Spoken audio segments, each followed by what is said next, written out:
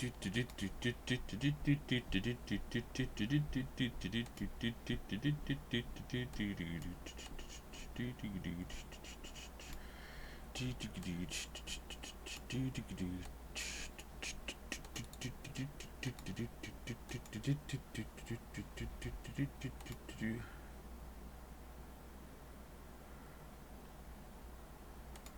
get the Discord ping out of the way early today. So early.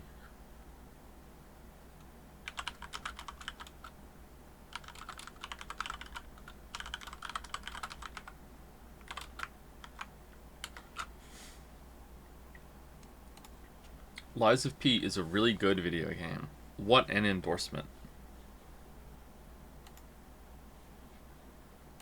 For some reason, Discord keeps opening on my other monitor. Every time. Alright, switch to non-mod settings. Drag chat over. How you doing this fine day? Let's start, I hope. I'm pretty tired. Feeling pretty good, but I'm pretty tired.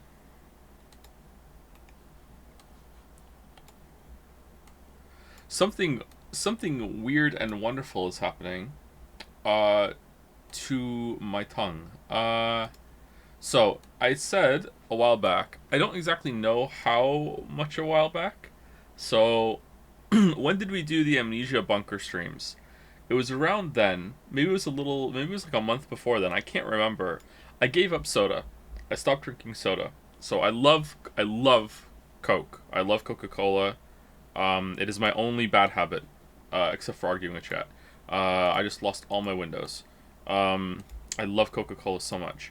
But I'm also, like, bigger than I would like to be. So I would like to be less big. So I cut out Coca-Cola. I cut out drinking Sprite. I cut out every single drink that has calories in it, except for coffee, tea, and I cut the calories I had in those. And I still drink Iron Brew from time to time. Like a couple times a week, I'll drink an Iron Brew because that is less than half the calories of a Coca-Cola.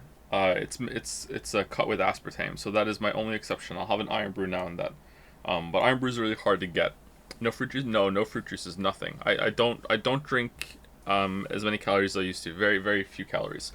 However, and I know some people like make hating on aspartame their whole entire personality, but because they read one article about that when they were a teenager and they decided that's a good reason to never stop drinking sugar drinks because aspartame's so much worse. I do drink sugar-free soda. So I have Coke Zero and I have Sprite Zero. Now at first Sprite Zero was drinkable, like it was fine. And Coke Zero was disgusting. But this week aspartame isn't harmful. Yeah, and some people think it is though. Some people think it's a neurotoxin, but it's not. It's fine. There's been no studies that have come down bad on aspartame. Anyway, so it's a deadly neurotoxin. This week, for whatever reason, I'm gonna sound like an addict right now.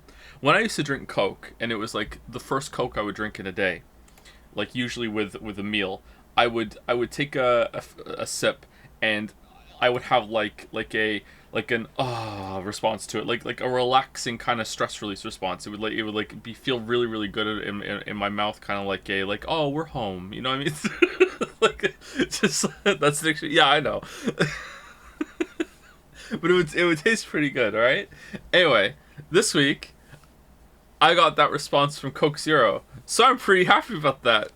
Like I had my first Coke Zero and I was happy to drink it. I was like, oh, this is good. I get the same kind of response. Like, here we go.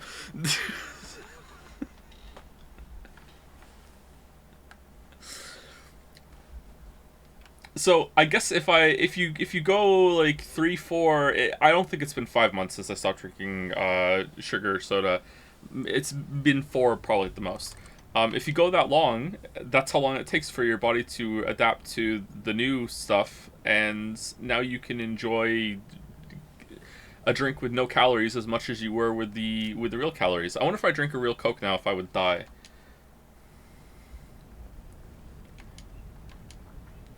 Ooh, it's burning now.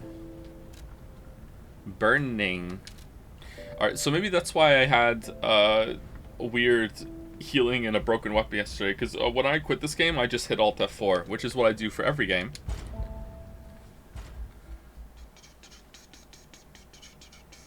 At this point, I don't even like how regular Coke tastes anymore.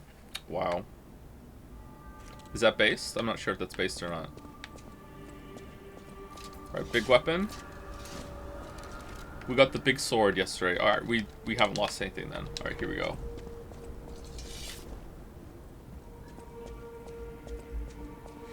Are there plans for video on Witcher 3? Never been to your streams before. Didn't know you did that. You know what? That's a pretty good idea. I should do one on Witcher 3. Okay, I'll get right on that. That's a good idea. Thank you, Cheddar. It is legit refreshing to see you stream a game you enjoy for once. It's almost like your first chug of Coke Zero in the morning.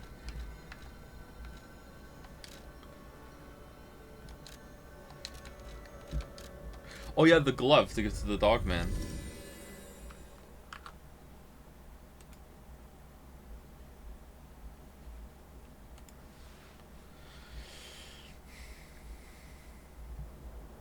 Don't they use corn syrup instead of real sugar in North America? Yeah, I've had real sugar Coke. I think that's why glass bottle Coke is the best Coke, because it has real sugar in it. There was also, like, I think, Pepsi that they make in... It's Coke as well, that they make in Mexico. I remember Weeboo Bill telling me that that's the best soda. He's also a soda enjoyer. Has real sugar in it. I've had some, and honestly, I don't know, it tasted a bit better, but it just tasted different, and like I don't like change, so I don't know. I think maybe I prefer the corn syrup now. But glass bottle Coke is the best Coke. Do you like Iron Brew? I do like Iron Brew. Yeah, I mentioned Iron Brew earlier. I really like Iron Brew. That is the only... It's really loud. That is the only sugar drink I will still drink, because it has it's only half calories. I think an Iron Brew is only 65 calories for the whole can, whereas a Coke is 140.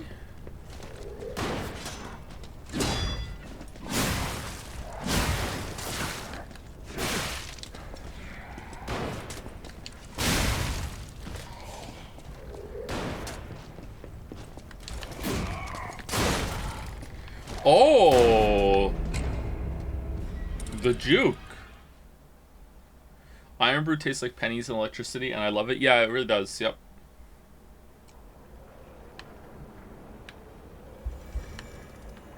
My grandparents are addicted to Pepsi. I liked it as a kid, but now it's way too sweet for me. Imagine like having the choice to get into Pepsi or Coke and choosing Pepsi.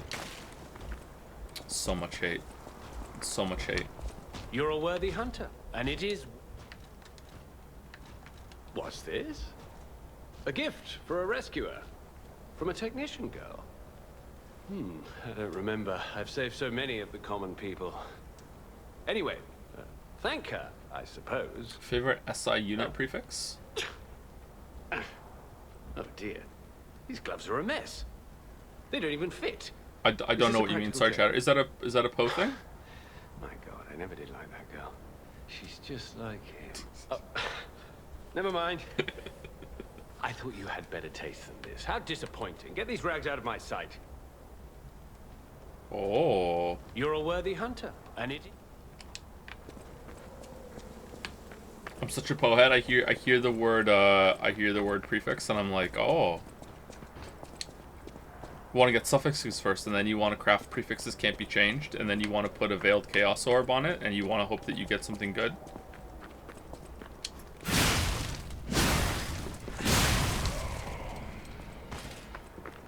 Joe doesn't know science. Yeah, I'm not really that science pilled. Yeah, not anymore. I used to be big time in high school. Science was my best subject. Well, science and math. Science and math were my best subjects. And English wasn't.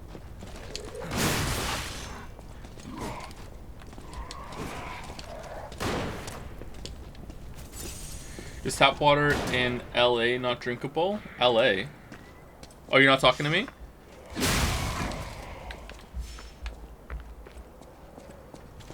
Tap water in Moncton's drinkable. I drink tap water all the time.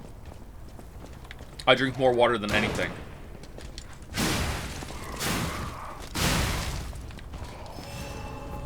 Yeah, sorry if I gave the impression to anyone that all I want to drink is soda and Coke Zero and all this other shit. Like no, those are treat drinks. I drink water more than anything else.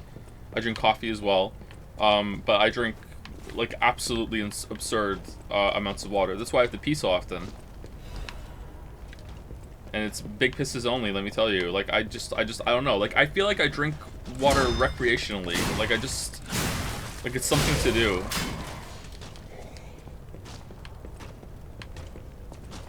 Maybe there's something wrong with me. I feel like I drink, like I have dry skin a lot of the time, and I feel like I can't get enough hydration even though I drink so much. I don't know. For a while there, I was experimenting with drinking less water on purpose because I thought maybe I was drinking so much water that it was a problem. But now I don't think that anymore.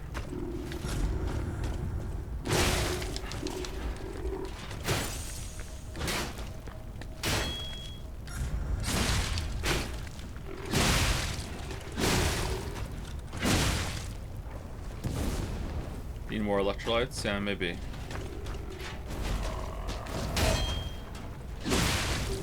Was he on fire? Robot, you're on fire. It'll pass.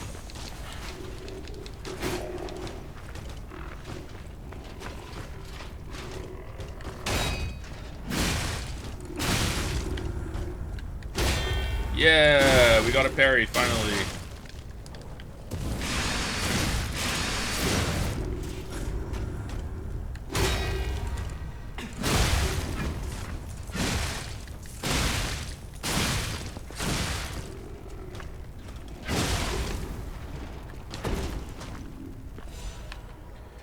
Wait, so did you move to Canada at an early enough age that you never drank European cola?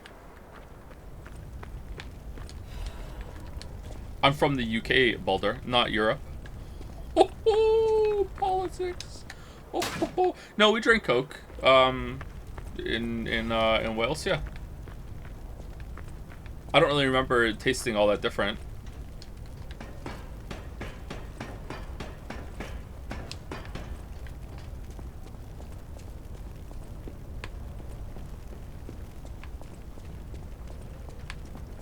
Sitting here, I may be Canadian, but when I go to the bathroom, I fucked up the joke. European. All right, there we go. You can't do that joke in first person, can you? Fuck. You asked me about someone else. Shit. Well, the more you know.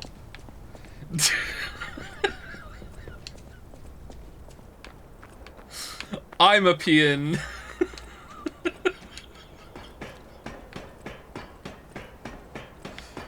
I remember.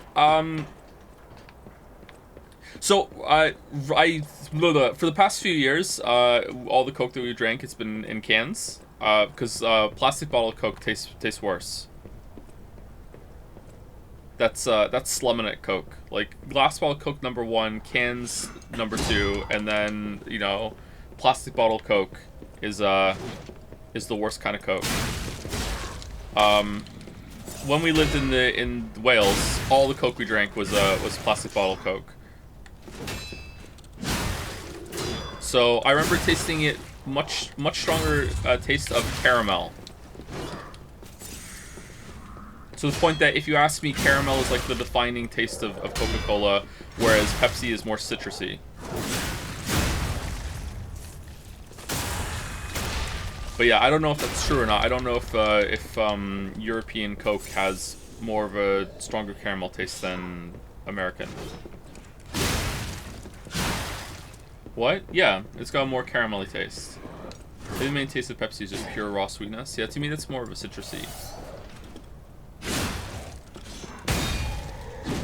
I'm not saying it's like full on citrus. It's not like, oh, you're drinking a lemon drink. It just has like a hint of citrus.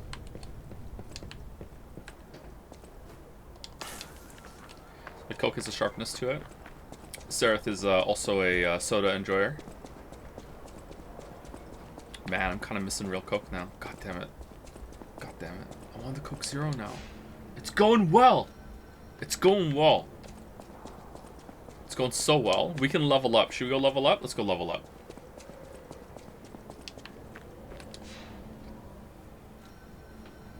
Do you think maybe I could, like, be allowed to have, like a glass bottle of Coke now and then? Because it's like alcoholics who give up alcohol, they can have a shot of whiskey now and then, right? Because it's hard liquor straight. That's fine. It's an exception, right? That's allowed, so it's probably fine.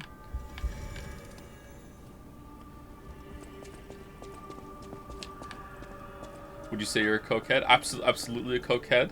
Maybe even a fiend. Hey, about my request last time. Did you give Alidoro the gloves? Phew.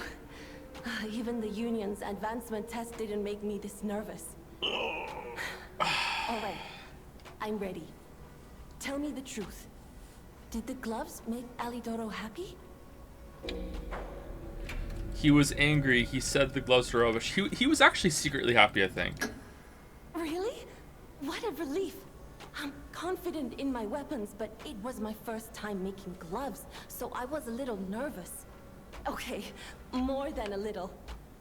Gloves seemed a logical gift because I know he lost a finger. I was there, after all. When the workshop tower collapsed, the Hound lost a finger saving me. We could have starved to death trapped under the rubble if it wasn't for the Hound's sacrifice back then. I don't want to think about it, and yet I can't forget it. I will never repay that sacrifice, even if I spend my whole life trying, but I'm gonna start now. Thanks. I was too shy to give such a gift to him myself. Speaking of gifts, I got something for you. Take it with my thanks. The Ergo is whispering.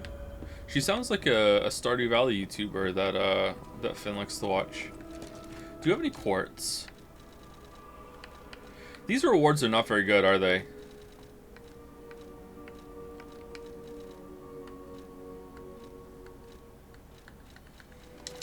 No.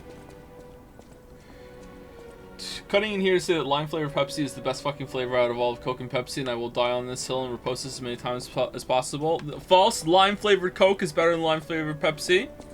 I have not had lime flavored Pepsi, and I know that. Pepsi is just not a good enough base compared to Coke.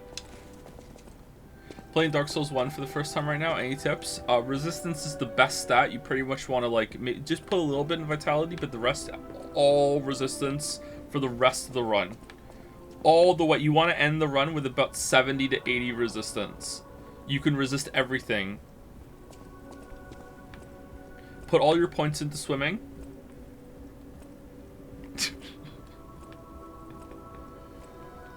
All your points into swimming. Yeah, so unless you're immune to sarcasm, now you know. Don't put any points into resistance whatsoever. Really, the best general advice you can have for leveling up or Dark Souls is that a point in vitality is pretty much never wasted. So if you don't know what you should level up vitality. Stamina or endurance, whatever it is really overpowered in that game because it gives you weight limit and it gives you more stamina to swing your sword, so that's pretty good too. Pick a weapon that you like the feel of. Don't worry too much about the damage it can do. You can finish the game with any weapon, more or less. Probably you're not going to pick a weapon that feels good if it's not also one that you can't finish the game with. Pick a weapon that you like the feel of. Personally, I just like the basic longsword in Dark Souls 1. Like the basic longsword is my favorite. Dark Souls 1 is a shield game. Your first time through, you absolutely want to be using a shield and learn how to use a shield with a one-handed weapon. That you do want to switch to two hands sometimes. Like just because you have a shield doesn't mean you have to use the shield all the time. Just like, you know, have a shield on you unless you want to push yourself really, really hard and play without a shield. It's definitely possible to beat the game without a shield, but the game was designed around shields. And Dark Souls 2 and 3 were not. Those are different, but Dark Souls 1 was designed around shields.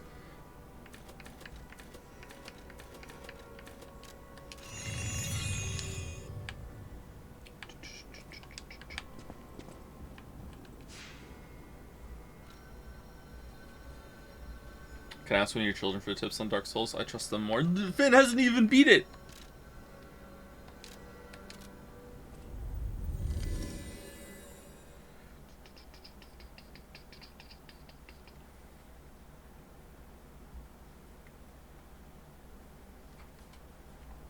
What else is good general advice?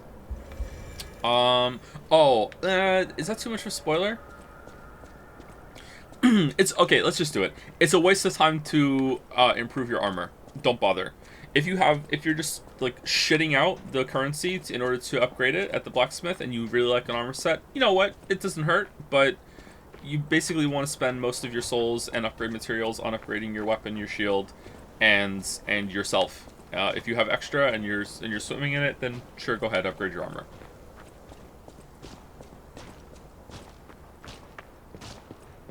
Buy a plunger.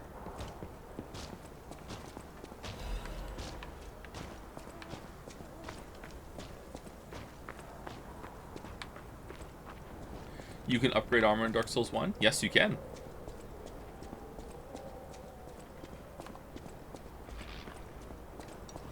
And poise actually works in Dark Souls 1, so heavy armors are useful. What do you mean? It actually... Dark Souls 1 is the one that's wrong. Poise is meant to do nothing. Please do not criticize FromSoft in the chat. You will be banned from society.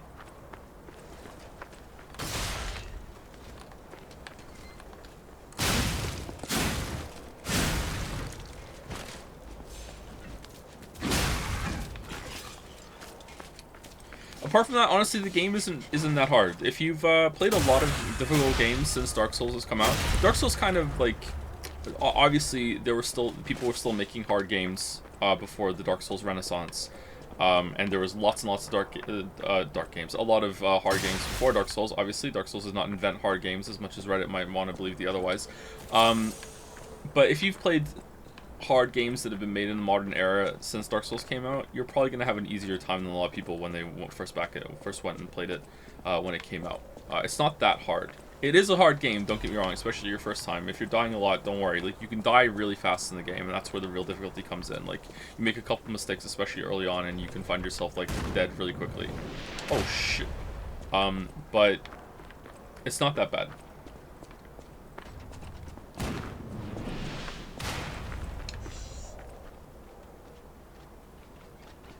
Do do do do do do do do do do do do do do do do do. Ooh, loot. Do do do do do do do do do do. When are we playing that game?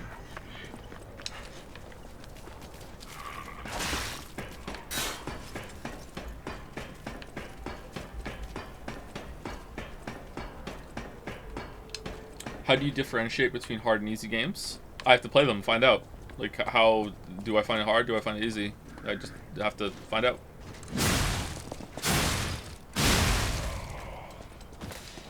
Interesting.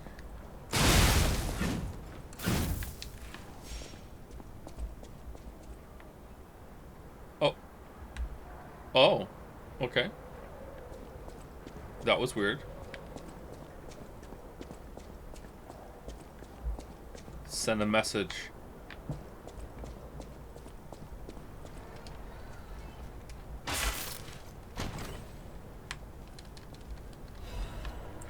Live Puppets Axe Blade. Yo, what?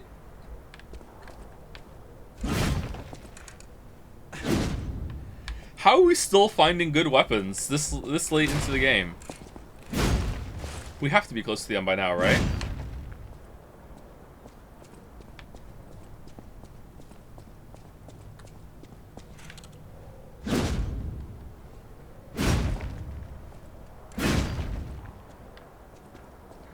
Nito, Lord of the Puppets.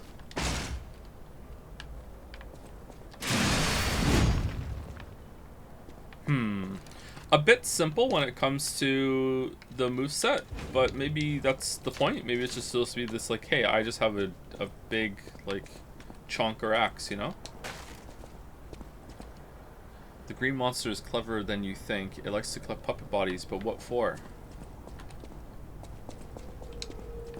How do you feel about this game's lack of cheese and ways to reduce difficulty compared to the mainline Souls games? Seems like a lot of people have been complaining about the difficulty. Well, I haven't tried to reduce the cheese, so I don't know how effective it is to use the NPC summons. I'm guessing that, you know, having someone that's there that is going to, you know, tank the boss for you for a little bit is going to be good no matter what, but I don't know. I'm hearing the same kind of complaints I heard about Sekiro, and there's Okay, so it's not everyone, but I did see this about Sekiro. I feel like there are a bunch of people that have played a lot of FromSoft games, and they use a lot of tools that are available to them, including summons, and they think that they are really, really, really good at the games because they used all those tools.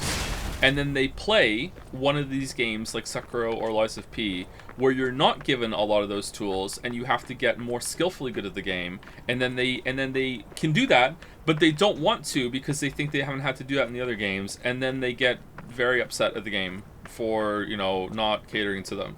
That's what it feels like to me. Now, you could also say, didn't I do the exact same thing in the opposite direction with Elden Ring? And yeah, you're kind of right, except, you know, in that case, it's like I didn't want to cheese the game to have a good time, you know? So I feel like that's a little different, but it is the same kind of phenomenon.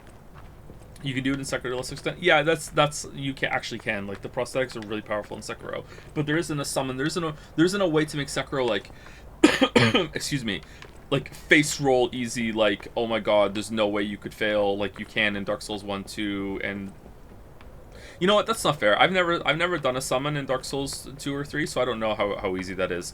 I have done a magic run and like summoned one NPC summon for Ornstein Smough to see what it's like. I think it's in the video, isn't it? So I know that Dark Souls 1 can become like excruciatingly easy if you summon, but you can summon a co-op partner in Dark Souls 3, can't you? So I guess that's how you can do it. I hear magic is not as good as Dark Souls 3. I've never done a magic run in Dark Souls 3. I don't think I even ever casted a spell in Dark Souls 3. Just never happened. I didn't really feel like I needed to do that for the video.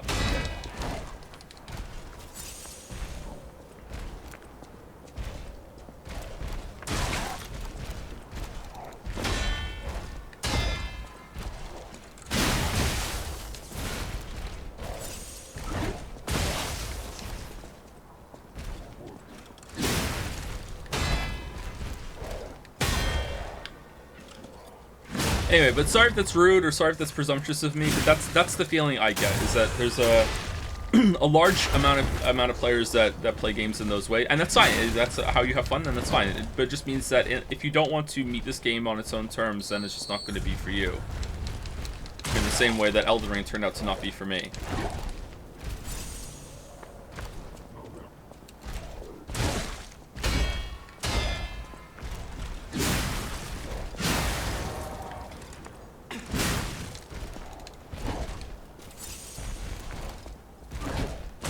Do you miss the multiplayer elements from Dark Souls while playing this game? I miss the notes on the floor. I always like the notes on the floor.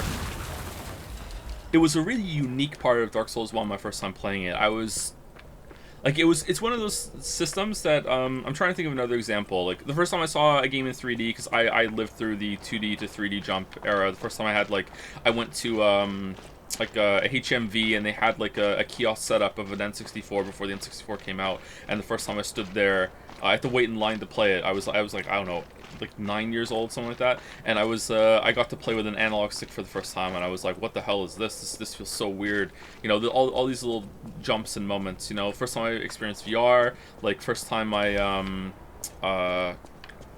played World of Warcraft, like seeing the notes on the floor and how the multiplayer component worked in Dark Souls was kind of like wait, what? This is so cool and unique. I've never seen anything like this before. I don't know if Dark Souls was the first one to do it, but it was the first time I had experienced it. So yeah, there's a big novelty to that system that I miss a bit here. But I think if they put the notes on the floor, that might actually legitimately be too far into copying FromSoft. I don't know.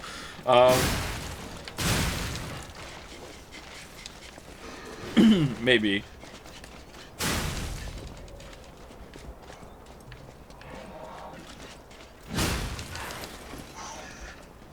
But yeah, I see a lot of people. Well, I'm not seeing a lot of people. I'm seeing it in some of the Steam reviews. I'm seeing it on Reddit.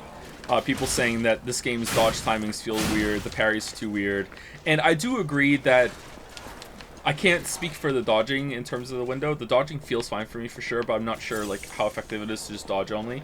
I do agree that the parry window is really tight. Like I feel like it's harder to parry in this game than it is in Sekiro, which is saying something. Maybe they could make it a little easier, just a little. I don't know how, or maybe there's like an amulet you can put on. Maybe there's one. We haven't found it yet. To make it a little easier, but still you have to play the game. But like for the most part, no, the game slaps, man. There's nothing wrong with it. Like there's nothing wrong with the controls. No, it's not. You think parrying in Sekiro is harder than this? I mean, I've played both of them now, and maybe it's just a familiarity thing, but...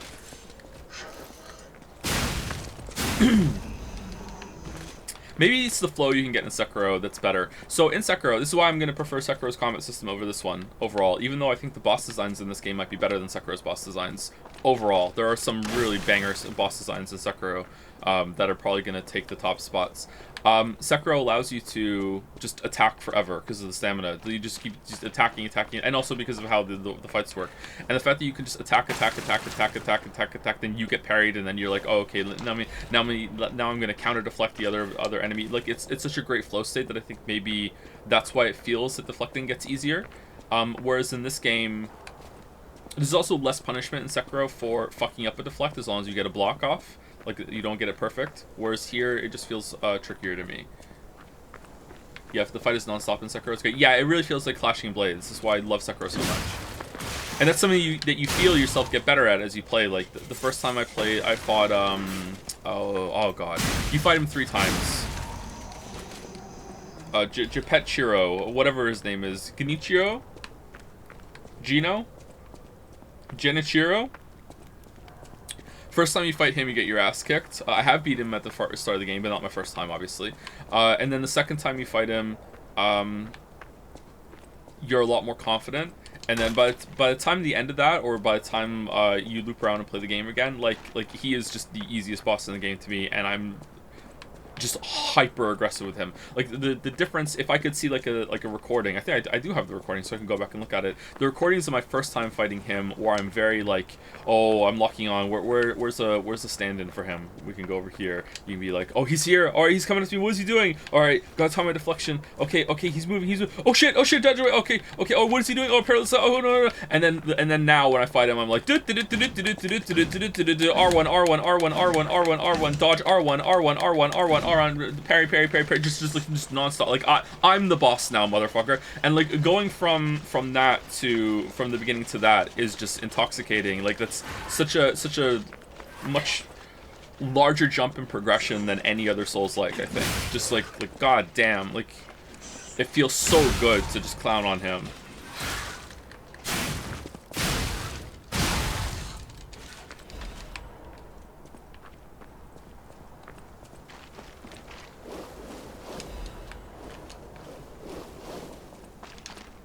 Sekiro parry is more reactive. This game forces you to learn its timings. I think there are some parts of Sekiro that are like that. Yeah, but I agree, yes. And I think maybe we're judging this with freshness. I think if you got into the flow state, like that's why I said, what was the boss I was fighting? It was the clown, right? And I said, god damn, it felt like I was playing Sekiro for a second. That's what I meant when I said that. It was very like reactive, and there's been a few times, and I feel like as the game has gone on, I've gotten better at it, that I've been able to intuitively feel out a parry like the first time I'm seeing an attack. So I feel like it is, as I'm getting more comfortable with it, it is becoming more reactive and more like Sekiro. And there's been lots of quick chains that they've added to the mix as the game has gone on. Before it was very slow, here comes the red attack, here we go. But as we've gone on, the boss fights have gotten more difficult. We've seen more strings of attacks coming in very, very quickly. Like Firefowl Blade, which is beyond me. But then some of those Victor chains were pretty fast, and those were a lot of fun to parry as well. But yeah, it's definitely a slower Sekiro, and I'm here for it, man. I like it. I think there's definitely room for a slower Sekiro. We're gonna die to this guy. Have you fought the inner bosses in Sekiro? I have not, no. Oh, we're just dead. Okay. This game pulls it off because even if you mess up a parry, you can still regain health as long as you get close enough to guard. Yeah. And perfect deflection heals you as well, which I really like. There's lots of clever decisions in this game. But I do agree that it's very hard. It's probably... excuse me. It's not probably, it is. It's harder than Dark Souls 1, 2, and 3. For sure. It's harder than Bloodborne. Like, absolutely, 100% yes. I don't know if it's harder than Sekiro. But not only is it hard, it's also... It seems like it's less easy to cheese. I don't know if the Legion arm, you can tailor it for each one. You have the cube as well. You have the NPC summons. I have a feeling that it is still going to be cheesable. It's just not going to be cheesable in quite the same way as the Souls games. Harder than Bloodborne DLC? Yeah, I think so, yeah. I'm pretty sure it took longer for me to kill King of Puppets than most of the DLC fights. Maybe not Ludwig. That's the only exception.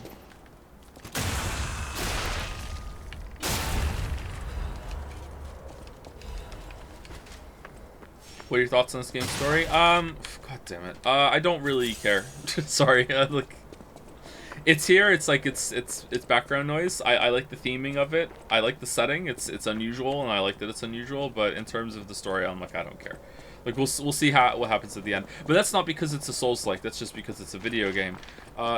Usually, unless the game makes it clear in the first like hour that it's going to be super story focused, I usually don't care about the story in a video game until it has given me a reason to think it's worth paying attention to. I know that may sound elitist or whatever, but like, I've been burned too many times on a game, and I'm like, oh, this is going to be interesting, and then it's just not. So I just don't care anymore until it gives me a reason. I feel the same way about action movies.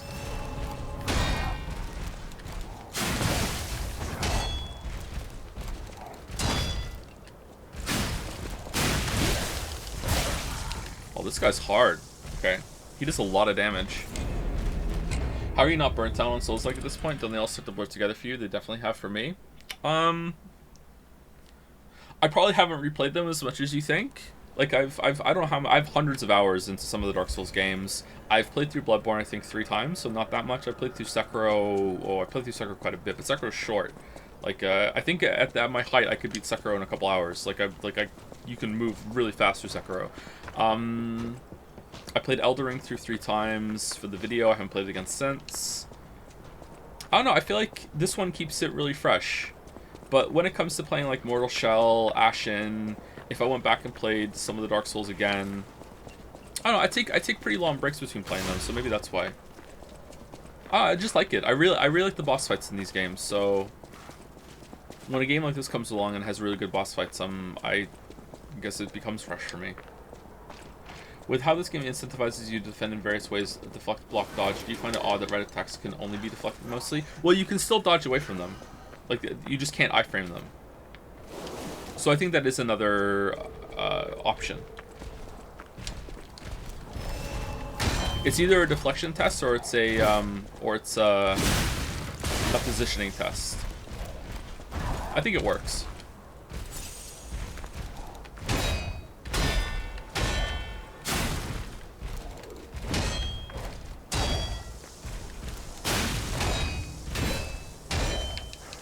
Oh, man.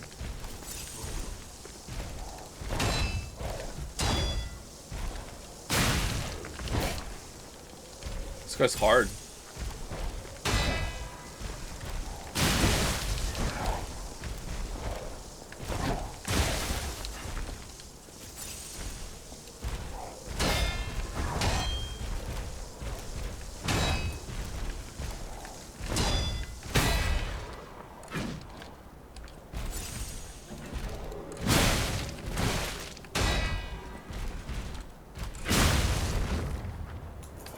Okay, a little out of practice, so we'll take a break. Parry timings are a little odd in this game. Well, not odd. Demanding, sorry. Odd and weird are my go-to. I can't think of the word I'm trying to think of right now, so I'm just gonna say it. Thank you, Lee. What's the hardest game you've ever played?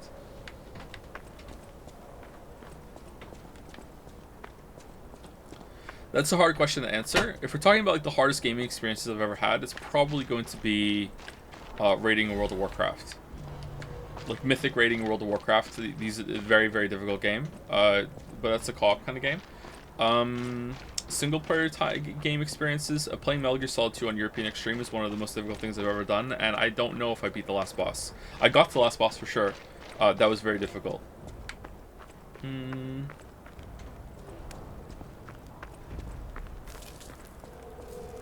Couldn't beat Stinkscape. It's not a game. It's not a game. Sometimes it looks like you're holding the block button but executing consecutive perfect blocks. Are you letting go and the game is not animating the weapon drop, or are you actually holding the block button? I'm letting go and tapping it. If I keep the button held down, I don't get a perfect block. Yeah. I think the character animation is locked in to blocking if it's a hit that they're still recovering from, and then it's kind of like you're pressing the button to kind of like retense the weapon. That's how it feels to me. But yeah, I'm letting go and hitting the button again. Wow, so they do exist. Other puppets like me not bound by the Grand Covenant. I thought I was forever alone. Without the Covenant, my kind hates me. Monsters, humans, puppets, they all hate me. But I want to be friends with humans. If I learn how to feel, would that be possible? If you tell me how, I'll return the favor. I want to learn how to feel. Sorry, there are a bunch of questions. Excuse me, can we keep the Q&A to a minimum? This is a good game, chat. We don't Q&A good games. I can't think of another example of the hardest game I've played. Sorry. If I sat here and thought about it, I could probably tell you, Rapid Mouse. Celeste got really hard at one point. I think I tried I Want to Be the Guy for an hour one day, and that was so annoying that I stopped. So maybe that. You should try the new Armored Core. It's basically Sekiro with mechs. Not only have I already tried it, I streamed it. You can go see it. What are your top 3 favorite Souls-like boss? The best 3 bosses in Sekiro. I still have a soft spot for Sin the Slumbering Dragon in Dark Souls 2 because it does really feel like fighting a dragon. But the more time has gone on, I do recognize that that fight has some mechanical flaws that are probably annoying. But it just fulfills the fantasy I've always wanted to do since I was a kid, which is actually fight a fucking dragon. Like, so if the fantasy weight of that is adds to it, whereas Midir is definitely the better dragon fight mechanically. Sin just feels more like it, but maybe Midir is better overall still. I don't know. Midir is probably up there. I really like that fight. I like Gale as well. I've softened on Sister Frida a little bit, but I still think it's a bit too long. I don't know, that would be hard. I have to go through them. Maybe we should do a Souls-like boss ranking one day. That would be fun. Do you feel like you can parry spam your way through this game as easily as you can with Sekiro? Absolutely not, no. No, that's why I think this game is pretty difficult. I don't think it's harder than Sekiro overall, because Sekiro is more demanding in terms of reaction speed, but this is more demanding in terms of, less demanding in terms of reaction speed, but it's more demanding in terms of feeling out timings. I am getting better at intuitively feeling it and playing reactively, but I don't know how far that's going to go, but we'll see. But yeah, it's you can't parry spam nearly as well in this game as you can in Sekiro. Do you generally prefer controllers or keyboard and mouse? Depends on the game. If it's a shooter, absolutely keyboard and mouse. Almost anything else, I would prefer to play with a gamepad, because as I'm getting older, my hands are becoming painful. So a gamepad is a lot easier for me to play long term. It's more comfy. But, you know, keyboard and mouse is still the way to go for a lot of games. How hard did you think Code Vein was? For me, that and Neo 2 are the hardest no-summon Souls games. Code Vein was pretty hard. I died a lot on the bosses in Code Vein, didn't I?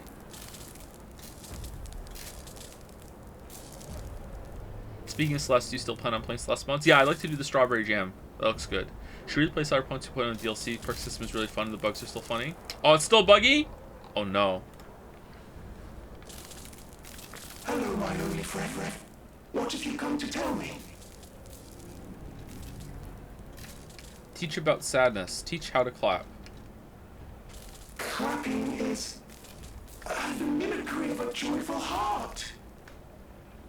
It's good to feel alive. Thanks. Hello, my only friend. I see now how scary losing someone can be. I may not be able to cry, but I hope I can comfort others now. Thank you. Do you feel that this game is harder than Dark Souls 1, 2, and 3 is a good thing, or just a neutral thing? For me, it's a good thing, because I like to be challenged in games, especially if it's fair. And this is why I love this game so much, is that it is very, very hard, but I feel like it's fair the whole time. I think there's only been one one mini boss that hasn't been fair, and maybe there was a way to play around it. There's been a couple of moves here and there that have been kind of like, meh, but maybe I'm not understanding a tell. And that boss was the one that could parry you if you tried to attack her. That is the only moment of bullshit, I think. There's been like one or two like questionable hitboxes, but apart from that, I've been dying a lot, and every single time I've died, I've been like, and it's my fault, and I love it. But yeah, my fault. Did you beat the big puppet boss yet? I'm gonna be more specific than that. Feels like there's barely any optional content in this game. Is this bothering you, or are you fine with linearity? It's bothering me a little bit, yeah. Possibly the game's biggest flaw is that it doesn't branch into some side areas that you can explore out of the main ones. Hello, my only friend. What have you come to tell me?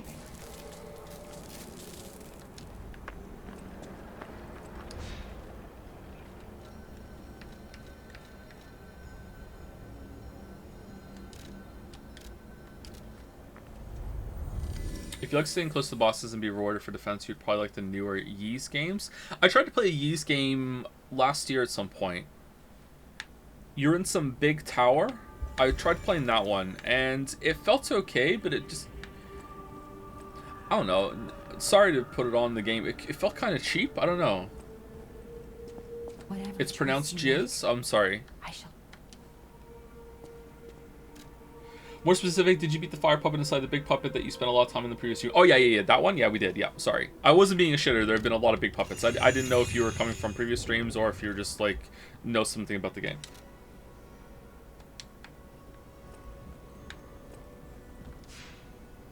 Yeah, we beat that boss at the beginning of yesterday's stream.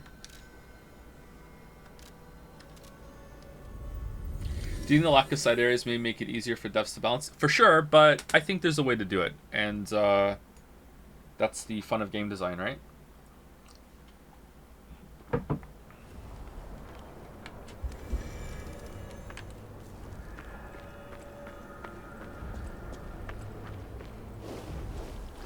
Okay, well, I hope this isn't a boss room because the corruption's here. Alright, there's a puppet of the future. This is neat.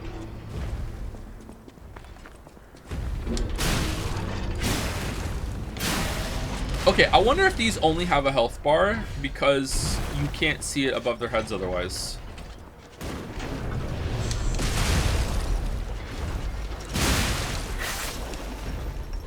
Okay, we need to go kill that thing before we fight these.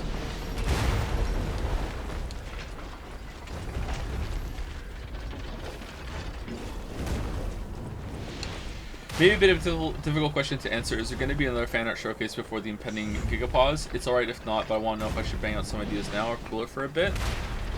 If we feel confident that... I was going to say if we feel confident that like, the next stream is going to be the last one, we can do it right before then, but... we can just decide to do the next stream. I don't think we're finishing this game today.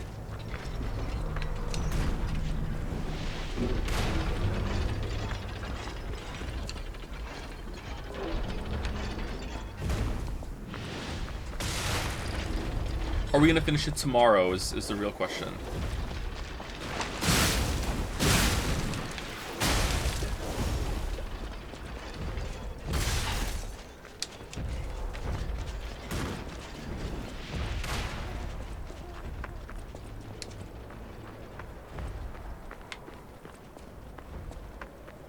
Tomorrow, Sunday, Joe. Maybe I'm a Sunday streamer now. You don't know me. They have taken over the post. Beware of the rocks when entering the ravine. It's Resident Evil 4 for a bit.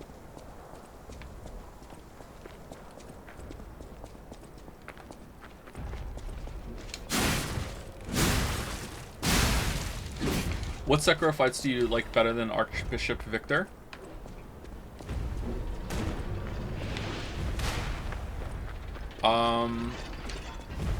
Probably all of the main ones. Because I like Sekiro's combat system better, and I like the flow state you get into that better than in Lies of P. It's still really good, but all of them allow you to get into that state. Kind of to the game's detriment, actually. Sekiro is has a lot of variety, but at the same time, because that flow state is similar, many of the bosses, even though they look different, tend to start feeling very similar. I think that's why Guardian Ape and Demon are so good, because they add a fresh twist. But they're not my favorite.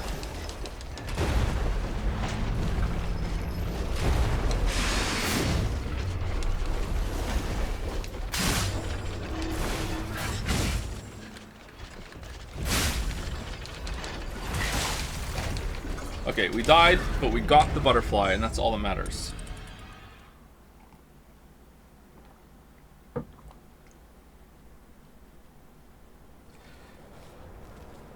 Favorite deciduous tree? Just the usual one that people say is their favorite. I'm a basic boy.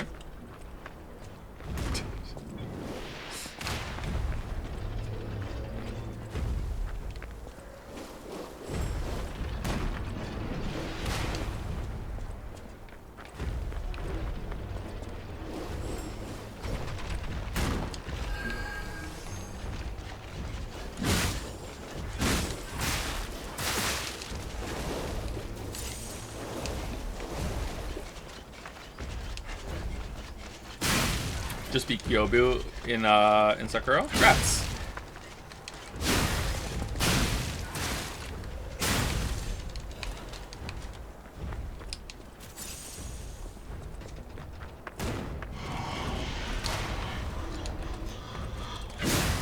I think I call that boss something else in my head. Owns.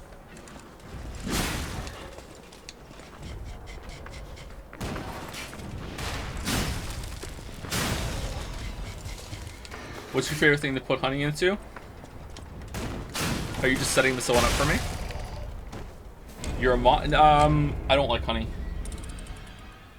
Although I say this every time and chat like lights up with question marks, I don't think I've ever had real honey. I've had shitty fake store-bought honey and that's it. Or honey that comes in a fucking little packet. I don't think I've ever had real honey. Real honey is fairly expensive and rare. I don't think I've ever had real honey. That's honey. It's not honey. That's like sugar spun out bullshit. It's not real honey.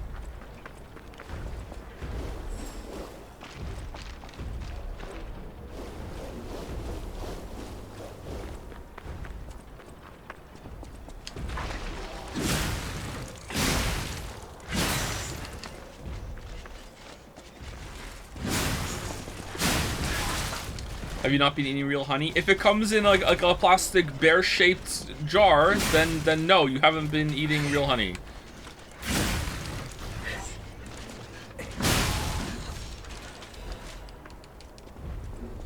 Did you ever try out your lean beef mixing theory? My weeb, I tried it before I even asked the question. That's why I did ask the question. It was pretty good. Fancy Vanini collection. Ooh.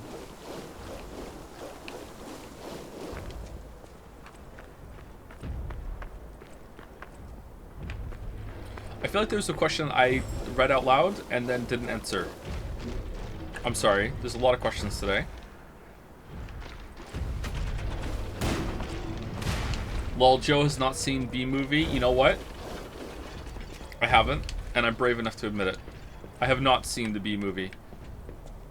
Alright, how do we get in there?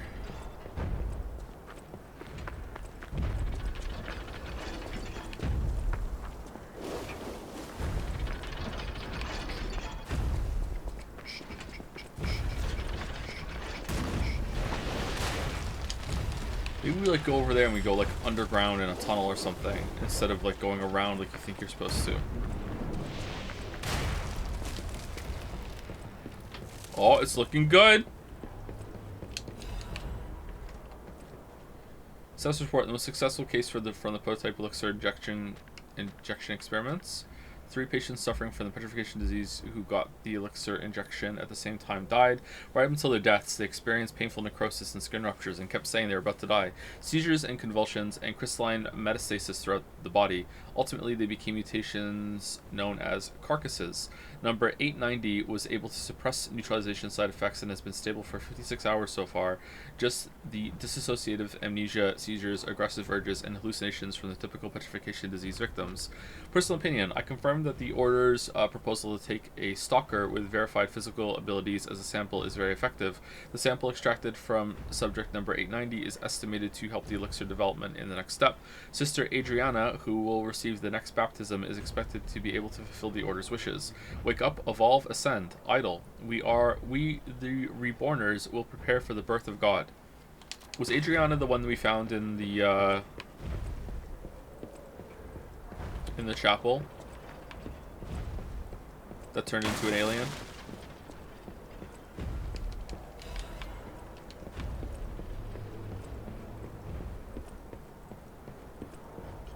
You looking forward to watching your kids get to Guardian Ape? Oh, you know it. Absolutely, yes. Oh, I should say thank you to people. I got my Discord ping out, right? I think I did that right at the beginning. I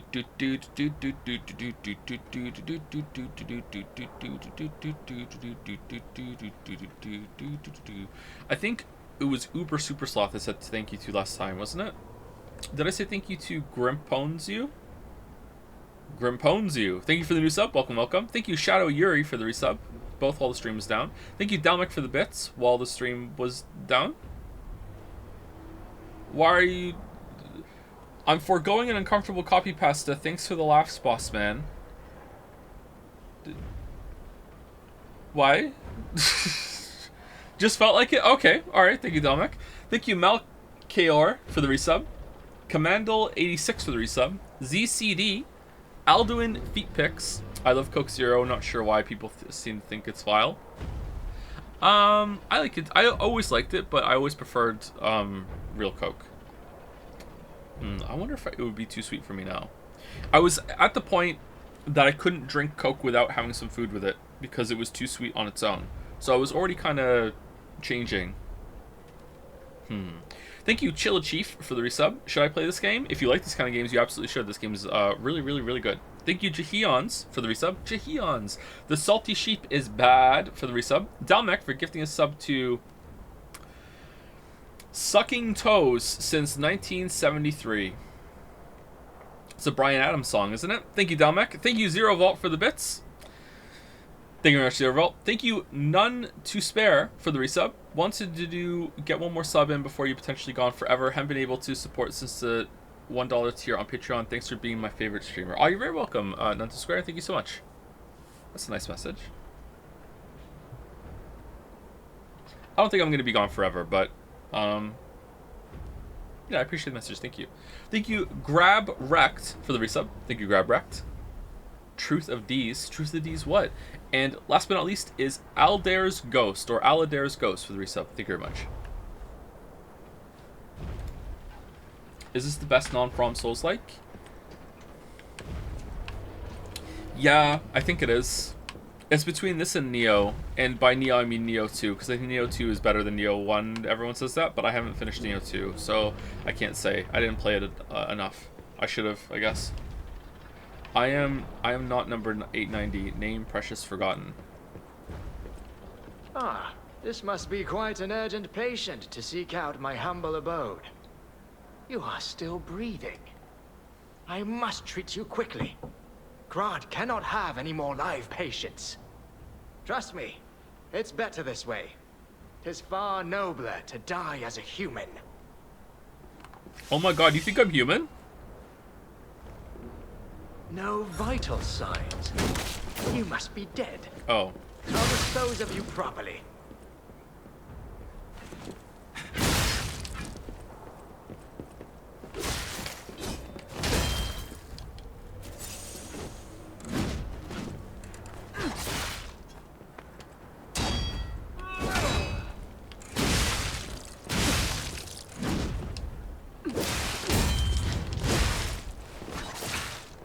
Uh-oh.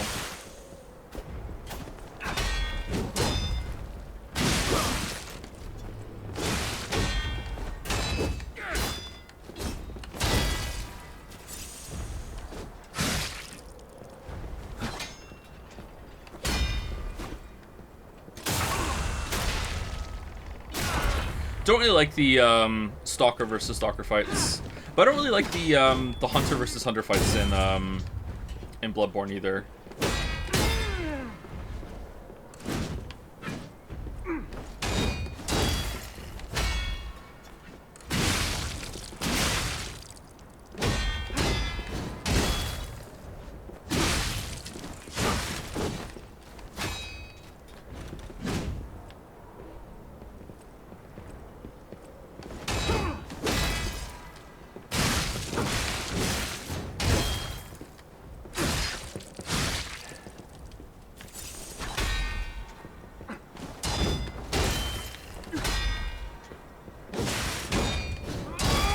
Do you think perfectly deflecting his range attacks makes him get stagger?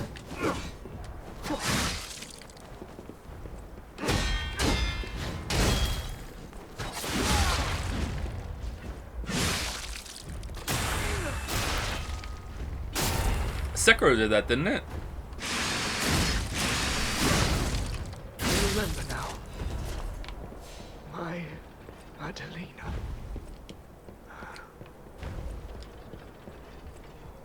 No? Are you sure? I thought if you deflected,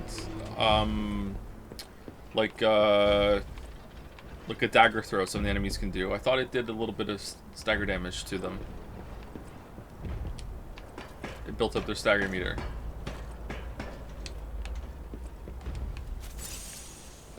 So we just did that for a mask. Interesting. Feels like some of the arenas are a little too small and the camera isn't good enough for them. They really should have implemented a way for the walls to become transparent for the camera to always stay the same distance away from you. Yeah, that's a problem in a lot of these games, isn't it?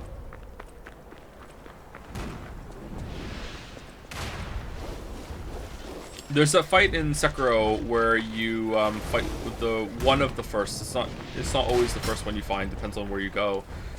The purple shinobi, I think they are, in a very tight, small cave. And the camera is the real boss in that fight. That's one of the hardest enemies. That's harder than a lot of bosses your first time through, I think. Depends on when you find them, though.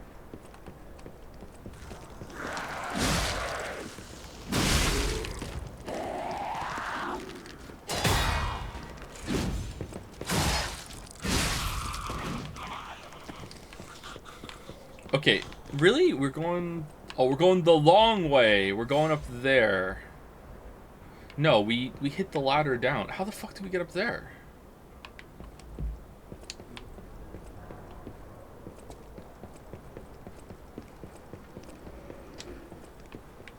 Okay, another checkpoint.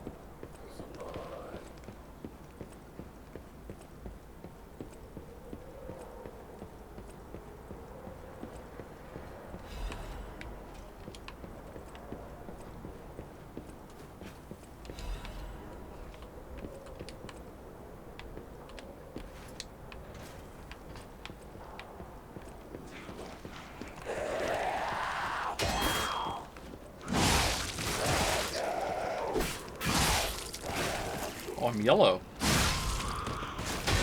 Eee.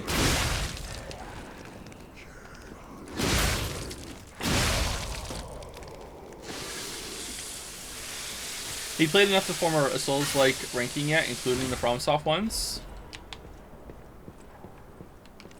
No, I'd like to play it again before I do that. But, you know, if you want a tentative, like, proposal right now, I would say that...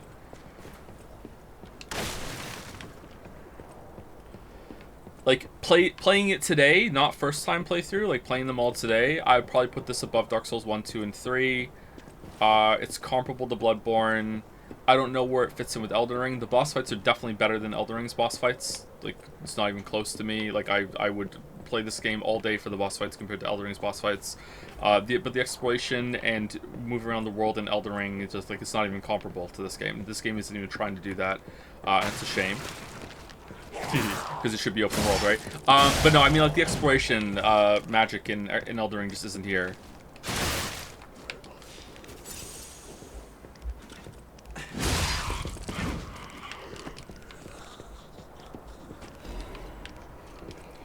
Well, above Dark Souls 1, 2, and 3 is a big claim. I mean, again, we're talking about like Dark Souls 1 is definitely going to be at the top or near the top for first playthrough, because it's just so magic the first time through. It's a very special experience to me.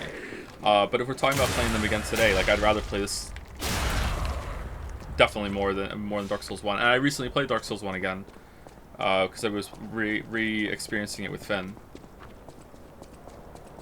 But Dark Souls 3 to me is a game where I just kind of like, it's a comfort game where I go through, I pick a weapon, I go through and I kill all the bosses like quickly. Like you could get through Dark Souls 3 pretty fast. It's all about the boss fights and getting through the mostly linear areas with some offshoots, you know, like it's a good time. And the boss fights in this game are better than Dark Souls 3. So that's why I'm putting it above it.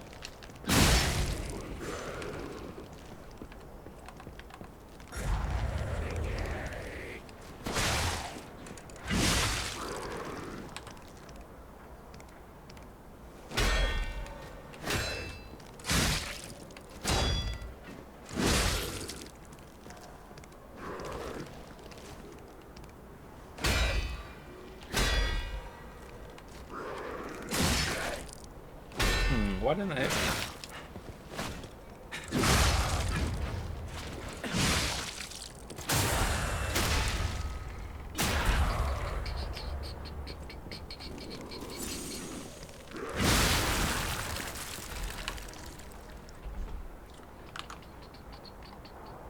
It's an experience. What the hell? What does that even mean?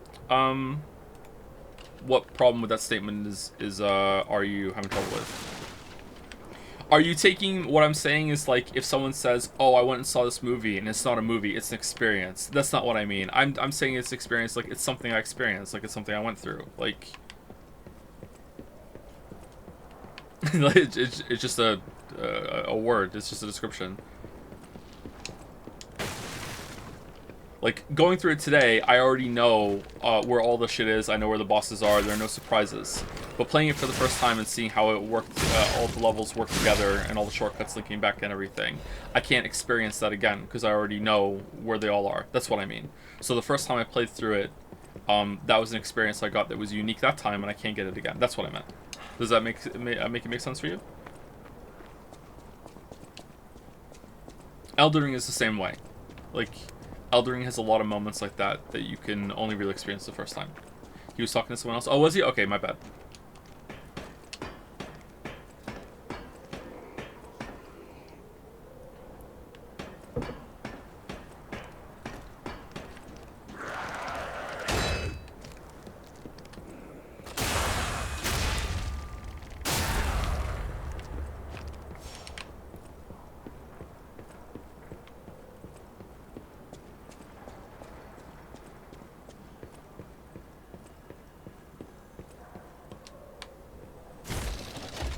Now, a really tough one would be, which game has the better first experience, Elden Ring or Dark Souls 1? That would be very hard, because Dark Souls 1 has a lot of really cool, amazing moments in the first 60%, but then it starts to really run out of steam even your first time through. Then the DLC comes back and saves it a bit, whereas Elden Ring has a lot of surprises and cool moments throughout the whole entire thing, and it keeps opening up, so I don't know. I also think that maybe Elden Ring wins it out somewhat because I'd already played Dark Souls 1, right? So, or I already have one of these experiences like in my memory, and yet this was still able to recapture a lot of that feeling. So, I don't know, I kind of tempted to give it to Elden Ring. Oh, Elden Ring.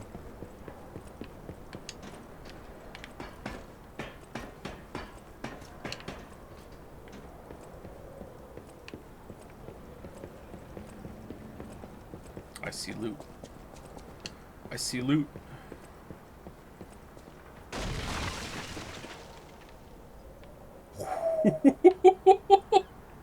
What?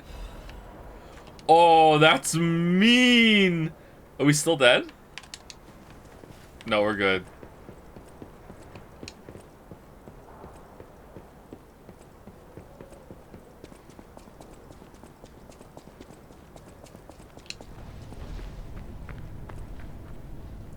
Do you think the doc could redeem Elden Ring for you? The DLC? No.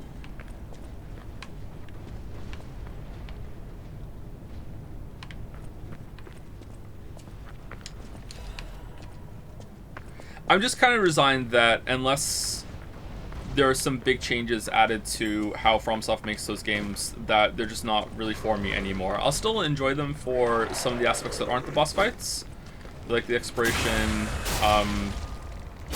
Maybe I can find a way to make some of the boss fights fun with just kind of brute forcing my way with a build that's still enjoyable to me.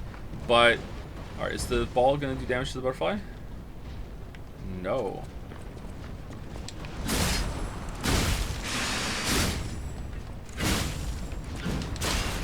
Alright, we got it.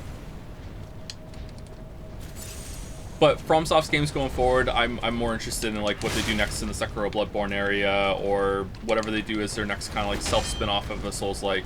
It doesn't have to be Sekiro 2, but whatever they make next that's like the new Sekiro or whatever.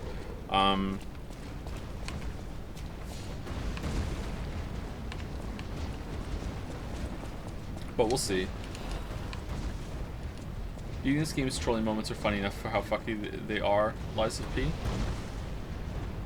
Lies of P? What? That's a weird... Sorry, I don't... That kind of... That's a weird way you said that. Yeah, they're pretty funny. I don't know, I have a high amount of patience for it, though.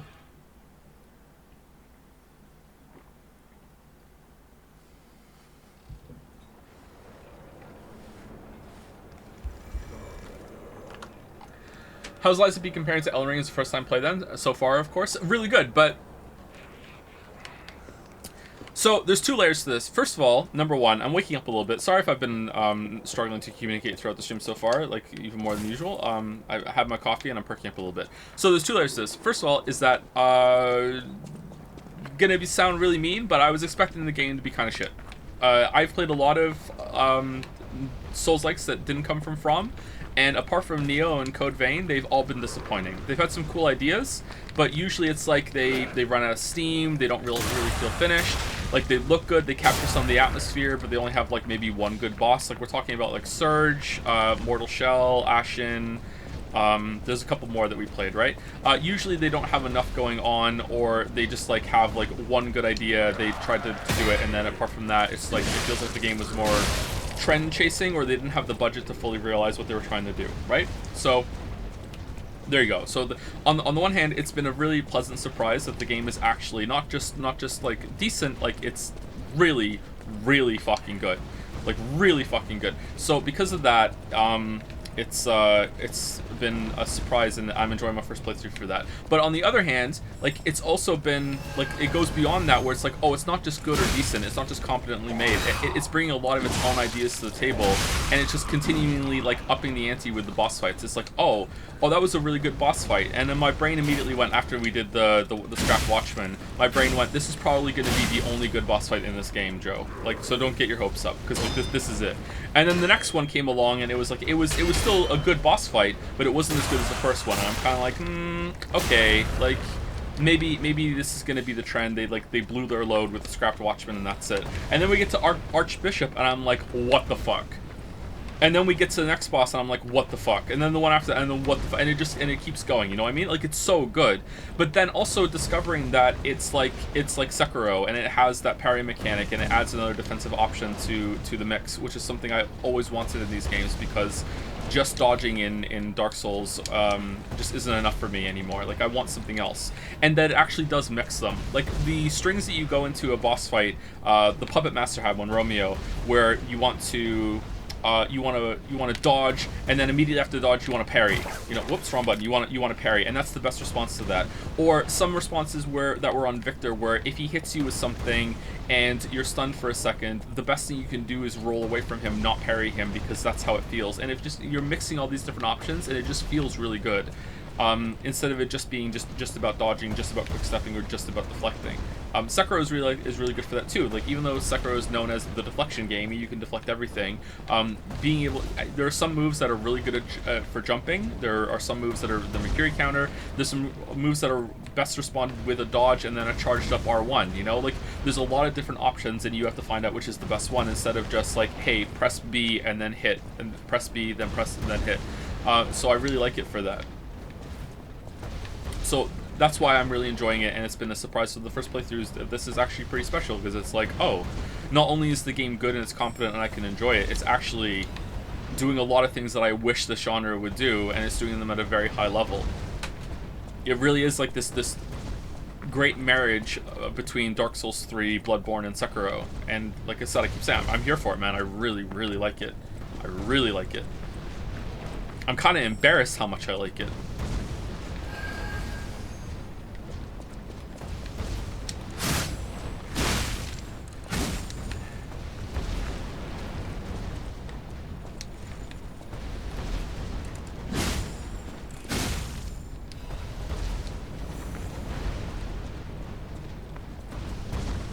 Do you regret streaming it, since you sometimes prefer to play the good games at your own pace? No, that's why we've been doing longer streams, right? So it's been a fun time to stream. I also feel like this is gonna sound like masturbatory as fuck, but I also feel like I'm like doing people a service. I'm like, look, the game's good. You should play this. I'm guessing that some people have bought this game because the streams went well, and or maybe it's on the radar now and they'll buy it later. I also like that I'm contributing to the to like maybe exposing the game as being better than a lot of people are thinking, because I don't think the game is reviewing well enough. I think it's flying under the radar a little bit, you know? I don't know, man. Like, I don't like to say this about reviewers, but again, it just feeds into the narrative that I think a lot of reviews just happen to be like, okay, what do people want to hear? Or a lot of reviewers play games and they don't really know what the good parts are about them. So they just look at this game and they're like, okay, look, it has all the ingredients of a Souls-like, it seems to be completely well made, but I don't have the tools in order to judge this properly, so I'm just gonna give it a really safe, like, 7 out of 10, and that's it. You know, it's like motherfucker, like, no, you don't get it. Like, you don't understand these games. This game is really, really fucking good. Like, this... Like, holy shit, this game is good.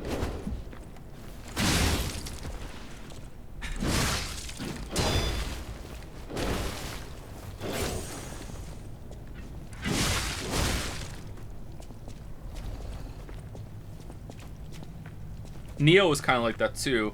Although Neo is so brutally hard that, is Neo hard in this game? Neo's really hard, but Neo you can cheese. Neo is even more cheesable than Dark Souls if you know what you're doing. Or if you look it up. Like, you can play Neo like Diablo, can you not?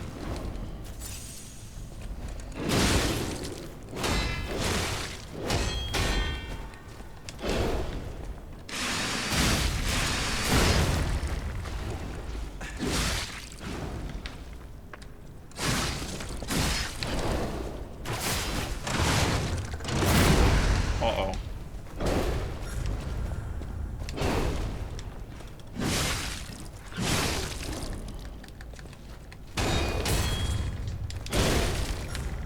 Oh, we almost one-shot the bear. God damn it.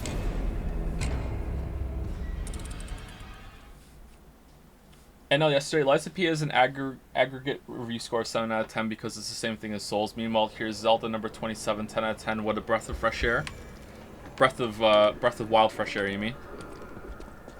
NL said that? Is NL Liza P enjoyer? Oh man, I've misjudged NL. Based?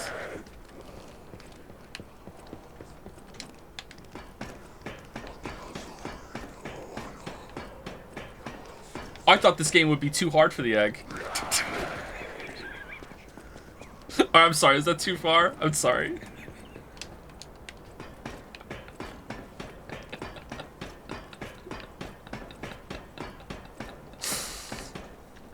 He does play Souls games like I do, doesn't he? Like no summons, melee, no consumables.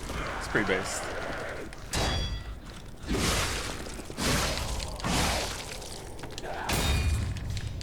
Yeah, but you said he was fake playing it. I wasn't talking about NL when I said that. What the fuck? Did you guys think I was talking about NL? Absolutely not.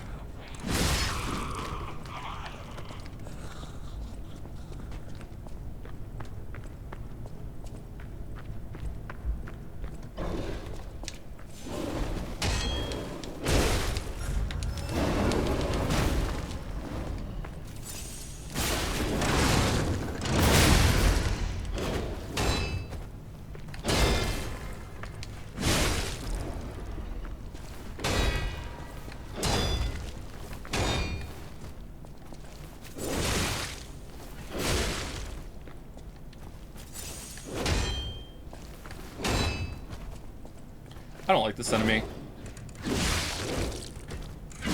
Anyone else think the Rune Bears in Elden Ring are the hardest enemies that FromSoft ever made?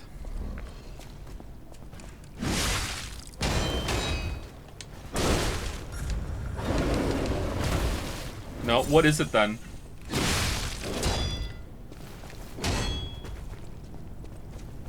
I think that is the only enemy in the game that I don't know how to kill reliably.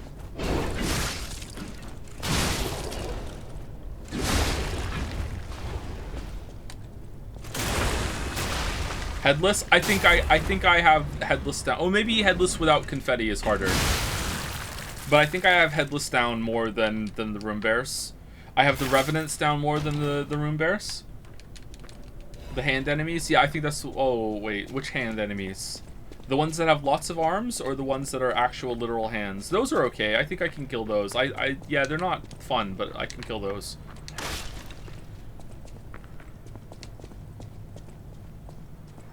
What is a Headless? It's a class of enemy in Sekiro that does not have a head, and they are very, very hard. They're like secret mini-bosses that are completely optional. You don't have to kill them. They're very annoying. Oh, fuck the sharks in Bloodborne. Even those, they're the same class of enemy, right? I love how we said this and now everyone is saying the exact type of enemies that I think of in every game that are just like fuck you, we're so unfair. Does From have a department for making these? It's like, okay, what's gonna be the bullshit enemy in this game? It's like, okay, it's gonna be this one. Alright, cool. The fucking street sharks in fucking Bloodborne can fuck off. I think the first time one of those killed me, I just put the controller down and was like, yeah, okay, whatever. Like, it's just like, yeah, fuck it. It's just so fucking stupid. I don't think I've ever killed the two of them at the same time without cheesing. City Long Spear Blade.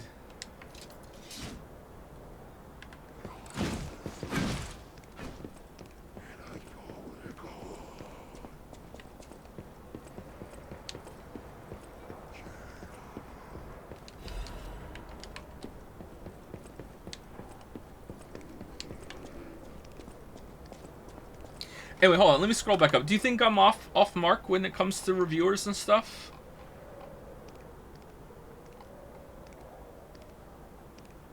Any tips for beating Monkey in Sekiro? You mean the ape?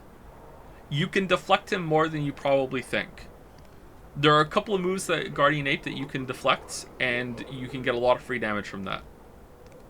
Like, don't be afraid. It looks like you can't deflect him. You can.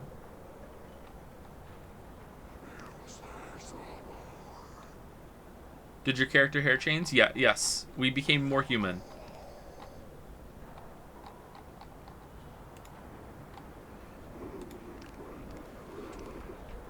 Souls Bornering waifu ranking. Basic boy. I like the maiden from Dark Souls 3. For several reasons. Definitely my number one.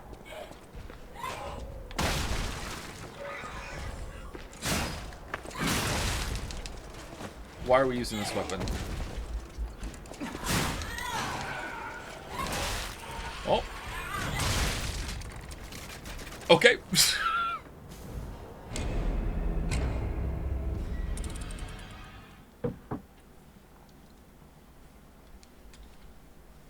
I don't even remember the maiden in 3. She's blonde. Does this explain it for you? Worst enemy in the game. Is it? Uh-oh. This is the street shark of Lies of P.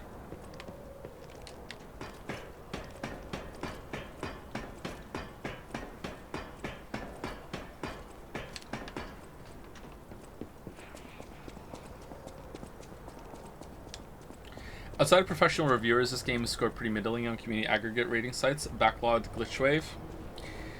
Yeah. That's a little troubling. I wonder why. Again, I wonder if a lot of people just like... That's not fair. There are a lot of people that are deep into these games that I think would recognize this. Why aren't they doing it? Am I wrong? What about YouTubers? What are YouTubers thinking?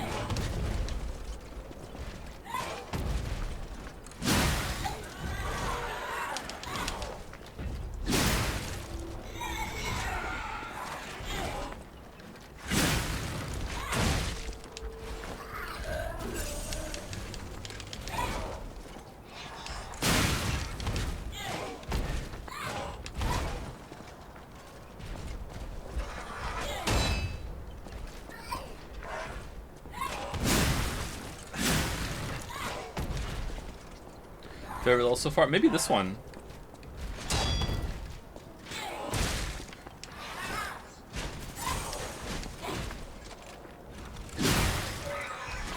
Or the auditorium we were in earlier. The factory was okay.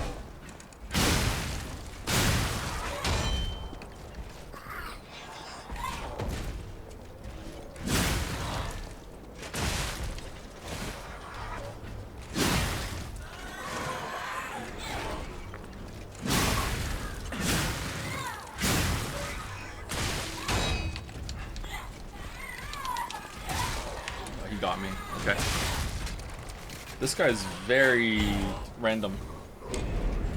How tempted are you to make a video right now that corrects the record? Again, I don't know if the juice is worth the squeeze. My brain is going, this game is so good, so why aren't people recognizing that it is so good? So I understand some reviewers might just be like, they're not really into the games, but they still have to review it. They look at it, they don't understand the pieces that are here, and they go, okay, it seems like a competently made Souls-like, whatever, let's give it a decent to good score. Let's not rock the boat too much because we're not sure if it's how to judge it. But then I look at gamers at large, and I'm like, okay, well, maybe some of them, they had their introduction to these kind of games with Elden Ring. They're used to having a lot more tools to fight it. Like, I remember the backlash that Sekiro had at the same time, but then Sekiro was kind of like sheltered by the fact that it was actually made by From, and a lot of people who like FromSoft's games were like on board because they love FromSoft so much. But then I also remember the backlash Nioh got, which was also similarly quite hard, also a very competently made Souls-like, and I remember a bunch of like the FromSoft veterans were like, not made by FromSoft, why do you make your own game? This isn't even really a Souls-like, fucking bullshit. Like, so are they doing the same thing to this? Like, they're threatened by someone else that's not From making a competent game, and then I go, well, that's a really shitty take. I don't like that. That's a really bad place to start the conversation. But I'm like, yeah, but what if it's right? like fuck. Like, what am I supposed to do? You don't think FromSoft and actually review bombing it, do you? No, I don't think they're review bombing it. Maybe they're just not playing it.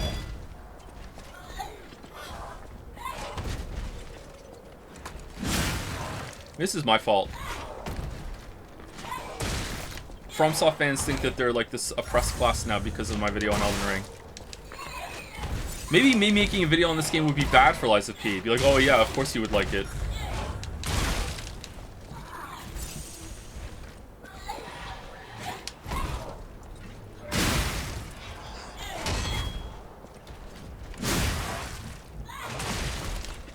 What does Iron Pineapple think?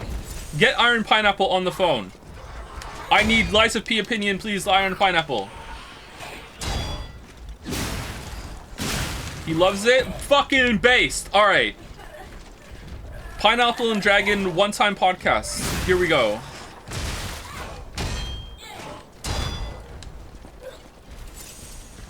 Let's gush about the P.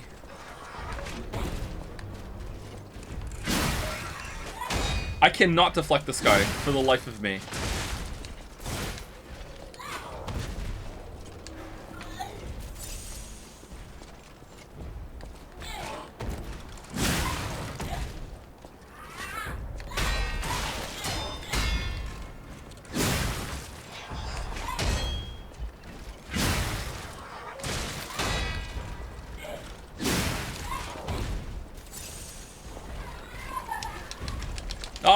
Okay, we did it.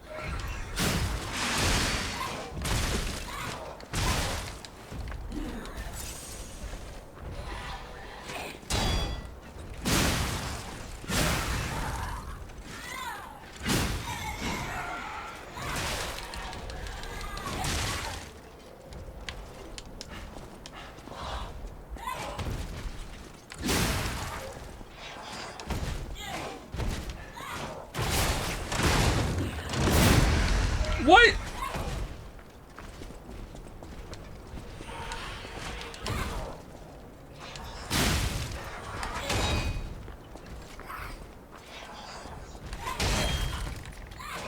How was that not a deflect? All your videos are pretty bad. You're right about Lies of P though, it's great.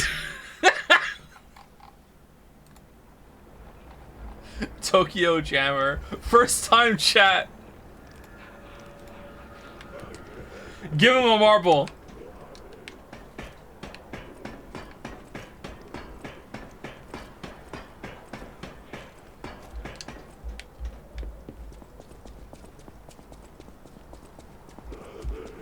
Can we read some reviews together? Yeah, when we're done, maybe we'll read some reviews.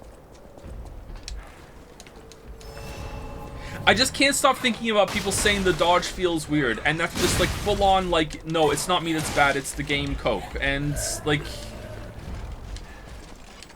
it's just not true. The dodge is fine. Like, what the fuck are you talking about?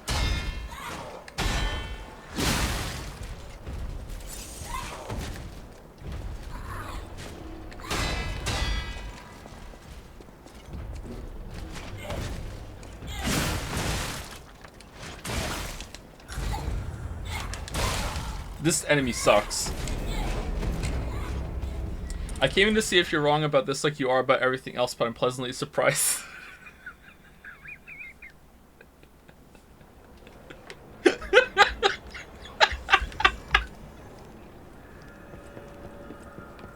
Well, I'm happy to surprise you.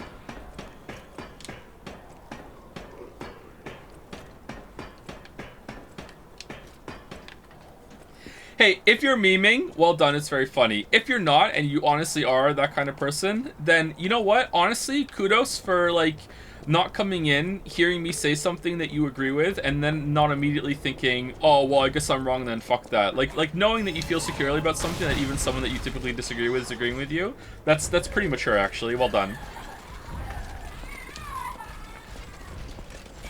Oh, he...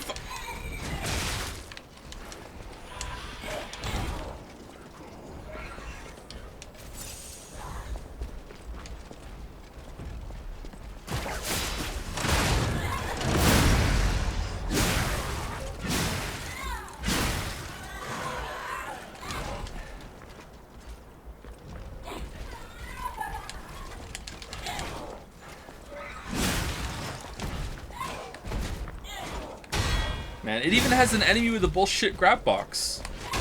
It really is a Souls-like.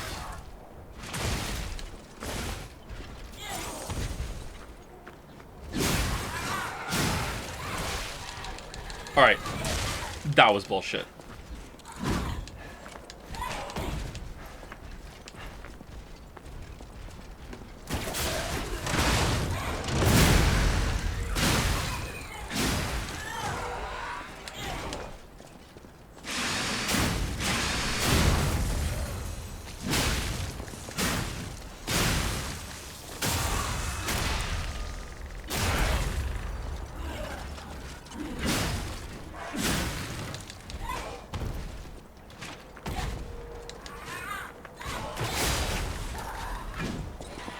Oh, we killed him with the hook shot. That's good. Leaping amulet. What does that do? All right. I was really bad at that fight. Holy fuck. Leaping amulet. Where is it? Increases max stamina. Oh, that's pretty good. Are you excited for the new 2D Mario, or are you not interested in the series anymore?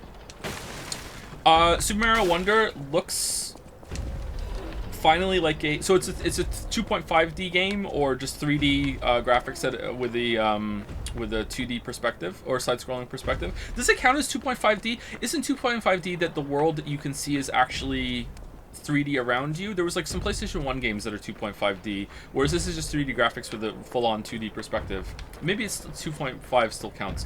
Anyway, this is the first game that they've made like that actually looks stylized enough that it doesn't look completely fucking soulless to me. Like the new Super Mario Bros. Games, all of them look like ass to me. I hate the graphic style in all of those games. I do like the little twirl you can do in the air in those games, but I really don't like how they look. Whereas this looks stylized enough that it looks good. So I like it. It's visually appealing for the first time, and the gameplay looks pretty fun, but I don't know if I'm going to enjoy it. We're definitely going to get it. I'm going to play it. The kids are really excited for it. They want it, so I'll get it for the boys. But I'm not like, hell yeah, can't wait. Like I don't know. It's whatever. Ironically though, if they announced an Odyssey 2, I would be really excited to play that, because I feel like Odyssey 2, if they build on the first game, that it would be something really good and I would enjoy it. So even though I'm not a big fan of the first game, I would very much like to play the second one.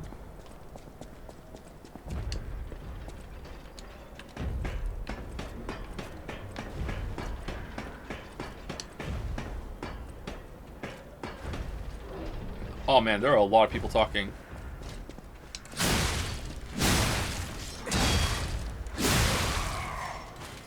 Once we break this, it's broken forever, right? build. How do you build on a masterpiece? Masterpiece 2.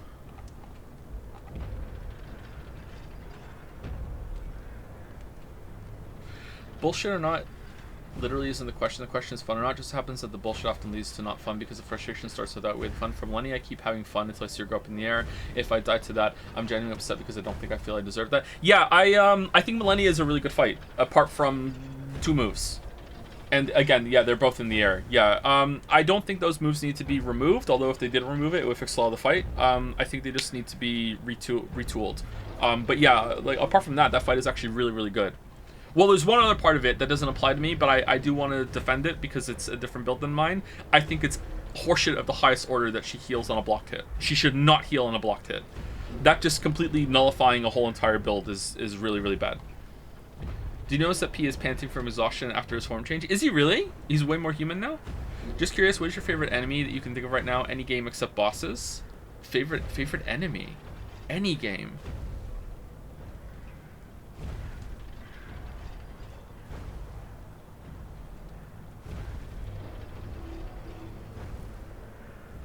I'm not going to be able to think of one, sorry. I can't think of one off the top of my head.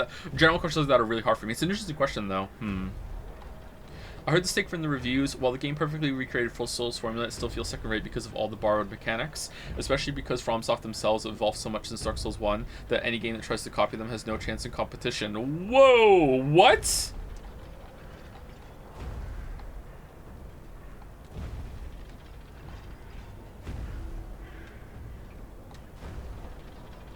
Millennia would be mid without Waterfall. She would be less memorable without it for sure, but that's why I think you could change it and you don't have to take it out completely.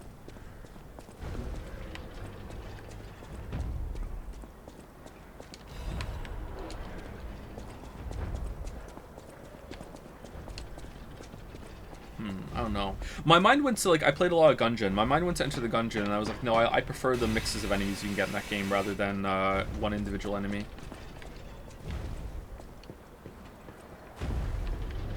Joe just skips over responding. Damn, sorry, my guy. Which one? Who do I skip over? Who do I skip over?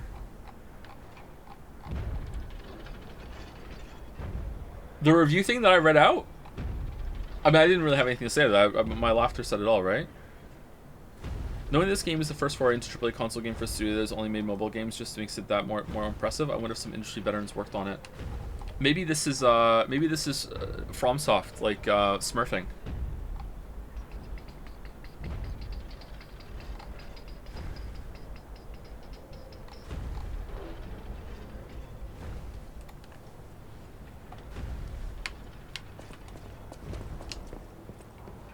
No, it'd probably be worse than... Yeah, you wouldn't have the quality of life stuff in here. Saying this doesn't add anything, and that Dark Souls 1, 2, and 3 have continually added a lot is a fucking take to me. Holy shit. What are you talking about? Did they play Dark Souls 2? Richard Bachman. I have a script formulating in my head, and the hook of the script actually opens with Richard Bachman. Yeah. Like, the opening of the script for this game in my head right now is that in the 1990s or whenever it was, a book was released under the name Richard Bachman, blah, blah, blah, blah, blah. And then talk about the book for a little bit, and then it goes, and then later on it was revealed that this was actually Stephen King writing under the thing, and then I'm going to go into, well, I don't think that video games have the capability of, or like have the flexibility for a whole entire studio to publish a game under a different name. If you told me that this was made by FromSoft, I would believe you. That's the opening of the script right now in my head. I just don't know if that's a good enough opening or not. What do you think? Does it work?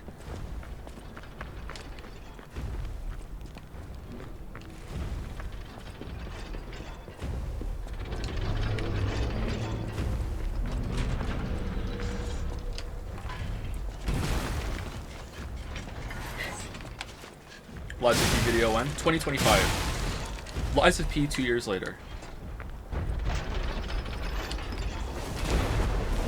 It gives, I think, undue reverence to FromSoft. Yeah, but that you gotta do that to get the FromSoft drones in on the game. They gotta play it, man. You gotta give them a cookie. You gotta lure them in. You gotta tickle the balls. You gotta do it.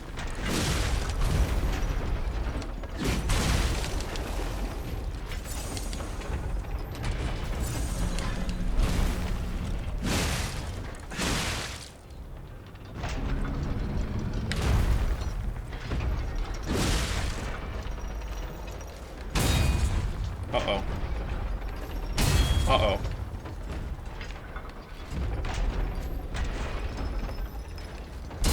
Uh-oh.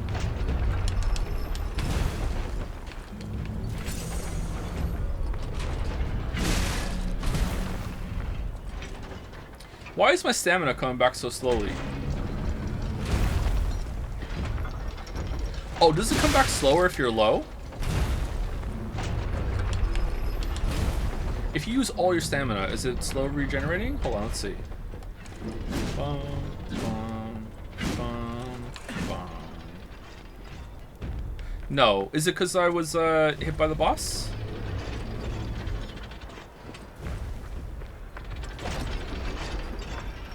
Is it the corruption?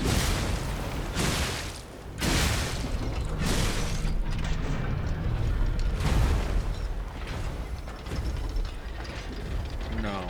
Shock status effect. Oh, did I have shock? I thought it was only like building up a little bit. Maybe as it builds up, it has an effect.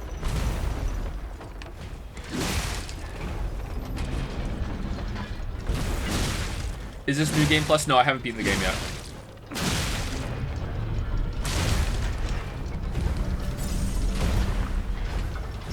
Oh yeah, it is. It is shock. Yeah. Oh, maybe I did get shocked outright. Maybe it's not building up. Maybe he does shock right away.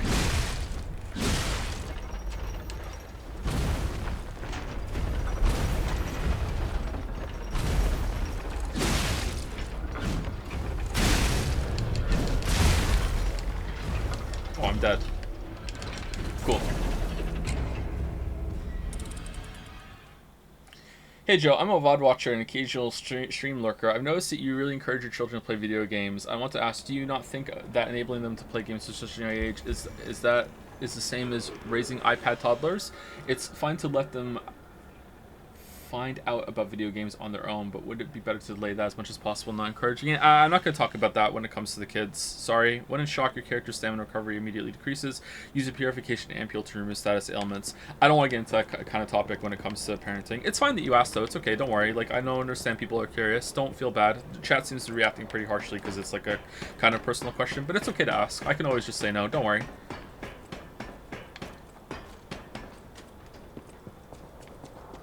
I find that video games encourage problem solving. And if you have the right kind of mindset, I think video games are a really good learning tool or teaching tool. Does this thing respawn? Let's see.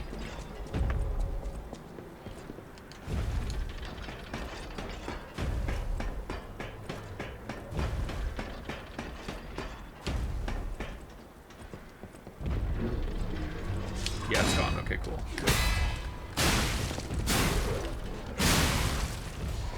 Big flush or small flush if you just piss, but also blow your nose on toilet paper and put it in the toilet. Just a small flush. Although I have a button on the top of my toilet that you flush it, which I don't like because I would prefer to have a handle. And the button is like actually like, it's a circular button, but it has like it's like a crescent moon. And like and the rest of the moon, which is the smaller part, right? So if you press the small part down, it does a smaller flush, supposedly. If you do the bigger part, it's a bigger flush, and if you put both of them down, it's the biggest flush. I haven't tested it to see if this is actually true, but you know, I just usually just use the smaller flush and see how it goes. Yeah, if I pee, it's small flush.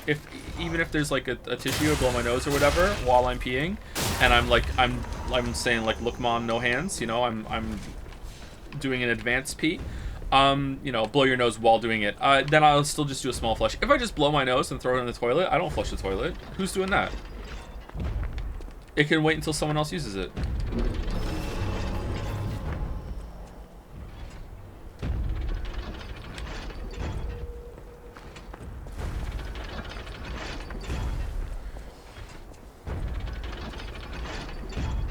The truth is, the big flush button just holds the small flush button for longer. Yeah, maybe. It wouldn't surprise me if it was the same thing. There's an interesting book we read in my psych degree where it talks about exactly that. We want video games, movies, and TV series to mentally challenge us, and games are a big part of that because they encourage us to explore, solve, and seek. It's called the sleeper curve. Sleeper curve. I've never heard of that. It's interesting. Thank you for telling me about that.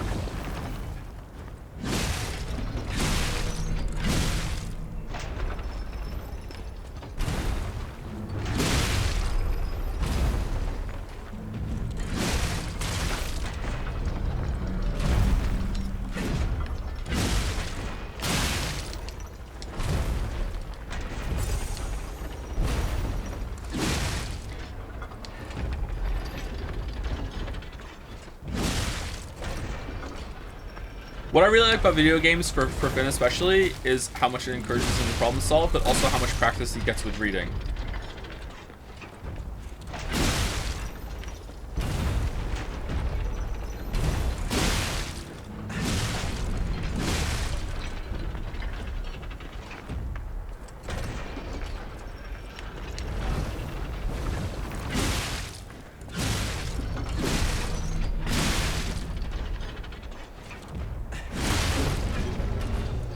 Here we go.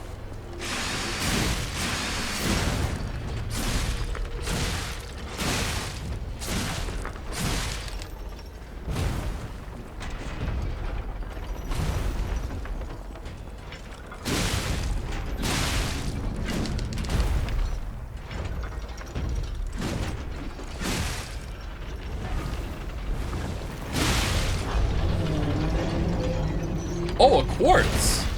Oh, damn. It depends on the person, though. So, I feel like this is going to be dad joke coming through, so apologies if this is cringe to some of you. I think that one of the important skills, maybe even it's like, it might even be number one. One of the most important skills and capabilities you need as a person to be successful in any area in your life is being able to take accountability. You need to be able to take accountability, because if you can't take accountability, you can't admit failure. And if you can't admit failure, you can't grow as a person. Like, failing is one of the most important things you can do. Failure should never be something that pisses you off. You should be happy to fail. Not that you should be happy like, ooh, I failed, I'm so happy. No, you should be happy to fail like on a meta level, like I'm failing. Failing means I'm learning something. There's this term called failing faster, and the faster you fail, the more you learn.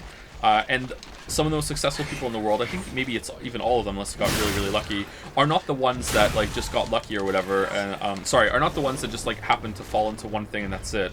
Although they must exist, right? Sorry, I'm kind of undermining my own point now, because I know there are some people like this. But they're the ones that failed a lot, and they learned from that failure as rapidly as possible, and they didn't let that failure define them. Fail as much as you can. But failing is not enough. It has to come with accountability. You have to be able to look at your failure and go, okay, what went wrong here? Was it my fault? Was it someone else's fault? Was it matters out of my control? And you need to be able to be really, really honest with yourself in order to learn, because otherwise you might blame other people. Sometimes it will be other people's fault, or it might be some factor out of your control, and you need to look at that and go, well, how can I mitigate that next time? Because how I respond to outside factors is still within my control. But for the most part, you have to look, okay, why did I fail? What did I fuck up here? What did I do wrong, and I can learn from it? Otherwise, you're not going to learn from your failures. And if you can't take accountability, you're going to make the same mistake over and over and over and over and over. Now, video games are an exercise in failing and then having to take accountability, especially hard games. There are some games that are not like that, but you have to continually like look at approach how you're approaching a challenge. Like, look at it.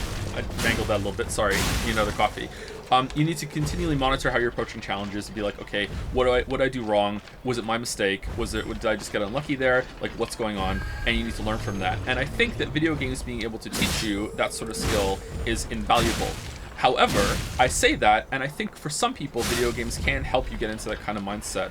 However, there are lots of gamers that can't take accountability and don't extend that lesson outside of the realm of games. So maybe you can go a little bit too much with it, or maybe after a while you become numb to it, or if you build up a base level competency or whatever, it stops being a lesson that you take and reinforce. I wonder if that's the difference between people who play games at a really, really high level and continue to push themselves, to people that play games, got decently good at them, and then just kind of like, yeah, whatever, this is just like kind of a background kind of thing for me. I don't know. It's definitely not the best way to learn accountability, don't get me wrong, and I'm trying to come at this from an approach of like what kids could learn from it. But I think it is a way. But I think it definitely depends on the person. Do you think so, or think I'm wrong, or what? I don't know. I don't think that's a good enough reason to be like, oh yeah, and that's why every kid should play video games. I just think it definitely helps with problem solving and reading. Joe, what will you do if you walk in and your kid's watching One Piece? I'll be like, get that shit off. Here's the live action version.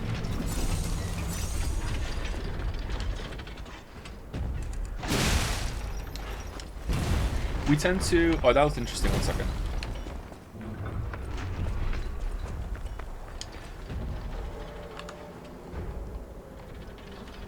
We tend to view our abilities as internal. I just suck at X, or a product of growth. I can learn not to suck at X. These mindsets usually emerge from in our formative years. See, I kind of have that. I guess it's a nuanced approach, right? Because I feel like I feel that way about some things. Like, I just suck at learning another language. Like, that's one of my blocks. And I think identifying the kind of mental blocks that you have in your life is also a very important thing you have to go through. And a lot of your life, especially like in your 20s and 30s, is being very mature with yourself and looking, okay, I need to understand myself. I need to not find yourself. I mean, you need to understand yourself. That's one of the most important things you can do. And I think a lot of people never do it. But it is very, very important to have success and to, even to have happiness. Oh, he just knocked down a tree. That's cool. It's like figuring out how you work. And you have to internalize a lot of stuff, or you have to look within to figure out that, and you have to be really honest with yourself. Because I feel like there are some things where I'm like, I just suck at that, whereas there are things I can learn not to suck at that. None of that matters if you don't have a good enough safety net that allows you to try again. Yes and no. A safety net is very, very important.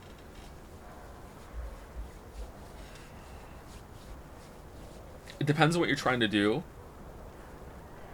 Absolutely, yeah. But I feel like I don't have a safety net might be just another way that some people might avoid taking accountability or trying. But there are going to be some situations, yes, where someone is in such a bad situation that they can't risk it. Yeah, for sure. Yeah, I don't want to say that's not the case. That does exist for sure. But you have to be honest about your situation. Why do you think you suck at learning languages? Because I never did well in that class in school. I did well in every single class in school apart from music, art, and language. And it just so happens that those are the three areas of my education that I was bad at, and it's also those three areas growing up that I don't like to explore it very much. Even though I love art, I love music, and I love language.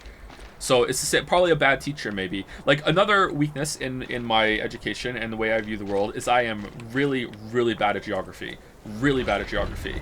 And I also had a really bad geography teacher in high school. Now, the thing that fucks me up, though, is that the teacher wasn't actually bad. She just wasn't good for me. This is one of the best teachers I've ever had, and I didn't like her at the time. So this teacher, my parents went to teacher parent night or whatever in high school, and went to my geography class. And I was not doing well in geography. I was getting like the equivalent. It was in Britain, so it was the equivalent of like a C. You know, like I was barely passing geography. Okay, so I was in the top level of school. The school, I don't know if it's still the same way in UK, but like every single generation of students that were the same kind of age went into like tiers of education. So there was like, you were in I think it was Z level, A level, not A levels. A level was like an A class, C class, and then it went B, C, and then I think that was the end of it. So I was in Z or Z, depending on where you are, which was the top one above A, right? So it's like these are meant to be like the best students of this generation, okay? Which sounds cringe, and let me tell you, the standards were pretty low. So don't think I wasn't in like a gifted class or anything like that. It was just like whatever the top ones of that year, no matter how good or where they were split into tiers, and some years would be better than others. Anyway, so I was in the top one. I was in Z. So my parents go and meet the geography teacher, and the geography teacher says, I almost said my real name. I almost said my real name. And the geography teacher says, Joseph is not doing very well, and should probably not be in Z level. He's not smart enough to be in Z level. You know, and my parents are just kind of looking at her, and she's like, how is he doing in the rest of his classes? And then they gave her my report card, and I was like getting like perfect scores in every single other class except for hers and like music. And she looked through my report card, and she actually said, I cannot believe she said this. She said to my parents, "Oh, I'm the problem. He just doesn't like my teaching style." Okay. I cannot believe she said that. What the fuck? I can't believe she said that, man. Like, that is, like, stuck in my memory for, like, my whole entire life. I can't believe she said that. And I liked that teacher a lot more after that when my parents came home and told me that. What a great teacher. Holy shit. But yeah, for whatever reason, like, I'm pretty weak in geography. Because, like, her teaching style, yeah, just wasn't good for me, I guess. Strategic accountability, yeah. So yeah, I think maybe it's linked back to education.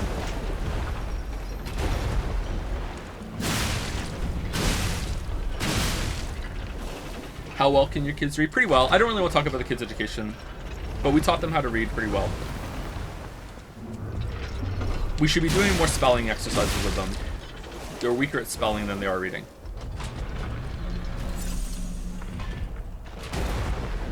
I remember spelling tests being a really important part of my education growing up. Oh, sleeper curve is a phenomenon. The book is actually called Everything Bad is Good for You, How Today's Popular Culture is Actually Making Us Smarter. Interesting.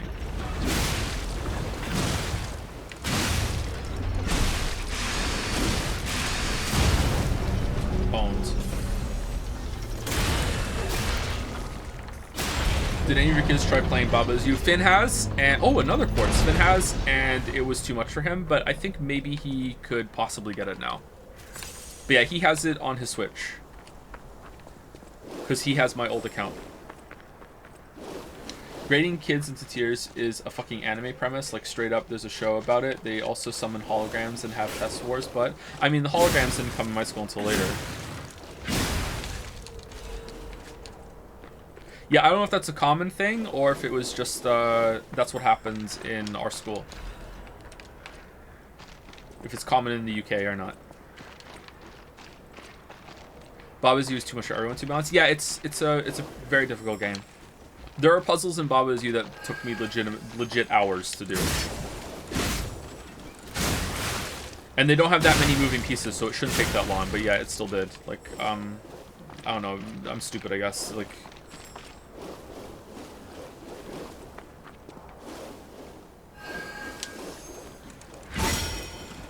there was this one in the last set that you had to make like a vehicle to make the goal square move up like the central column that was in the middle of the screen, if you know what I'm talking about. I don't know what that one was called, but like, oh my god, that took me so fucking long to do. And the Crimson House or whatever, I can't remember what that one was, the Skull House. The harder version of that, like I was actually convinced that was impossible for a like days. Like I was like, I couldn't do that one. That was one of the earlier puzzles. That was a really fun time. A bunch of us were playing that on Jads at the same time. I didn't stream that, but we were playing it on Jads at the same time. We were coming in, we were giving each other like very little hints. So it's like if you were stuck on something, because if you Google the answer, you get the answer. So what we had is kind of like a support group on Jads where, oh, someone fucked up the installation of these tiles here, huh? Oh man, there's your problem. What the fuck? Do it again. What are you doing? It looks like a mistake though, not just like the texture fucked up, huh? Like look at that. It's like they fucked it up when they made this floor. So instead of it being like you Google the answer, the support group on Jads was like, hey, I'm stuck on this puzzle. Can someone give me like a minor hint and then a moderate hint and spoilers, and then I can click ahead if I need it. And that was a really fun time. We were able to do that for each other. No matter what fate brings us, I will be at Lady Antonia's side. Serving her is my duty. The very reason I was created. Welcome to Hotel Crop. How may I be of service? Did your school require you to learn another language? Yes. In Wales, we were forced to learn Welsh for the first couple of years, which I didn't do, because I just decided that I missed the first like 6 years of learning that because I was in Canada, so I didn't want to do it. And then later on, we had to either pick French or German, and I picked German, and it wasn't a good time. It wasn't taught very well either. But maybe it was my problem. I don't know. Do you think you could learn geography well if you had another teacher? I was never good at chemistry no matter what teacher I had. I think so, yeah, maybe. I don't know. Lily had this experience too where she didn't have a very good math teacher, and then she had to take an extra course to catch up, and she finally had a good math teacher and she got it more. Did you ever play an instrument? No, I would like to though. I wanted to play an instrument and my parents got me a recorder, which was just so, you know, shit. I noticed you pronounce Z instead of Z, but you grew up British in Canada, so why? I don't know. I just say Z. Like, Z sounds weird to me. Sometimes I will slip up and say Z. It's strange, but Z is the one I say for the most part.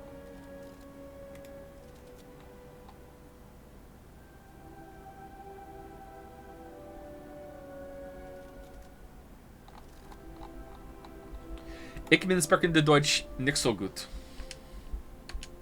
Orangensaft. That's all I remember.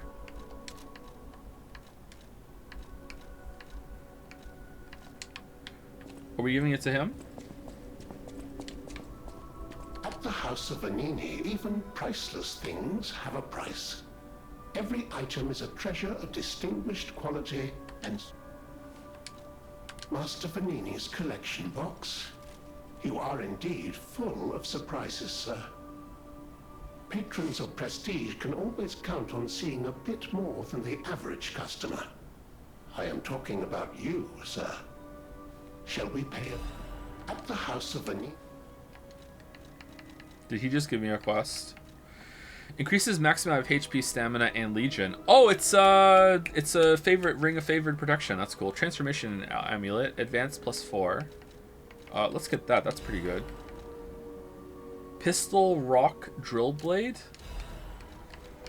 Robot rock.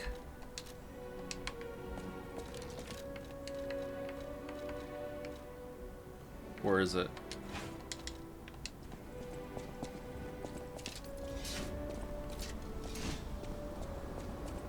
It's a screwdriver. It is a screwdriver.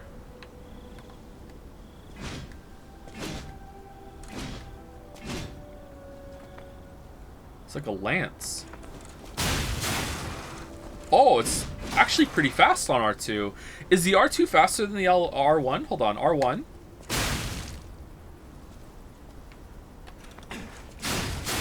It's comparable. Maybe a little faster on the R2.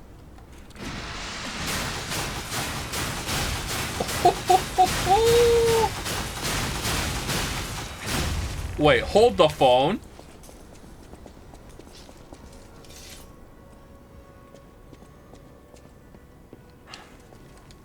I know my way around a weapon.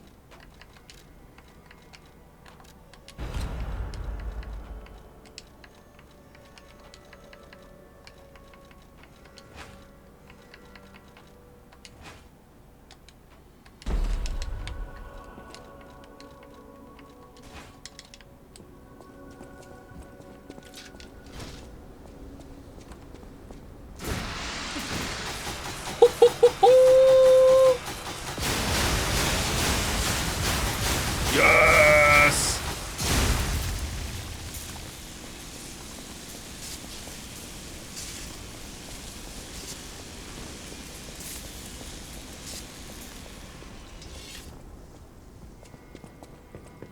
I know my way.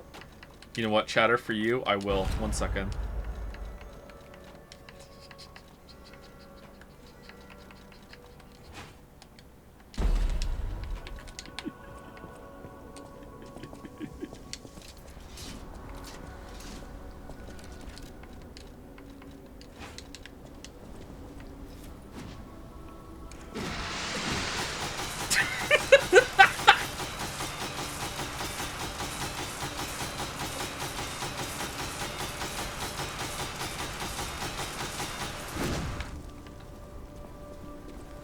I should call her.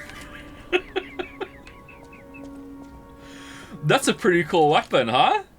If you can get an enemy that's how much damage would that do when they're staggered? You could just like pump it out. Holy crap. That's a cool weapon. I know my way around. Oh, you know your way around a weapon, huh? That's nice.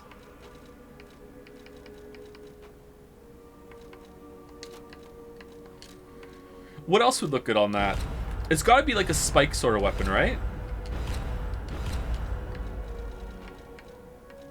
I don't think it would work well with the axe. Axe is pretty cool, though. Neat. Oh, I haven't said thank you to people in a while. I'm sorry. We've been discussing some heavy topics today. Thank you, Chaotic Despair, for the resub. Thank you very much. Thank you, Chaotic Despair. Thank you, Fried Penguin 2 for the resub. Poops McYolo for the resub. Burndy777 for the resub. Catboy Lover 69. This is a game for you, I think. Thank you very much. Thank you, Charazon or Charazon for the new sub. Welcome, Charazon. Thank you, Barry Bruce for the resub. Overlord Kato for the resub, and Invictus97 for the new sub. Welcome to the Puppet Pals, Invictus97. We're doing Puppet Pals, apparently. Welcome to the Puppet Pals, Charazon. Thank you, Xerxes, for resubscribing right now as well. Thank you, Xerxes. Are you of the opinion that Wales is the best flag in Europe? It has a dragon on it, so yeah.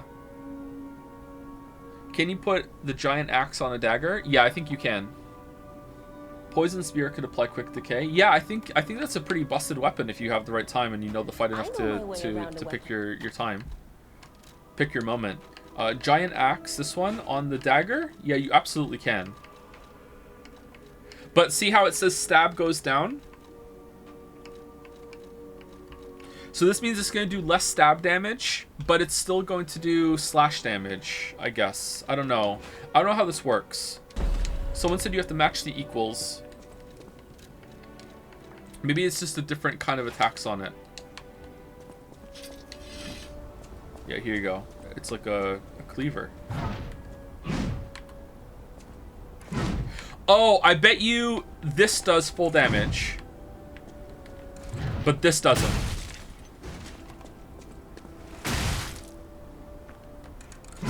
Yeah, okay, that's why.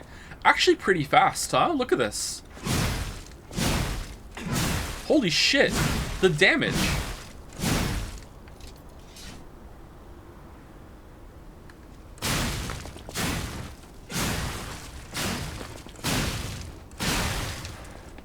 That's actually really good. It is really good, isn't it? It's really fast. There's a lot of damage.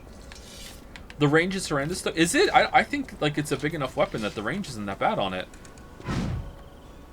Maybe it is actually. Maybe you're right. It's not even upgraded. Yeah, it's not even upgraded too, yeah. Can you show the thrusting dick weapon again but put the sailor uniform on, asking for a friend? Nah, you Icarused it. No. Too far. Too far. No matter what serving, welcome.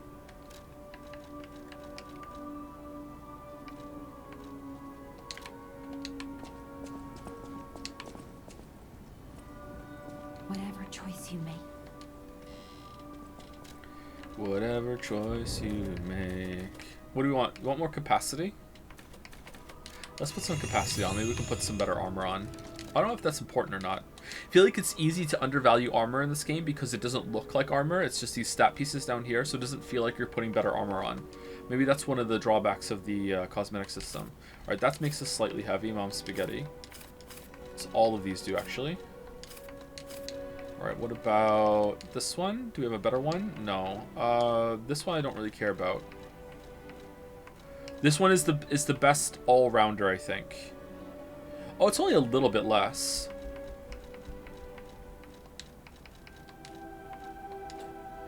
Ah, 60% exactly, right on the money. Darn.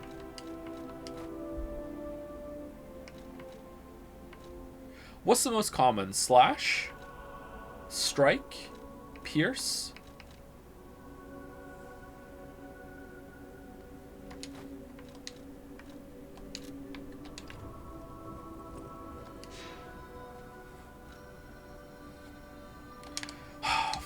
Fine, I'll do it. You know what? Fine, I'll do it. We'll do it. Don't say I don't do anything for you, Chad. Don't say I don't do anything for you, Chad. I'll do it.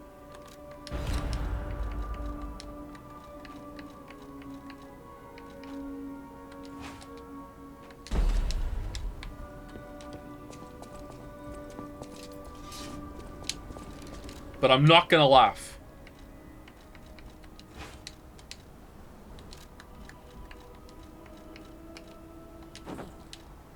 Would you like a mask on?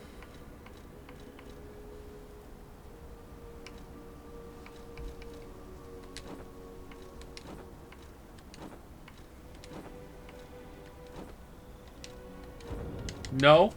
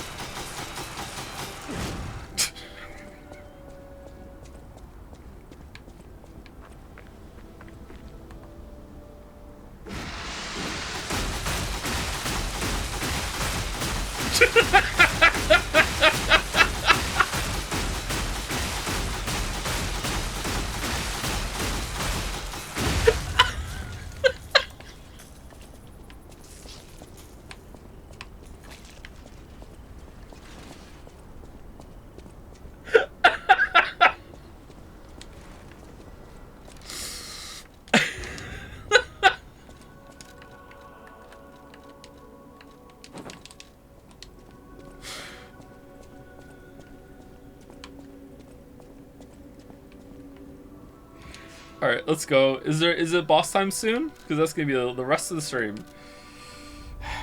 Oh, we got quartz. Fuck. We came back to use the quartz.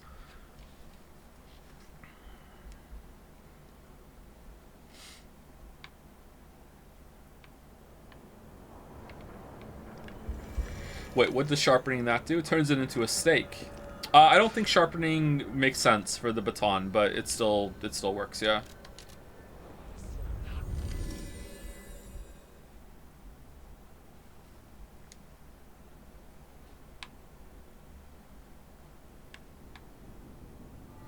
Favorite context-free grammar? What do you mean?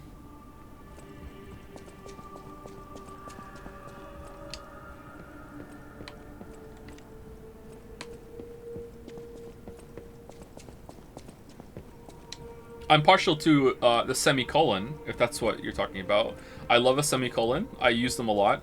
I also use hyphens a lot too, especially with script writing. The way I script write is to try and sound conversational, so I often use like hyphens and semicolons to feel like there's like asides in my text, or like let's pause that moment mid sentence, talk about something else for a second, then come back to it. Like I use those a lot. I probably misuse them, but it makes sense for when I'm script writing, because I'm going to perform it later. So, all right. So we have that. These are all done, right? We didn't add any more.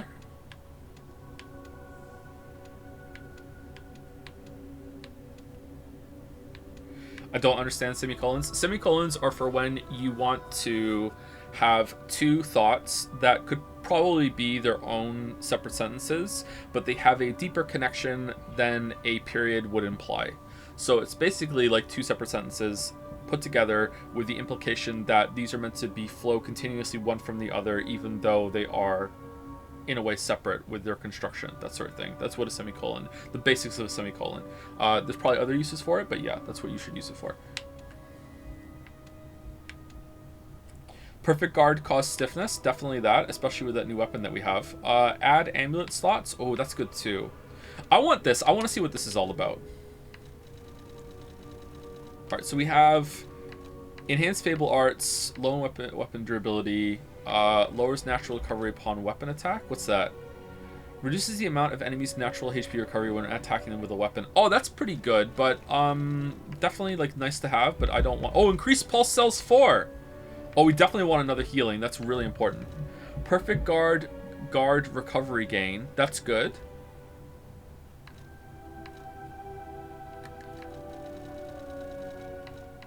Special grindstone, fatal attack, fable charger, enhances fable charging upon fail attacks. Charge legion when eliminating an enemy 2. Oh, that's good. So you can use your legion arm more often as you kill things as you're moving through a level. I wonder if there's a way to charge that. I wonder if one of the last ones is going to be you get to have a second legion arm equipped. I bet you it is. Because you can hit left on the D-pad and it doesn't do anything right now, I think. I wonder if that's what that's going to be. Special grindstone weapon durability recovery. And what's this one? Increased max gold coin fruit, increased consumable possession, increased throwing object possession limit 2, increased consumable effect duration. Okay, so we're definitely going to get increased pulse cells, and then we are going to, and then we can't put another one of the same type on it. So what are we going to do? Attack, enhance weapon attack when discharged. Is this a buff every time you heal? You get a quick buff afterwards, or is it when all of the healing is gone? I wish I understood. Lowers natural recovery upon weapon attack 1. Reduces weapon durability consumption. That might be pretty good. Discharges when healing is gone. Okay, that happens a lot to us actually. Ability type. Do we want one from the earlier ones instead? Is there something we want here?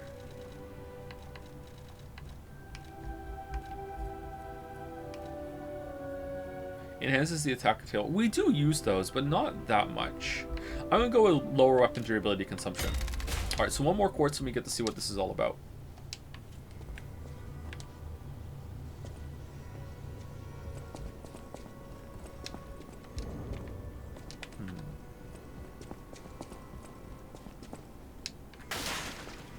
I like that broken banister up there. so you have a quick way to get back down. They thought about it instead of always making you run around.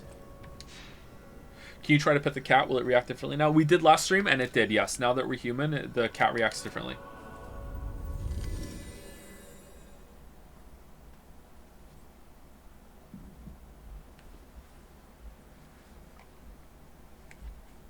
In my experience, hyphens work where you don't want to use parentheses because it's less of an aside than parentheses would imply, but more of an aside than a semicolon. Yeah, so parentheses in my experience is when you want to add some additional information that might not exactly be vital to the point at that moment, but is still important to include, whereas a hyphen is used to put a thought within a thought that's very important to clarify.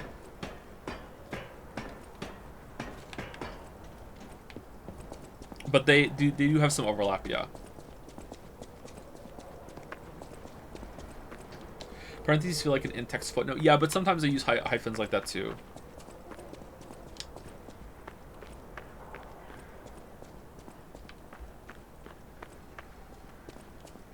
You can put something, a thought in 2 commas as well, and that works. Punctuation is pretty flexible.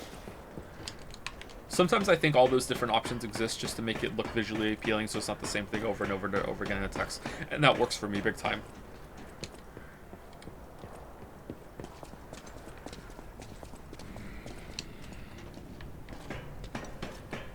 But I also, like, study poetry a little bit, so maybe that's where it's coming from. And in poetry, like, how the text appears on the page is important. But I'm definitely not a poet. I'm not big into poetry, but, you know, I did look into it for a bit. You write Joe? No, I write my real name. Whoa! An earthquake! That came from the direction of Krot Central Station. Oh, this could be bad, pal. Really, really bad. What the fuck happened there?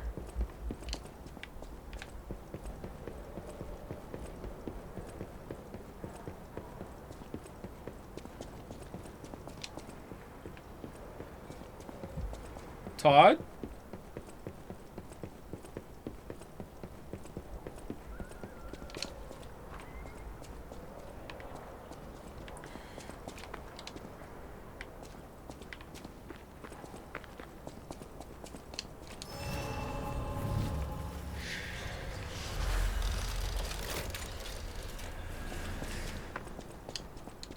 Nine heals. I wonder if the max heals is going to be 10, 12, or 15.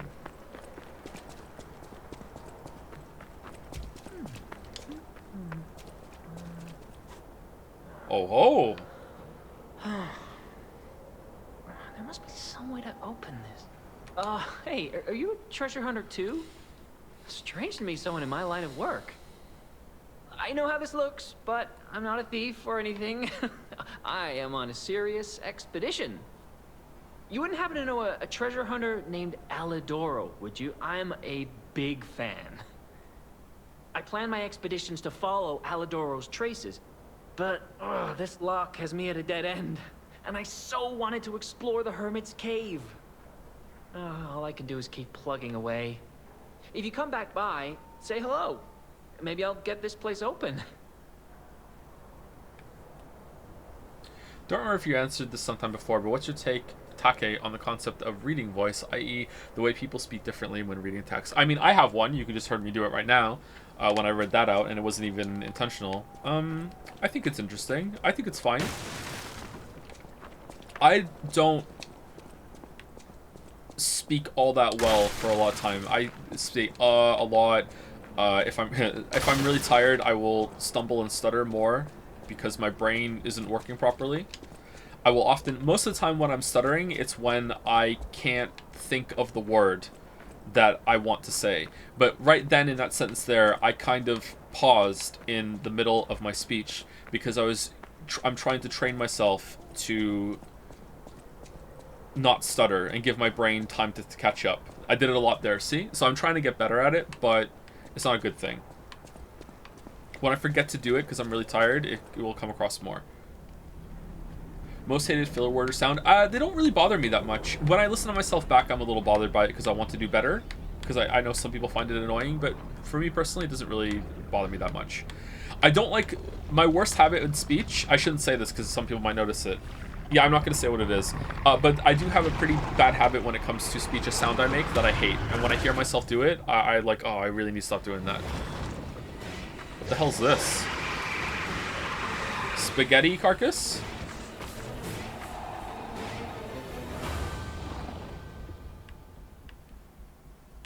Like, it's not like...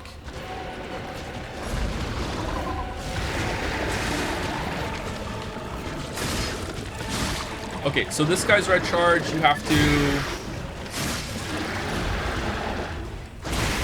deflect it instantly when he gets to you. Whoops. Green monster of the swamp. Whoa, what the fuck?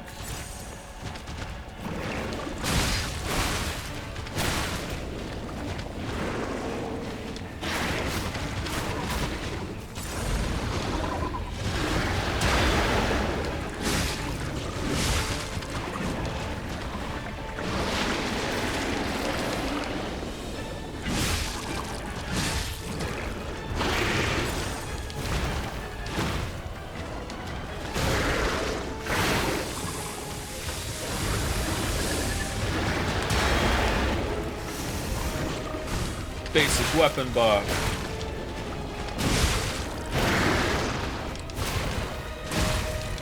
Deeds. Alright, pretty tough. Pretty tough.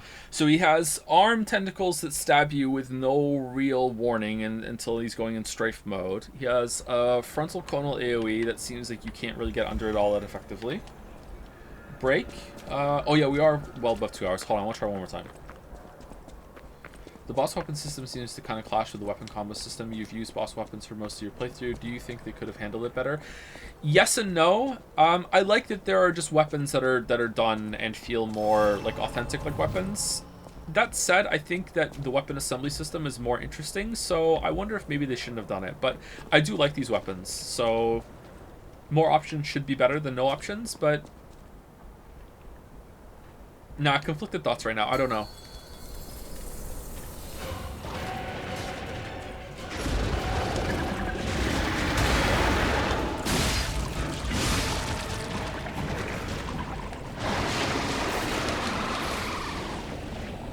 Alright, so when he backs up, walk around him maybe?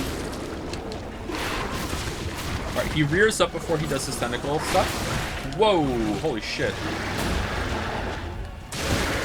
Alright, a little bit of a delayed parry on that one. Right. He's doing his Nido stuff. Do I run? No, I can see him coming at me. Okay, do I... parry?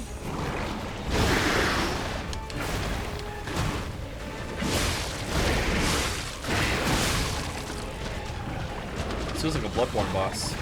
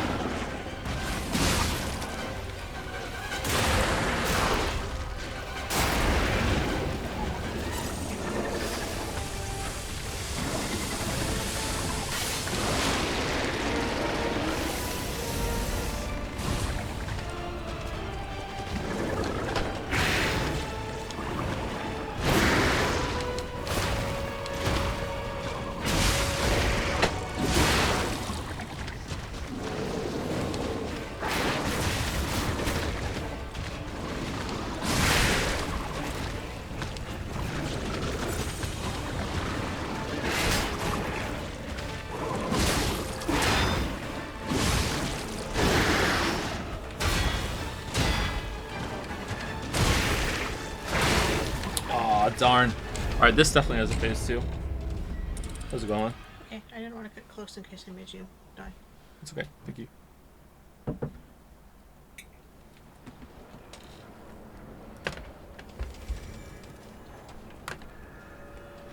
Okay, be right back. We're taking a break.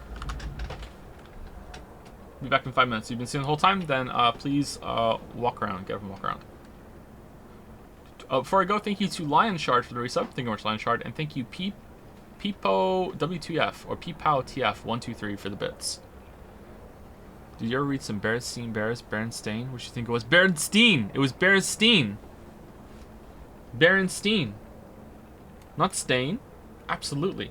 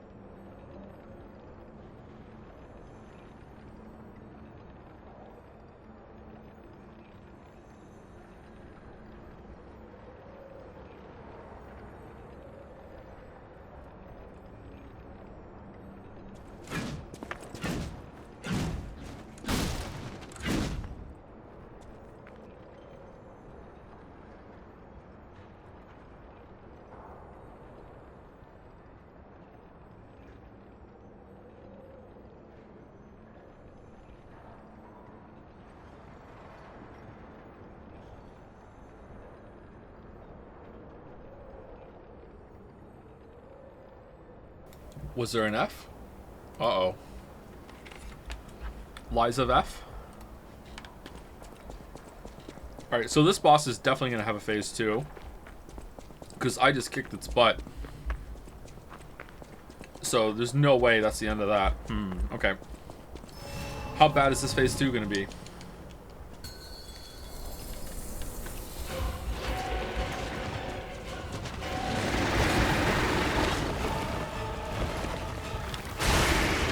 Whoa, what the fuck?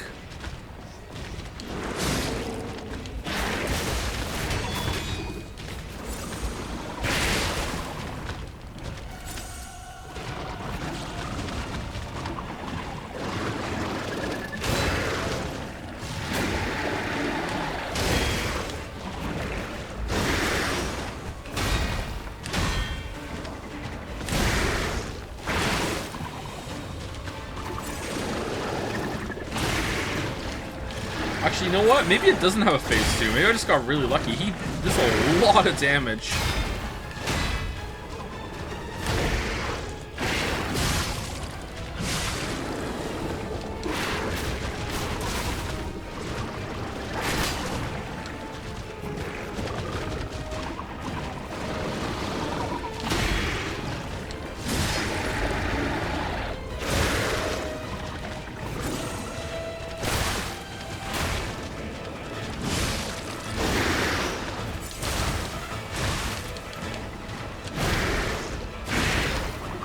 Okay, so red attack, rearing up on the hind legs, red attack comes down with the boss's left arm on my right, and the boss seems to move the arm down a little bit right before the attack springs down. So look for the arm moving and then try and block on that visual. If not, just feel out the timing of it. When the boss is like strafing or moving away, can possibly do some tentacles right away. I wonder if I'm sprinting, if the boss can hit me with that. For the rest of it, it seems like just getting some parry, deflection, timings down, and also running behind it seems effective.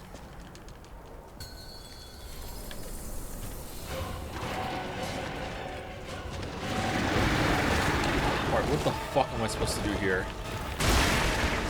What the fuck?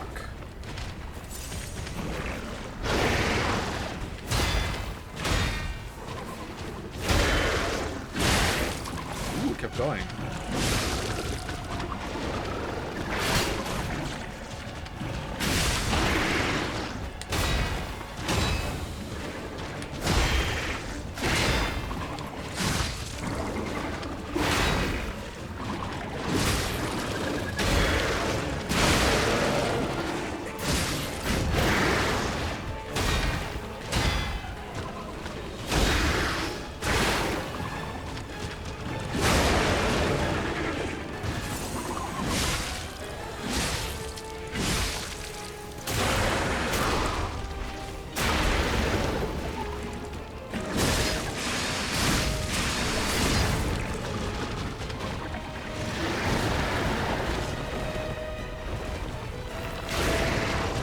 Oh, it's distance. Okay.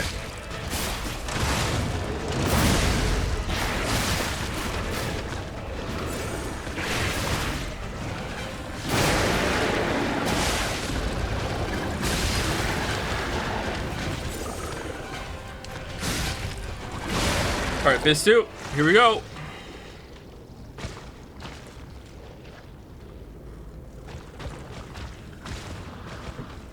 Oh, oh no! No!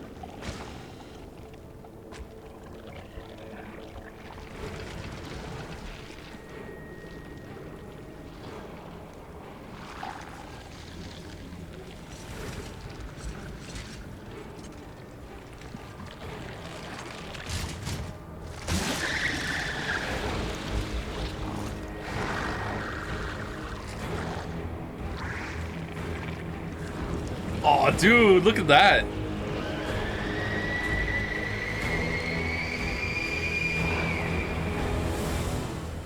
Become as mods. Puppet devouring green monster. Oh shit, our weapon.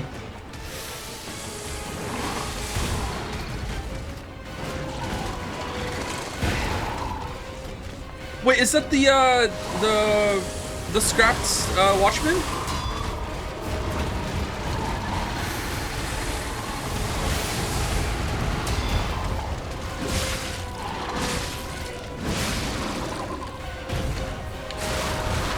now he's something else. Oh, the crowd! Holy shit!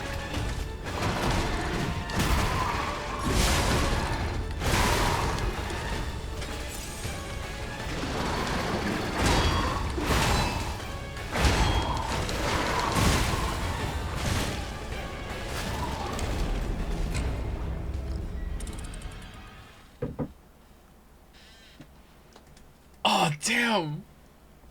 How can you not love this game? What the fuck? Whoever designed these bosses know blessed. Yeah, they're so creative, aren't they? Like, I'm not tired of it at all. In most FromSoft games at this point, I'm kind of like, alright, you're doing the same kind of boss over and over and over again. Let's cool it, okay? Especially after everyone lost their shit over Artorias, and then they were like, okay, that's the standard going forward. They don't read or respond to any feedback, by the way. It's like, oh, it's Artorias all the way down now.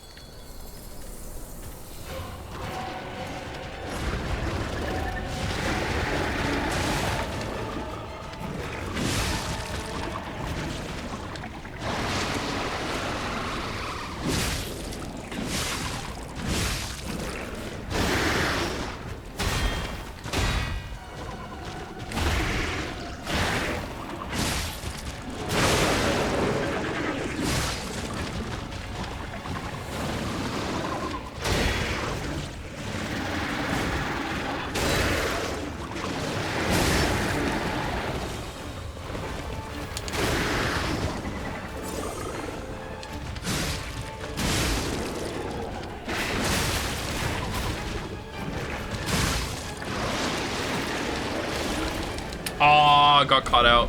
That's a lot of damage.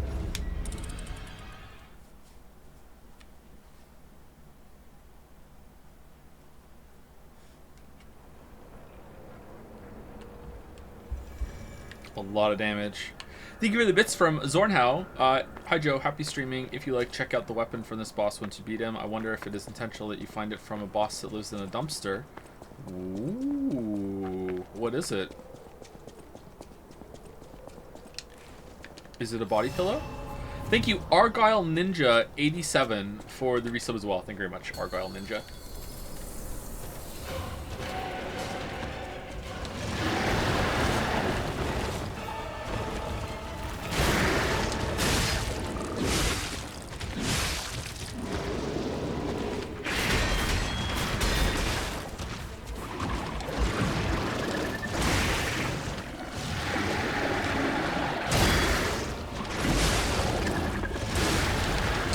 Wow. Okay, so if he starts doing the charge when I'm right in front of him, I wonder if I want to dodge back a little bit and then try and block him. Because I don't know when he becomes active for that. Okay, also, getting hit by his vines will stack decay real fast. Should we be Redditor? Should we put the decay amulet on? Nah.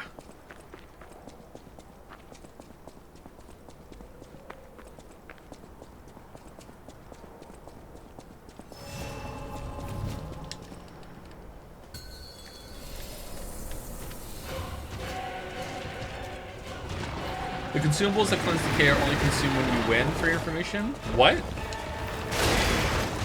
Oh, I blocked it.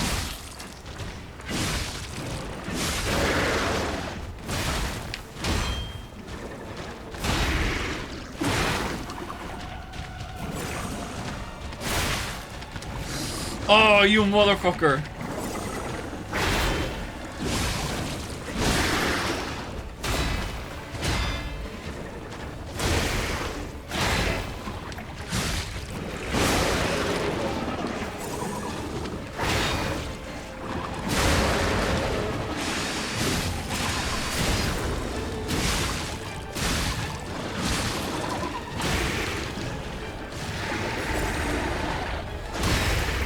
Whoa, that has so much better range than I thought.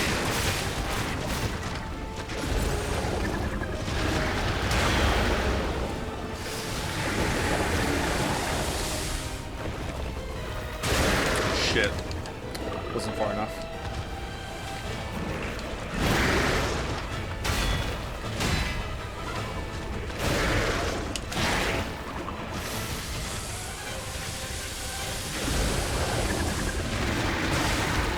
Too soon.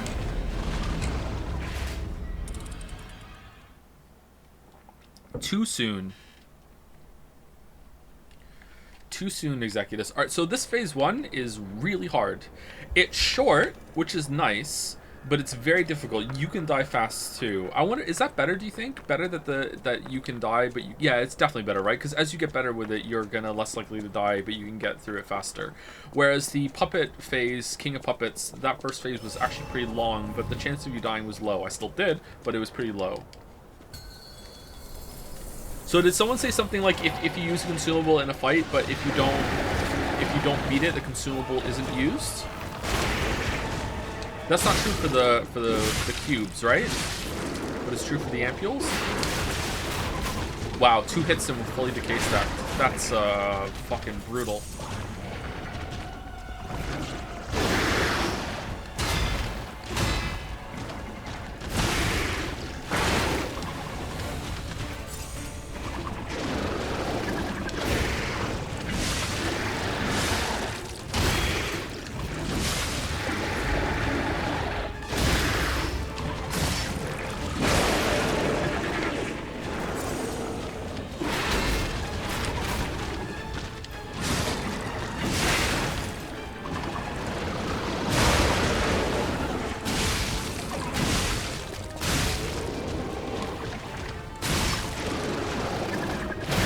The other weapon equipped.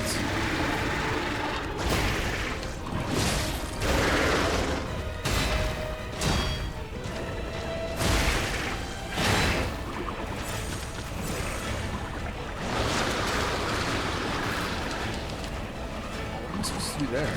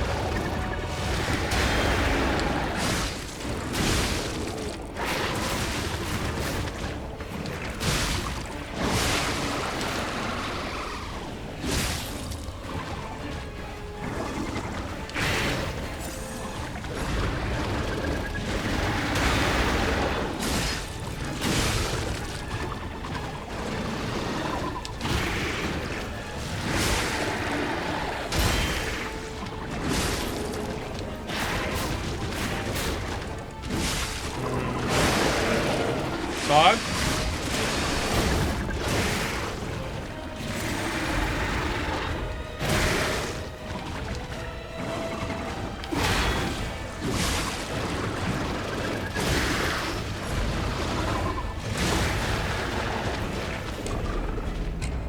Man, that weapon decays fast. I think they all decay that fast.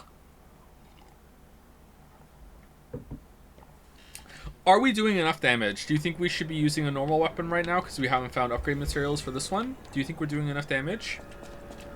I don't want to go and grind, but I hope that we're at the appropriate weapon level for the fight. Were you stuck there? Yeah, I was stuck there, yeah. It's not good.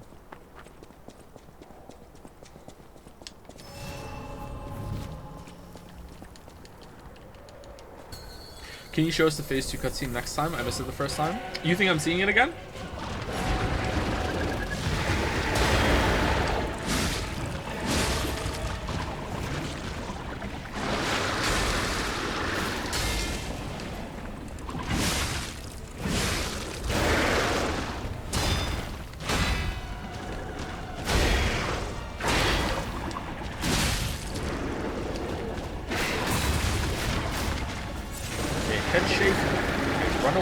This is more than enough distance.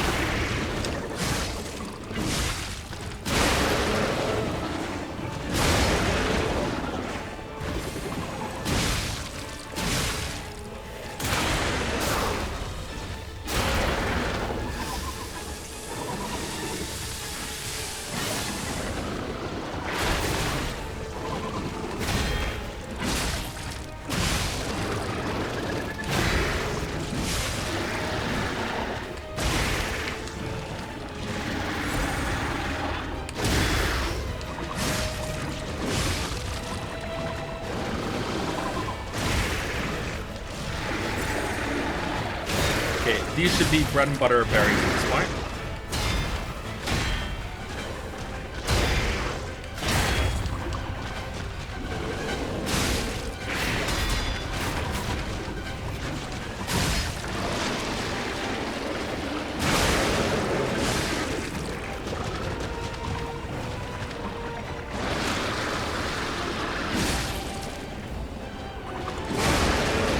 We are gonna see it.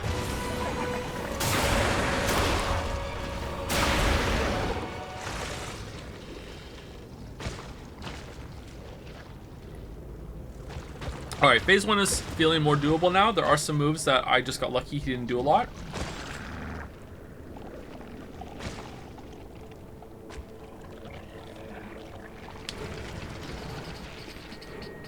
I hate how you have to time the parry like a dodge, unlike Sekiro. What do you mean? You have to time the parry in Sekiro?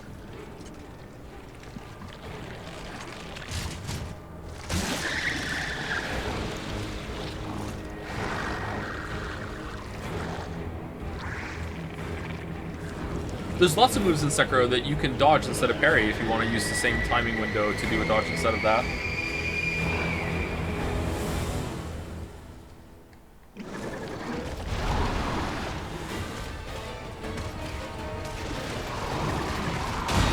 Haha, he's back! Shit. Oh.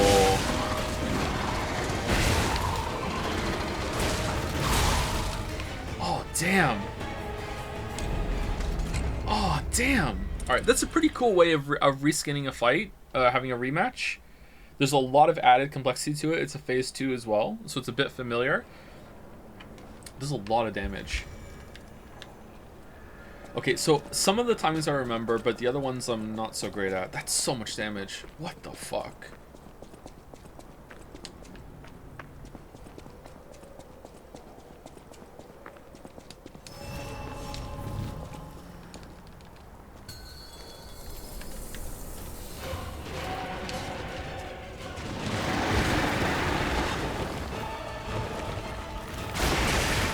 Oh, I walked into it. No.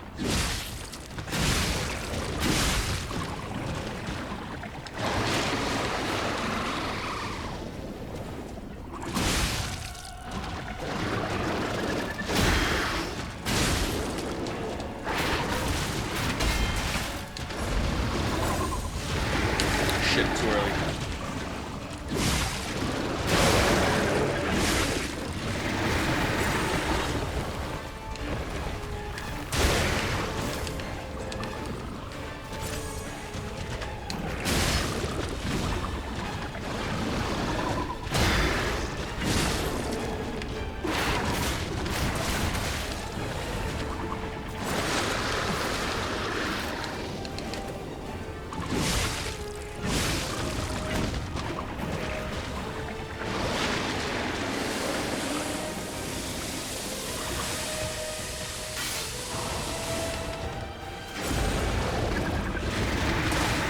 Oh, too early again. Goddamn, you're getting worse. After I just said I was learning, too.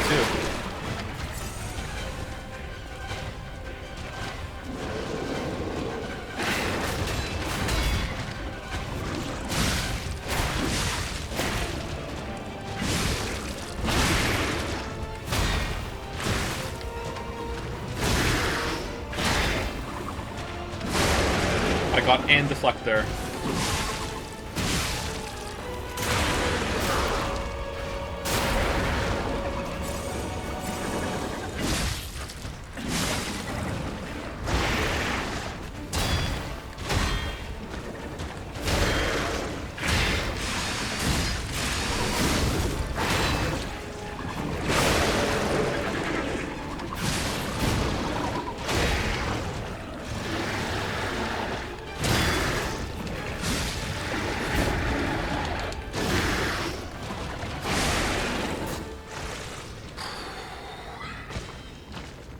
In my tea.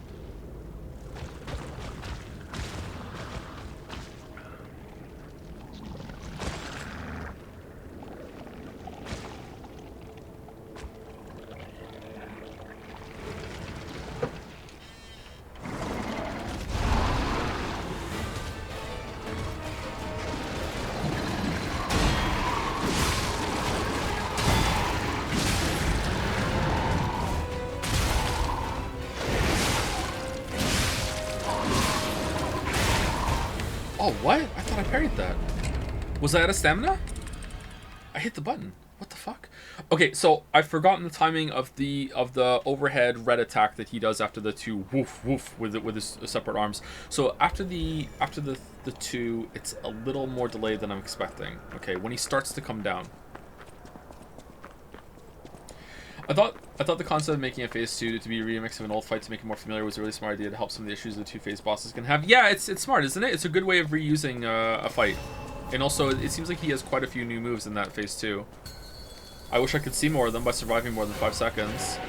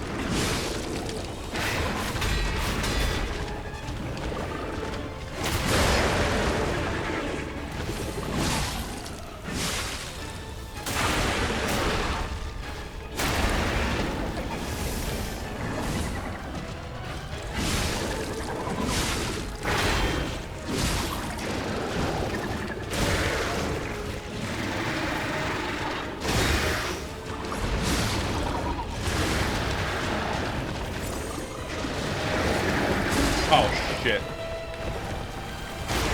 Oh, wow.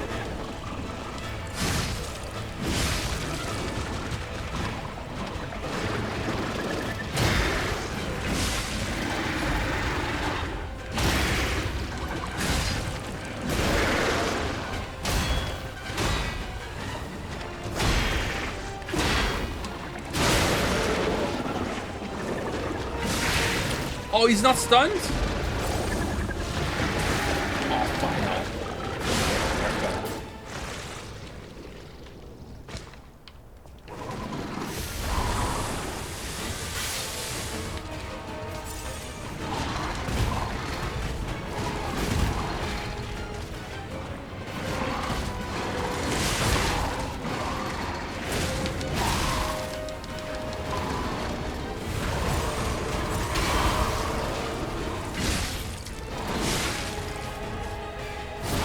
Whoa, what the f-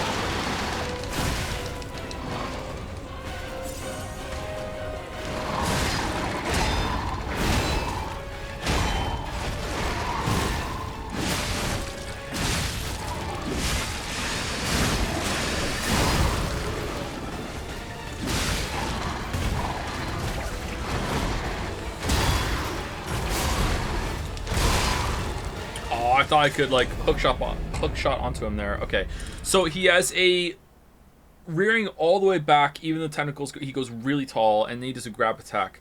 Go behind him, maybe. I don't think you can deflect grab attacks, can you? You can't block them, and they're not red, so I don't think you can deflect them. So run behind him.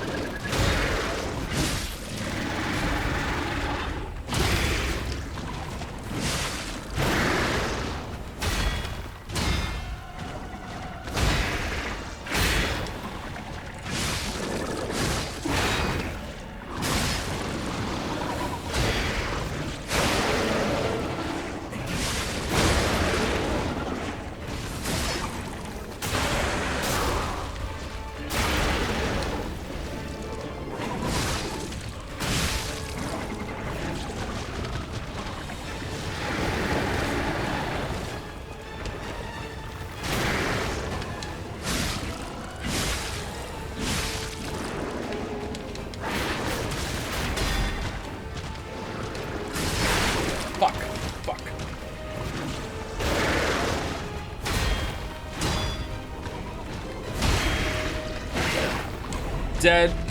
Deed. Alright, so there's some moves that he has when he's in a neutral state that I'm finding extremely hard to read. So when he does his tentacle whips, I can kind of get it. When he does his forward spit, that's probably the rarest move he's done so far. Whenever he does that, I'm like, I don't know how I'm supposed to know how he does that. So there must be a tell, I just don't see it. And when he does his long range whips, I don't know that. Pretty much anything to do with the spits and the whips. I don't know anything about those. I wonder if Phase 2 has a Phase 2. Nope.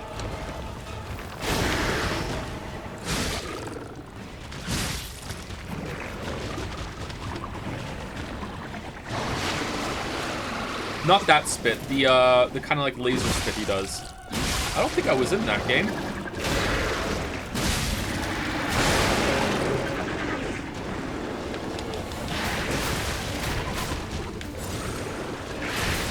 That one. Alright, so he kind of reaches forward before he does it. Okay.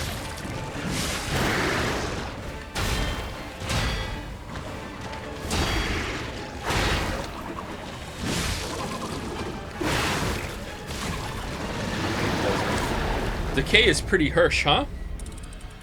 The decay is pretty harsh.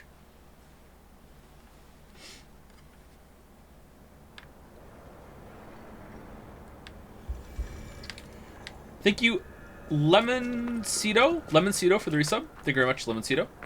Where is Baldur's Gate 3? Where is BG3? Where is BG3? Oh no, one day we'll do one stream of BG3 just to kill the meme, and then people will stop asking when it's boring as hell. Because the game sucks. Thank you, Lemon. Thank you, Kokombi. Or Kokombi? It's gotta be Kokombi, right? For the new sub. Welcome, welcome. Thank you very much. And thank you, Holy Rory, for the resub as well. Thank you very much.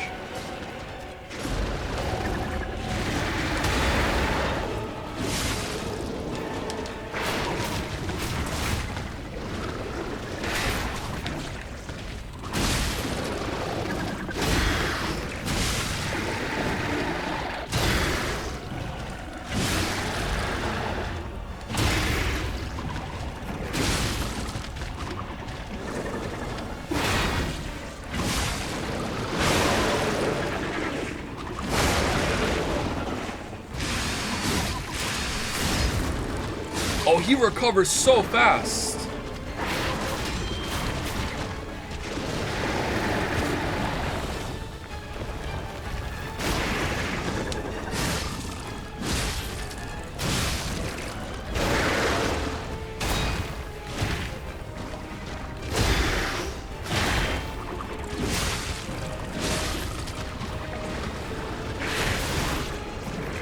That's such a fast move. Holy shit.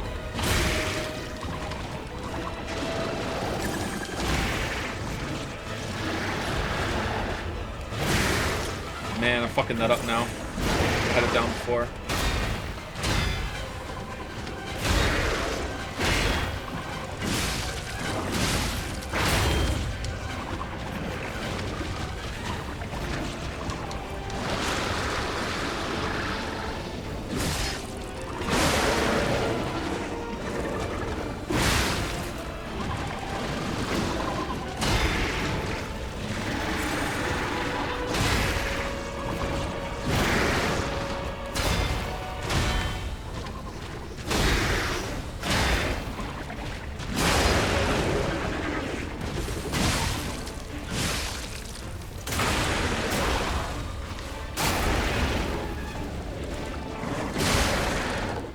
Here we go.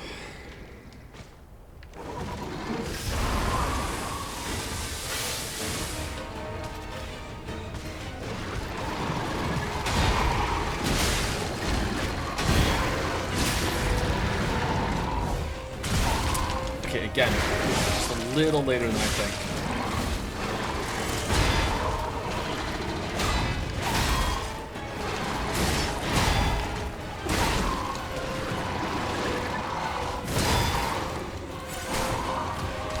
Oh, the tentacle that follows it up.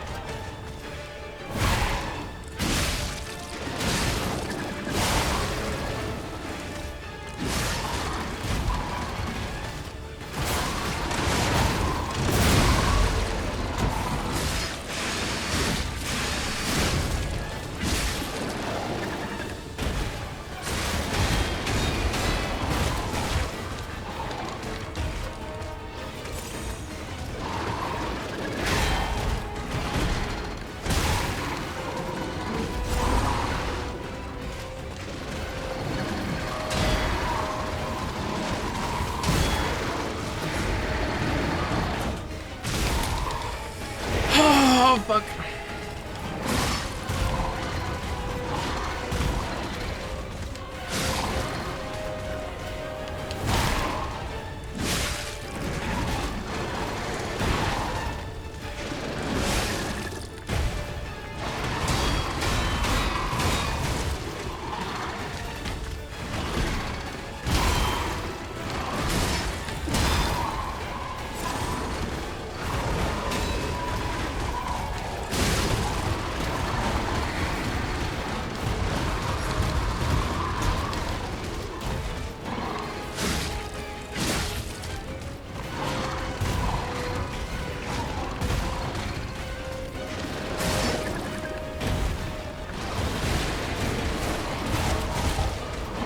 Okay, get close to him. I think that's a lot of free berries.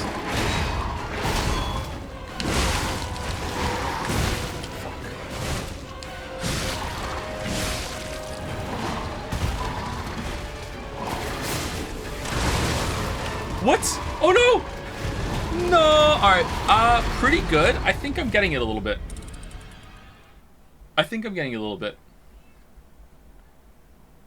He's pretty chaotic, but for a lot of it, as long as you just kind of stand back away from him, he's manageable. So I wonder if, like, if you get really good, you can stay in and you can deal a lot of his shit. But if you just want to let him rage, you're like, okay, all right, I can learn the fight. It's not so much in your face. Okay. How do you feel about the bosses? I think they're amazing.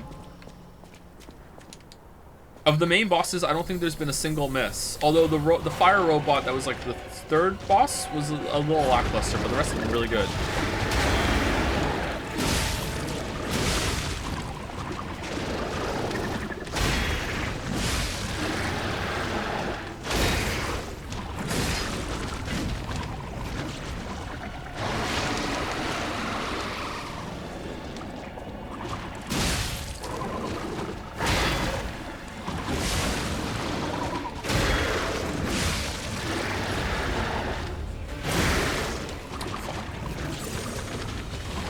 I saw people discussing the Elden Ring bosses in relation to this earlier in chat. Have the Elden Ring Defense Force can like gaslit themselves into thinking that Elden Beast is a good fight now, or is that just like, hey, like we know that's bad. Think of another boss that's bad, please.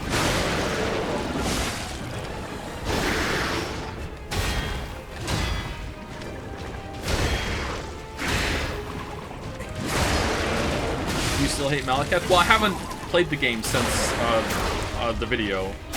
So yes, but if I tried again to vibe with him, maybe I would like to fight. It's possible. But yes, I haven't played the game again since. What's this one? Oh, it's the same combo for this time you started at range. Okay.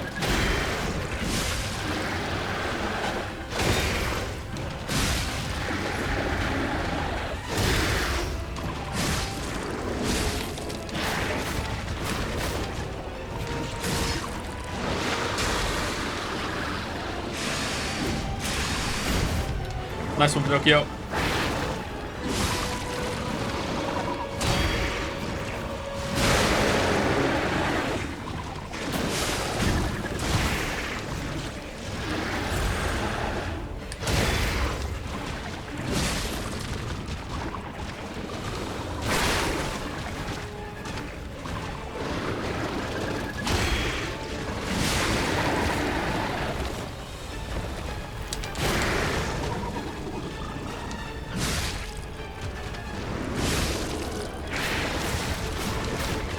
Fuck. The decay right at the end? Shit. Alright, if I let the cutscene play, decay will tick down, right? Oh, maybe it did!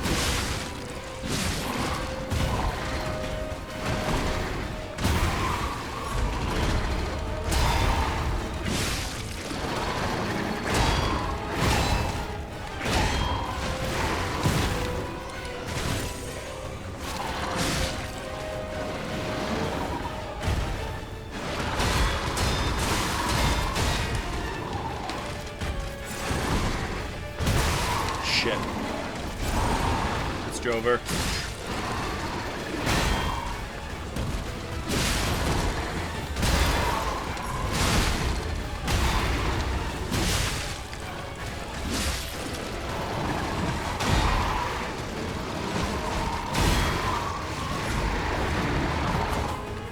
Yeah!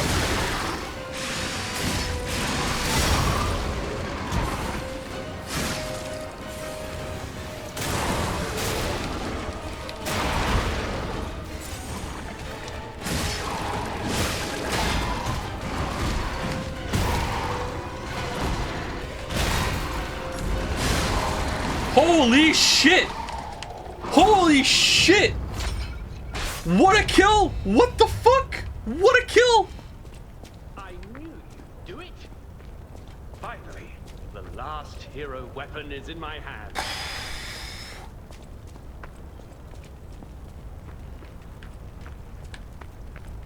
You gotta admire the game systems for being able to put you in a situation where it's like healing's down, durability's down, but you still have a chance, you're still in it, and you can still push forward. Like, there's so many, like, comeback mechanics here, and so many, like, oh shit, I'm on the ropes, quick recover, oh, quick, fuck. Like, just, god damn, it facilitates it so well. Damn, that was a good moment. Holy fuck. Ah, chills there when I killed it.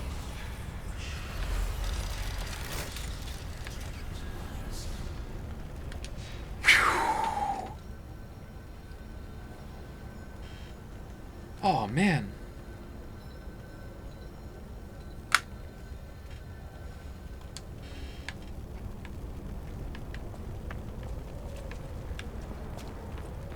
There's a secret unlockable phase 3 that's super hard if you use the baton with the spear thingy and heavy attack behind it for a few seconds. It'll take some weird noises, but ignore that and you'll unlock the super secret third phase. Alright, thank you. Thanks. Yep. I'm sure, yep. I knew you'd do it. I had a feeling you'd be the perfect bait. I got what I wanted thanks to you. The last hero weapon is finally in my hands. I knew where it was, but I didn't dare lay my hands on it. The swamp is too dangerous. Someday soon, you'll see. You have my thanks. And you've earned a nickname. Alidoro's best bait. See you at the hotel. Alidoro. You have to be wearing the sailor uniform. Do I also have to let him tentacle grab me a couple times beforehand? Like twice? And after that, then you do it? Okay. Thank you for your hard work. Let's go back to the hotel. Thank you for Let's go back to the... Well, and sometimes there's a little treat in the area afterwards. That was a good boss. What the hell?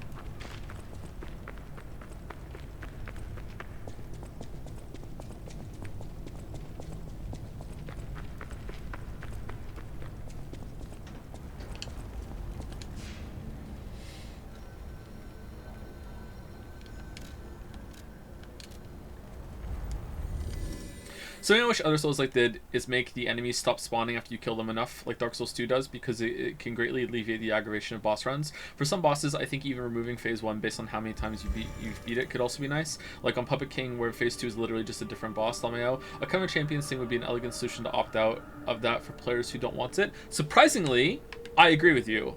I'm not sure if I agree with the boss phase one, but I actually agree with you with the trash enemy one. As long as you can opt out of it, or you have to opt into it, because like you want to be able to farm some material sometimes, or if you want to grind as your way of making it easier instead of doing that. But I actually think that the enemy state, some of you might not know this, but if you play Dark Souls 2 without Covenant Champions on, and if you kill an enemy in an area, I think it's 15 times, it might be 20, I'm not sure, the enemy stays dead forever. So if you want, you can spend time whittling the enemy down and make it easier. And I think it only applies to people who are really bad at the game, or are learning rather than saying bad and insulting them.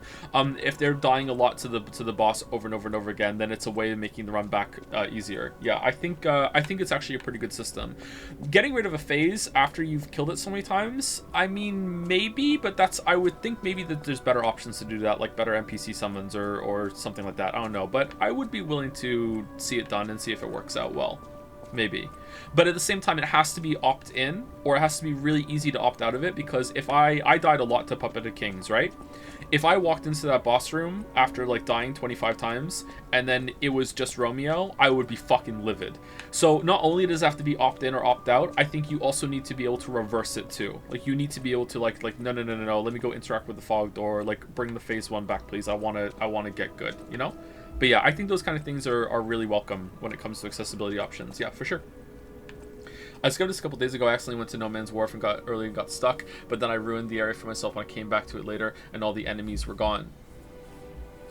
Yeah, No Man's Wharf's actually pretty tricky. I played Dark Souls 2 a little bit again recently. It's kind of tricky. I think Annie for Press said something like he really wants me to make a video on this game. Yeah, I'd like to make a video on this game too, but I don't have time, unfortunately. We'll see. Should I do a one playthrough critique? Ooh, he did one playthrough and he thinks he can critique it. Bold. I found the last treasure thanks to you. The saber. A precious artifact from overseas. It'll always remind me of the rascal who stole it, then fell into the nest. I tried to save him, but I failed. Let the punishment fit the crime, I say. And in a twist of fate, you must become the weapon's true owner. Okay. A great weapon calls for a great warrior. Show me that you're worthy to wield it.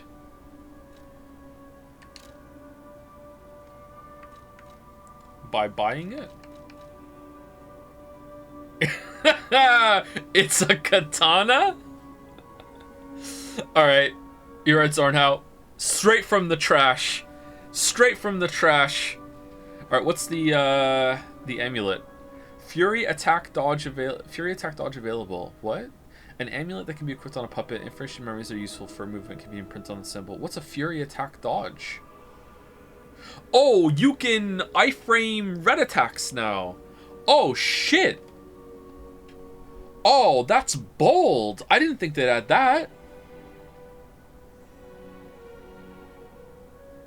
Holy shit.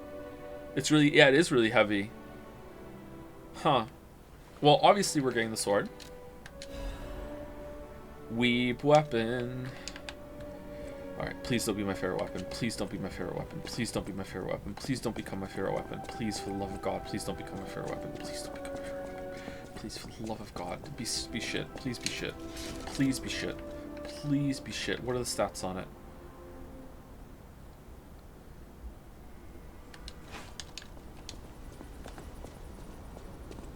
Okay, R1. Let's do it without the puppet.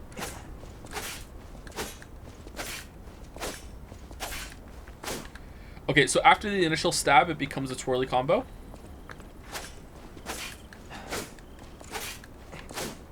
Okay, what about the heavy? Alright, heavy is a twirl that goes back, and then you can follow up with another one forward, and you just do this forever. Alright, what about heavy into light? Okay, that just begins the twirl. What about heavy into light? That becomes the twirl. What about light into heavy? Okay, what about the Y? Oh, damn. Wait, is that dodge?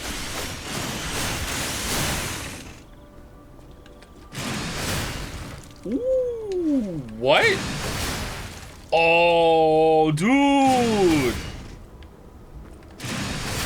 That's pretty.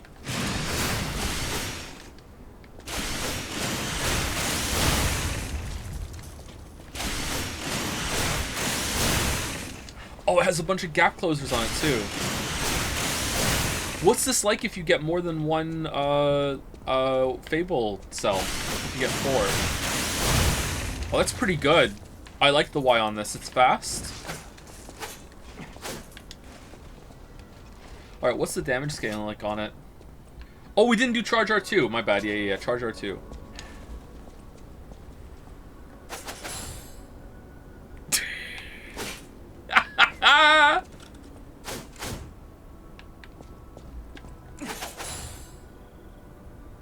And then you hold it, and then you release. And it does that.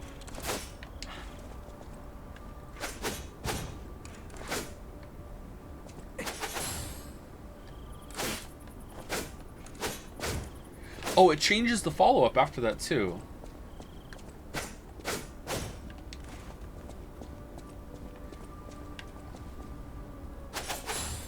Okay, so what is this? Is this a block?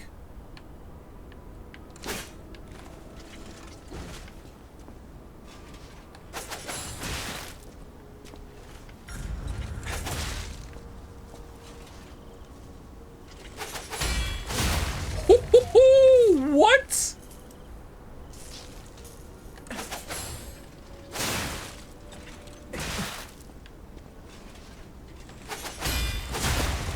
Oh, damn! Oh, I like that.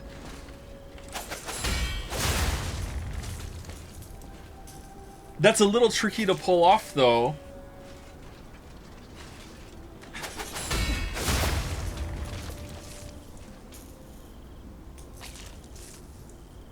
What about the red?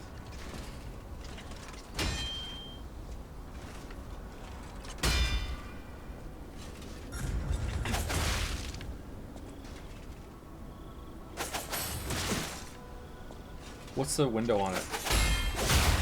All right, you kind of want to make it land right before the flourish, like right at the shit. Right there. Okay, I think I have the timing down, actually. Does it always stagger? How much stagger damage does it do?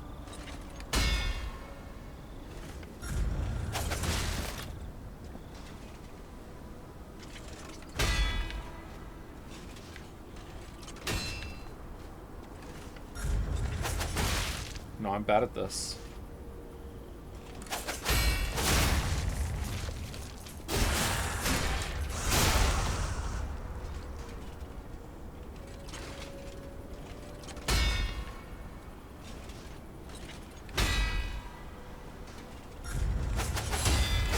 There we go.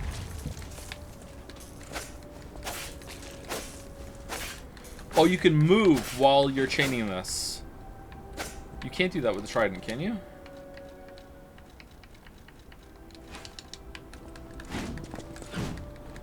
I mean, a little bit, but not really. Try with the lock on.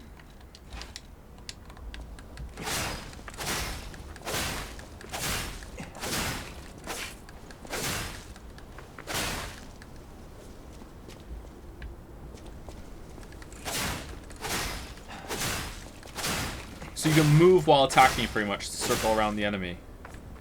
Alright. Alright, fuck, let's go upgrade it! Fucking Sekiro, here we go. I recognize it anywhere. This is a saber from the country of the morning. You found this in the barren swamp? That's odd. Remember how I said my family were weapon experts? One of my earliest memories is of them talking about sabers like this. Maybe a thief stole this from the Grand Exhibition Gallery. Though it's just a gallery of ghosts now. With no one claiming ownership, I suppose it's yours. But take good care of it. This weapon carries a little bit of my heritage. I know my way around a weapon.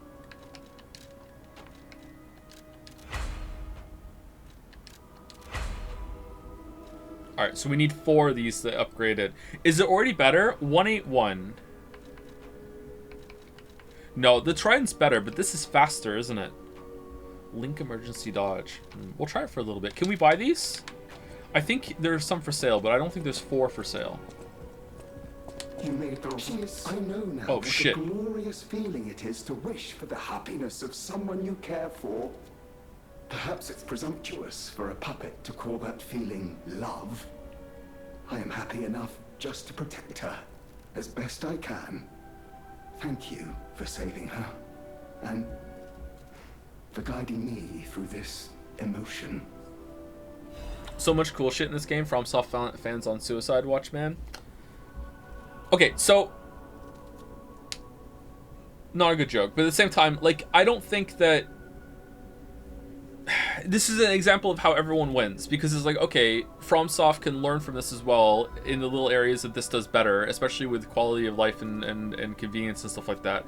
But then FromSoft doesn't listen to criticism or feedback, so I guess they're not going to learn from it. No, for real though, it's like it should be the case that we all win from this. It's like we can like it moves the genre forward, right? Come here, child. This is my first chance to get a proper look at you. Oh, is she better? It's a shame my illness kept me from seeing such a handsome gentleman. Oh, to be young again. You are responsible for this miracle. You have no idea how much it means to me. I have to stay seated as I feel a little lightheaded, but I feel the vigor I thought I'd lost forever. Thank you. Uh-oh, is it short-lived? Is she going to turn into a monster? If Card holds a proper ball again, I hope you'll ask me for a dance. Uh-oh. I'm a FromSoft fan, and I've seen competitions actually on the level of their games. Yeah, me too. Like, I'm a big FromSoft fan too, you know? Like, Elden Ring has greatly diminished how I view them in one department of their games, but the rest I'm like, you know, like, yeah, I'm for it. I played Armored Core 6 pretty happily. I would love Sekiro 2, Bloodborne 2. Elden Ring DLC is something I'm going to play, but I'm kind of like, you know, like, it comes with some trepidation.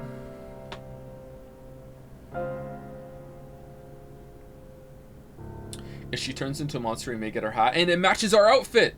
Oh, I hope she does.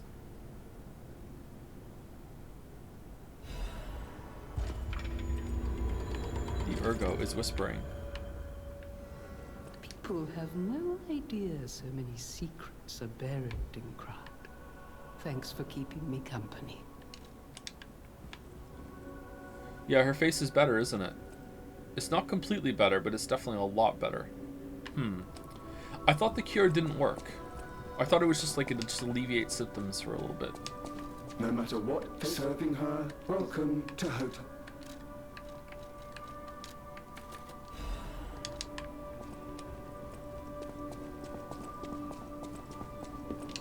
I know my way around a weapon. How's the story, by the way? I'm not really following it, to be honest. I'm not a big story person for these kind of games. The scythe is good too. There's so many cool weapons I would like to try for a run.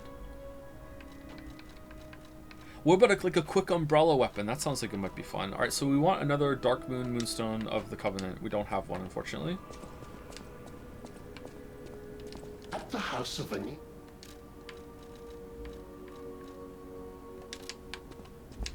We didn't get any quartz, did we? I still prefer Sekiro or Lies of P, but I think it beats Bloodborne for me. It definitely beats Bloodborne for me for the boss fights. For exploration and overall themes, I think Bloodborne is still the best out of the two, but for combat, yeah.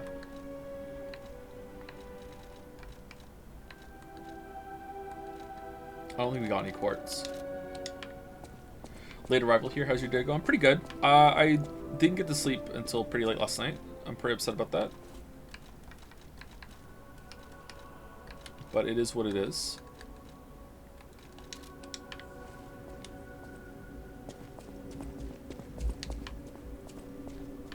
I'm also the kind of Bloodborne fan that even likes the Chalice Dungeon. So Bloodborne has a lot of playability for me. So like this game doesn't have that kind of system. At least if it does, we haven't found it yet. You make. What does this scale off of? Technique? 4 + 2. Yeah, it scales off technique, which is what we're using already, right? Technique was the trident. Let's go one more capacity because then we can put something better on. It was this we wanted on, right?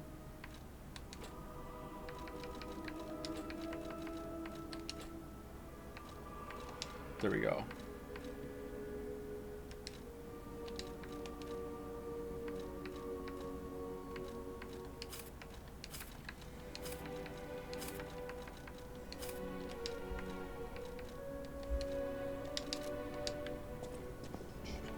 Use a crank. Why? I already have its scaling off technique, don't I? I know my way around. Or can you make it even better to scale off more? Oh, you make it an S scaling. That does less damage, not more for us. But it'll scale better long term. That makes it go from B to A.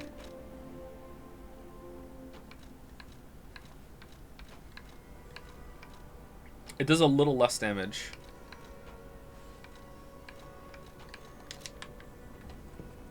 Wait, you can use cranks on boss weapons? Yep, you can.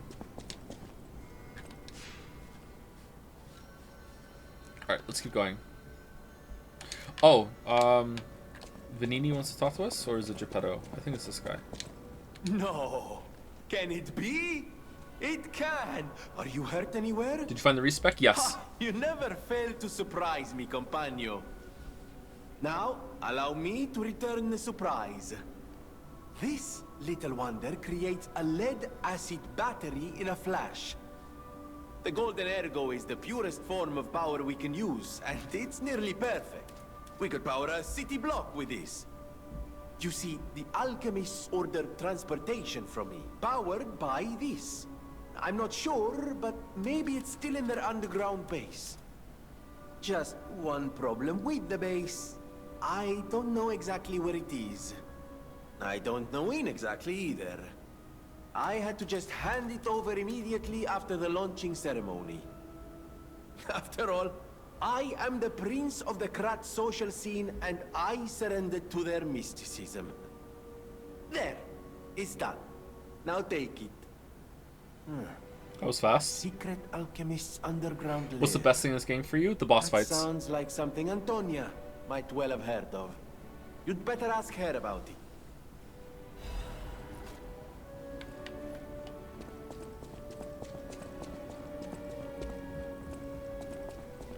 Do you think this game would have been better without a weapon upgrade system, as that encourages sticking with a weapon rather than experimenting? Yeah, maybe. Yeah. Just upgrade your character instead of the weapon. I think people like investing in their weapons, though, so maybe it's worth it. I probably would prefer it if I didn't. It rewards exploration, too. I don't know. I heard what happened at the exhibition. How frightful. It's no wonder you're trying to track down the alchemists. I'll tell you one thing. Many secrets are buried in the city of Krat. The same goes for this hotel. Beneath us, there is a passage connected to an underground base of the alchemists. It's where Ergo's vein was first discovered, long ago. Until the petrification disease, the hotel worked hand in hand with the alchemists. But I didn't know they'd be so corrupt. Everything changed when Simon became their leader.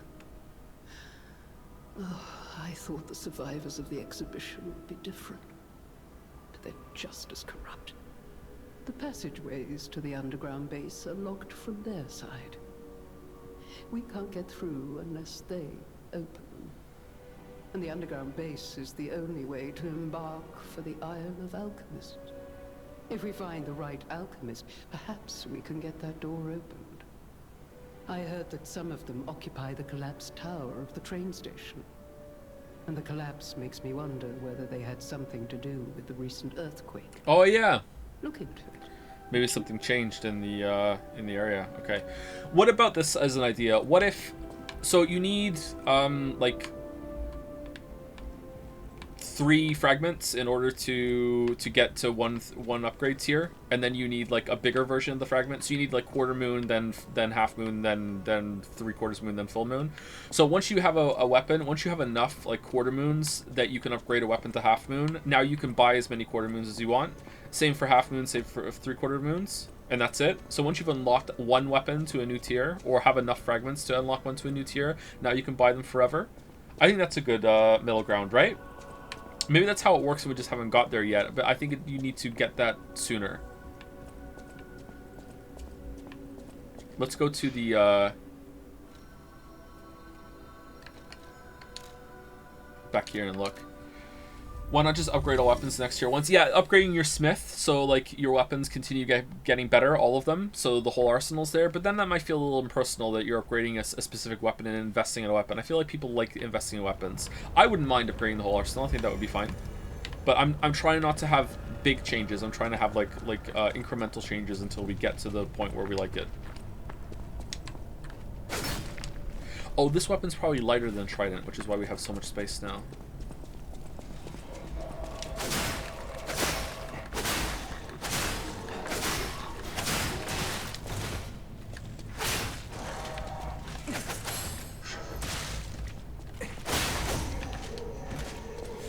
Okay, maybe I'm not going to stick with this weapon. It's pretty fun, but...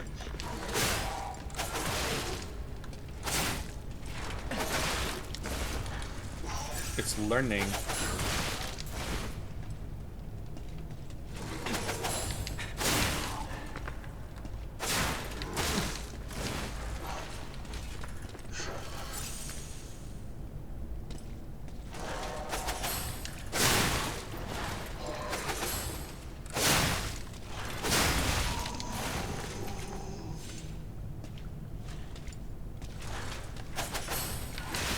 Too soon. Too late.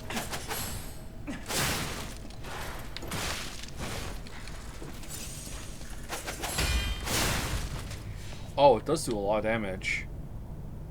Does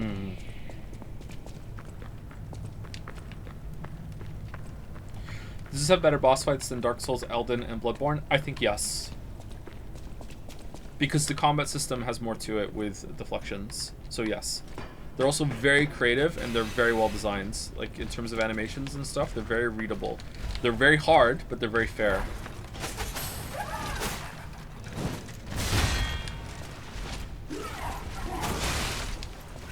Hold on, I want to see if we get a charge parry. It does a stun.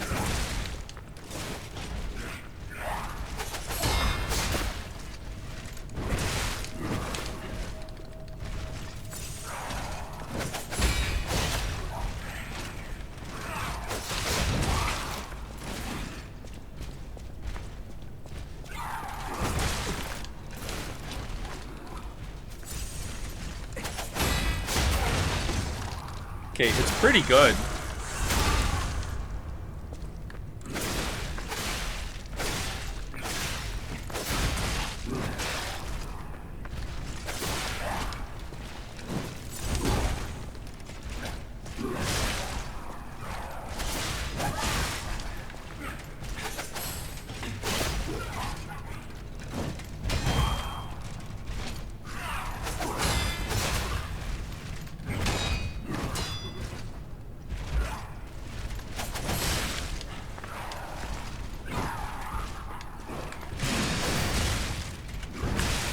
Dead. So when you beat this boss, you either get a weapon that has a harder version of parry that's more rewarding to learn, or you get an amulet that makes it so you can now dodge the red attacks instead of just having to deflect them. That's a pretty good reward, I gotta say. All right, I think I'm gonna go back to the trident because I don't think I want to learn how to do this late into the playthrough. Like I'm kind of comfortable with what I have, but I am tempted to do a full run of this in New Game Plus. Like, and usually I don't want to do that in these kind of games. But it's pretty good. I'm going back to Trident. Pretty good weapon.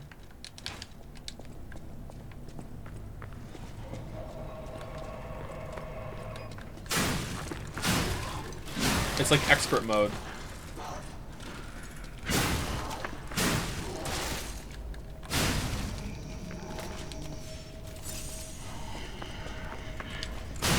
It's very fast, too. So you can weave attacks in between the deflections.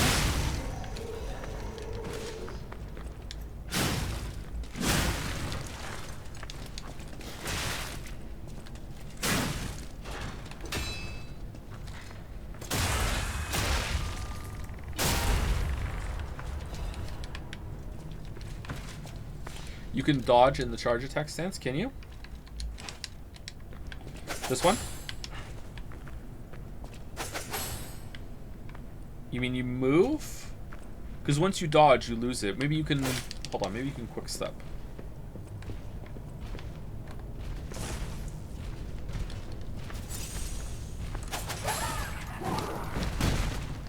No, you lose it.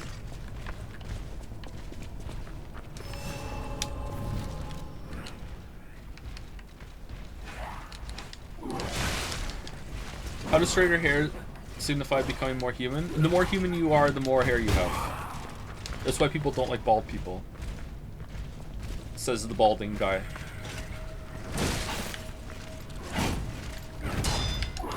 I wonder if the parry frame on the charged katana is more generous than the normal one.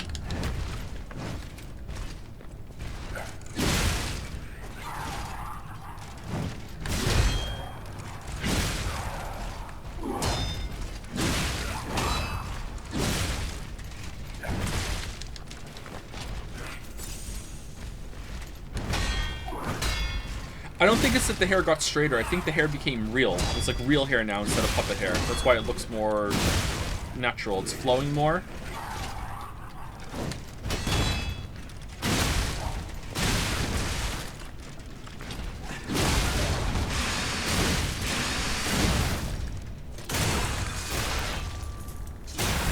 I'm sad there isn't trolley chain emotes. Maybe we should have a trolley chain emote.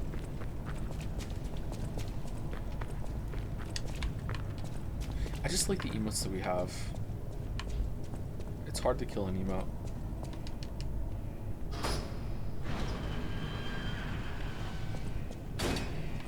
What is this?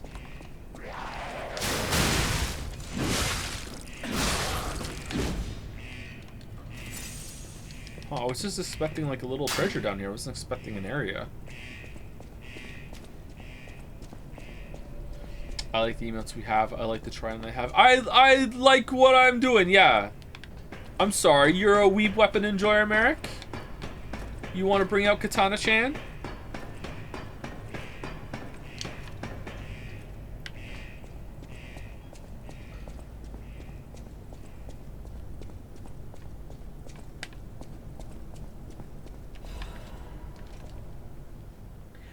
It's a worn-out journal with bloodstains. Golden wings are drawn on the cover. I do not regret destroying the Saintess statue. I had to stop it from being used for humans. Of course, they'll find another way, but at least those who escaped will find freedom.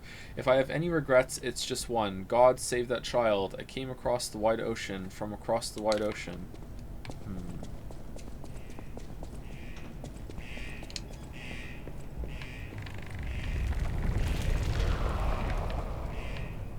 Oh, are we going back into the train station from a different route now? Oh, we're decaying.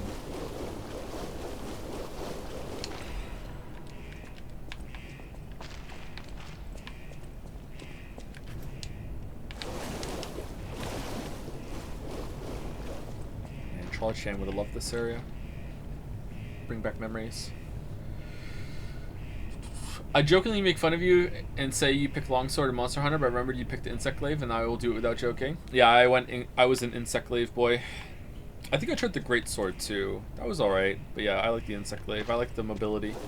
I wish it did more damage though. I didn't like keeping the buffs on the Insect Glaive. I wish there was a mode where I could do more damage. Less damage if I kept the buffs up all the time, but still more damage, and I don't have to do the fucking bugs anymore. That was an annoying part of it.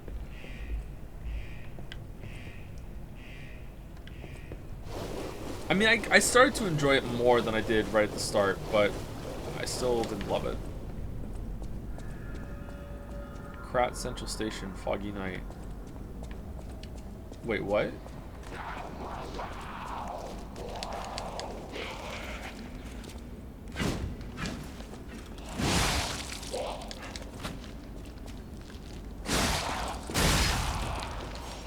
Was that blocked before?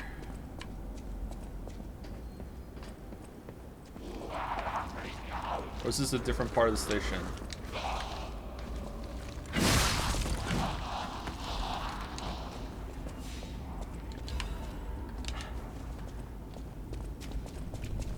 Did you feel that? An ergo amplification effect coming from Krat Central Station. Who's talking? I wonder if the alchemists are plotting something again. Please investigate that area.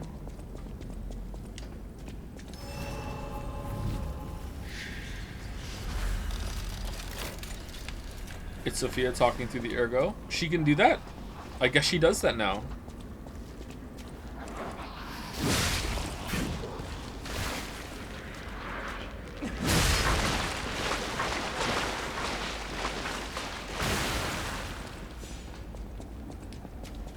She did at the start of the game too. Oh, that's true. Yeah, she talked this with the butterfly. But the butterfly's not with us. Maybe the butterfly's still with us. Why isn't she doing this the whole game then?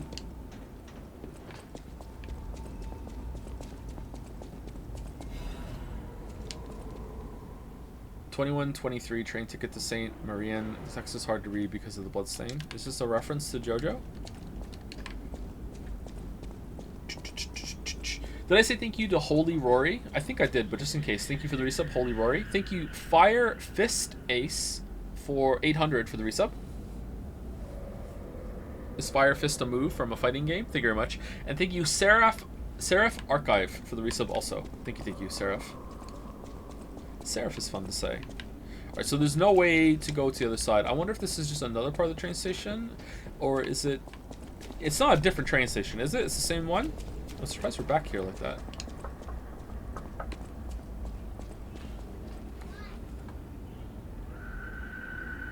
Okay, Lily handled it. It's fine.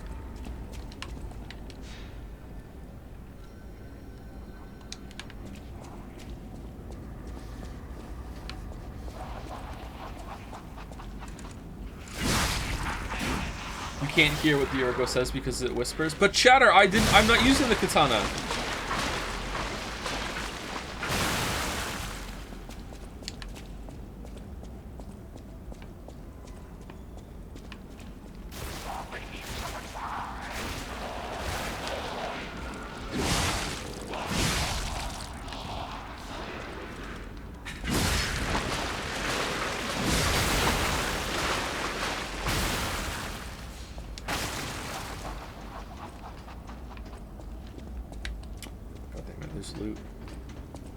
There's loot! I feel like I'm not talking much today. Or I'm not talking much since we beat that boss. I'm tired. I'm tired. Put it on the soundboard. I say it so much. Alright, there we go. So that's a shortcut again?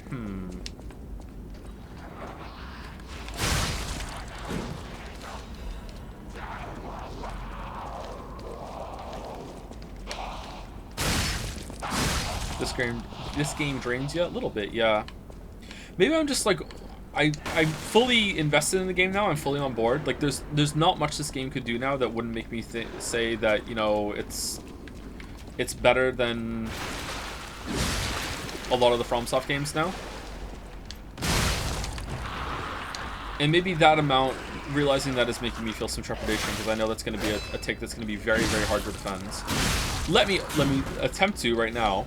So this game is coming out like after all those games, and has learned a lot of lessons that FromSoft like learned there too, that we're teaching in those games. So it's like it's building off of it. So it's not like, oh, FromSoft shit or anything like that, or oh, this game is so much better than FromSoft, what the fuck are they doing? It's not that at all. It's that they're actually taking that as a foundation and building on it, and that's a good thing, right? Like, it's good that they're capable of doing that. It's no shade. It's not a bad thing to FromSoft. Hopefully they can learn from this too, right? In Cyberpunk 77, did you manage to get the katana from the roof? DLC will let you get it. If not, no, I didn't. But I'm gonna restart when I play 77. I tried really hard with my magic stairs of cars that I could summon that could go as high as I wanted to get back onto that building, but I couldn't get the angle right, and I just gave up. It didn't seem worth it to me.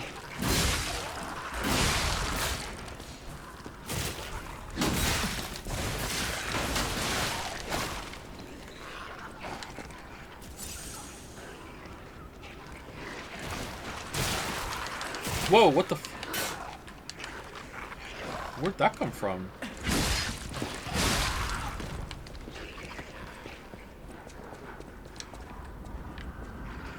I saw someone over there. Whoa! Why are they stronger without legs? Yes, finally, these legs are gone. They were just holding me back.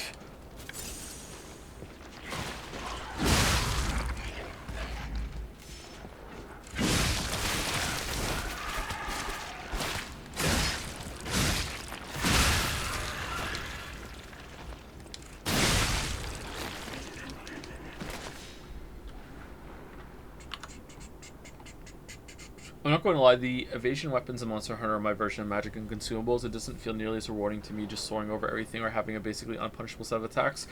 When you start to get into the flow state with the game, it's super challenging and engaging, and the payoff is great. Yeah, I've heard that too, and I would agree with that, yeah. I don't know, I don't like the combat in Monster Hunter as much as other people, so maybe that's why I use the easy mode weapons, because I was trying to make it fun for myself. Someone's saying that the enemy variety has kind of went down since the Victor fight. It hasn't been that long since the Victor fight. I think there's still been a fair amount of new enemies. There was the whole new set in the swamp, right? They were similar to other enemies we've seen before. Do Do you think it'd be better if the weapons were upgradable with souls, so that you can always farm and the character itself with Titanite, rewarding exploration? No, I think that you should be gating the weapon upgrades at certain tiers, or else you could upgrade your weapon to the max level, and that's really powerful, and that would make it so you could kill the balance. No, I think that you should, they should stay with the fragment system, if they're going to have a weapon upgrade system. I missed a lot of the stream. Has the game been consistent in quality, or have things taken a dip? No, it's been consistent. The areas have been good, and the last boss we fought was really, really good. They did a lot in terms of gameplay improvements, but the story isn't that good, and the setting isn't that mystic. Maybe it's better because it's so less fake. For some people, yeah. I don't really care about that, so I'm not looking for improvement in that area. I think the Pinocchio theming is interesting. It seems like it's not just a meme. It feels like they give a shit about it. If you really love the story, then maybe... Like, I haven't read the book, so I only know the movie, and Disney version's probably not, you know, good compared to the book, right? Like, it's not a bad movie, but like there are better Disney movies.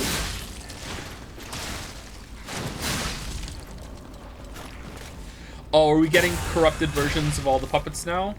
The carcasses and the puppets are merging. So they saved all the reskins until this final phase when it's like the corruption's taking over. That's an interesting way of doing it.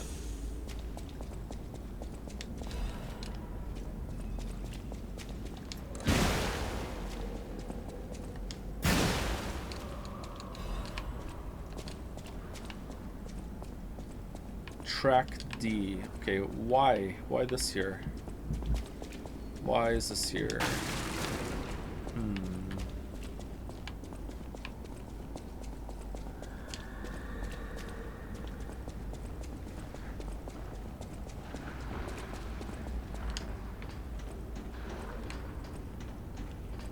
Bosses are good, but I've seen them do that thing you mentioned a lot in Dark Souls 3 vid with different attacks tied to the same startup animation, which I think stinks in some cases. Do you think so? Because I'm not seeing that at all. Are you playing the game, or are you just watching it? If you're just watching it, maybe there's some subtleties to the animations that you see better when you're actually playing it and you're in the zone. If you're playing the game yourself, then your experience is different than mine. Not saying you're wrong, it's just I haven't noticed that.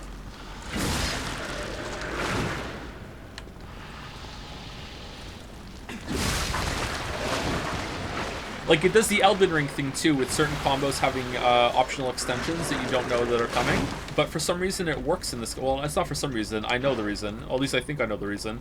But in this game, it works because the animations are selling it. I can feel it out. Whereas in Elden Ring, it feels more like...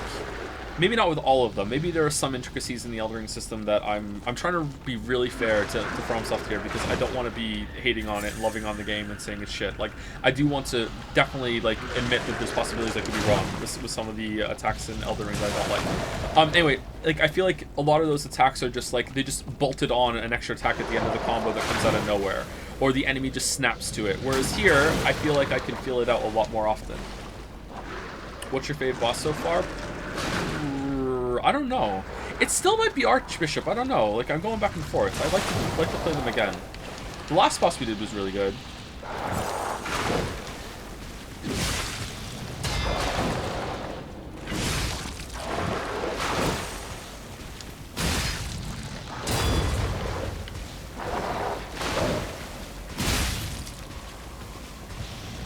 Oh man, the decay does so much damage. Alright, so the decay does also more damage if you're in the blue.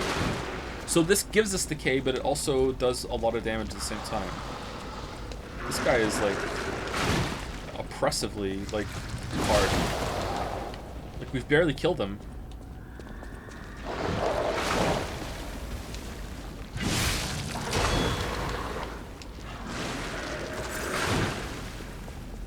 Okay, I'm running past to see if we can unlock a shortcut. That is very difficult.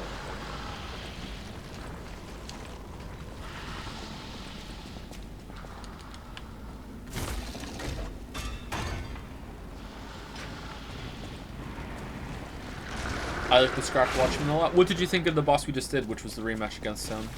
In a very creative way. I thought it was pretty good.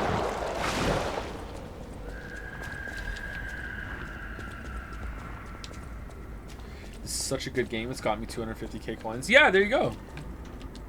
It's been really good for bets. Just another way that this game shines.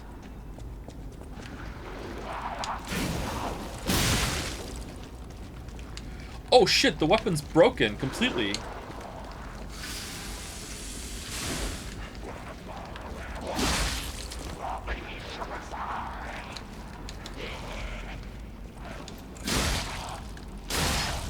So we still do decent damage, but the weapon now bounces off, so you can't combo it.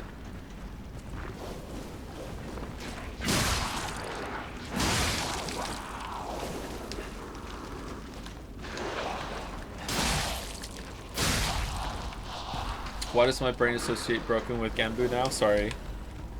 Genbu's broken. It's Genbu'd. There's been a couple times where I watch part of the stream back and I say broken, and then someone in chat says it's Genbu'd, and I'm like watching it back and I'm like, oh shit, I could have done the Genbu bit again. Shit. Really missed a beat there, Joe.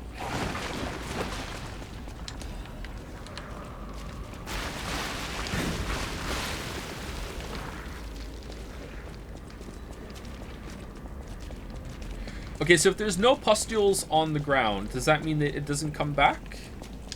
Let's see, does this come back? I'm gonna guess it does. Shit. Then Pizza Tower is the masterpiece. It got me a mil monocoins. It's a pasta piece. Yeah, this game is way better than Elden Ring. Elden Ring earned me no channel points. Oh, what the fuck is that? What's Scorpion Carcass? What the hell? What?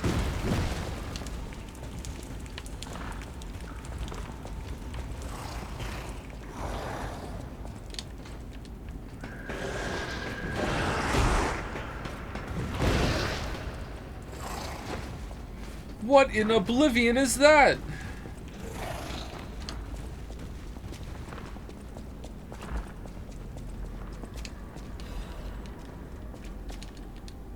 You don't understand? It's all Genbu'd now. They tweeted a Jom.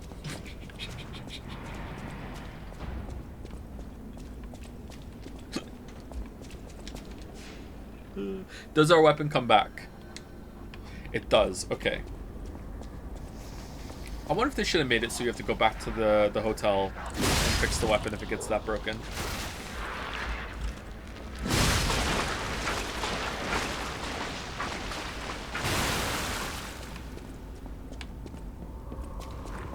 By the end of the year, we'll be saying a full sentence of fake words. Not to me. I'll be applying for a job.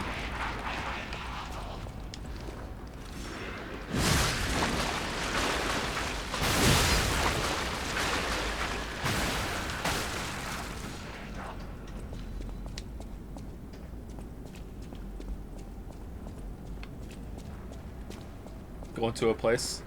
I would like a job, please. Job. Ah, fuck. Alright, I'll show myself out.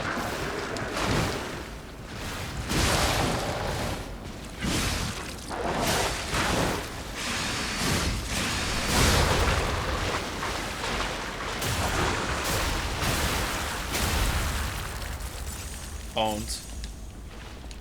Fucking owned.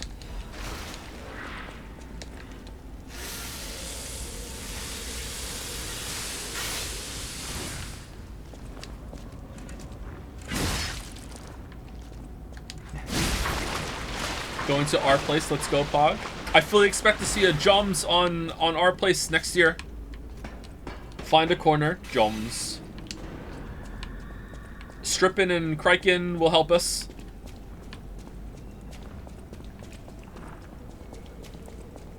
The Joms Glomerate. Wait, is that where we were before? And now it's got new luggage stacked?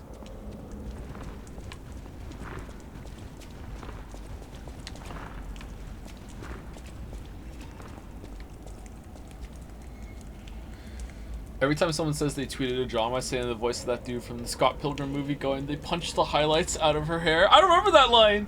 I haven't seen that movie in a long time. That's an older movie now, isn't it?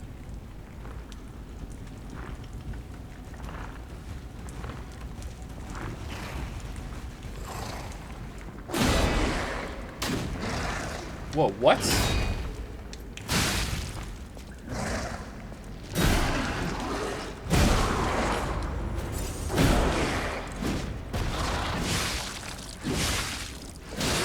Okay, it doesn't feel like I'm hitting this guy. Quick, the other weapon!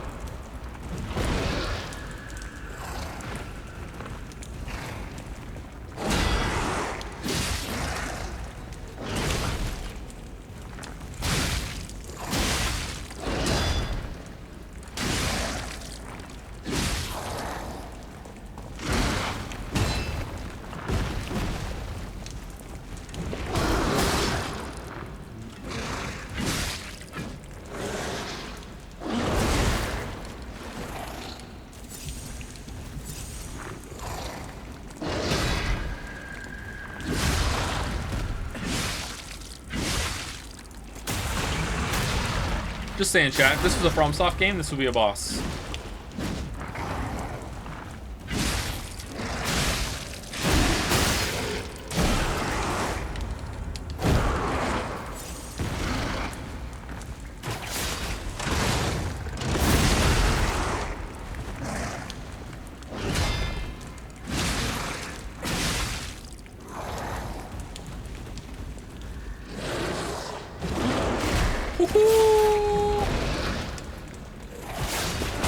No! God damn it! I wanted to finish him off with the hook shot. Alright, he's pretty tough.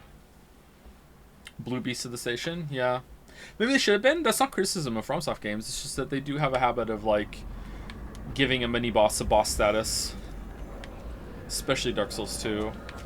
Dark Souls 3 is a little better with it, but there are a couple of stinkers there.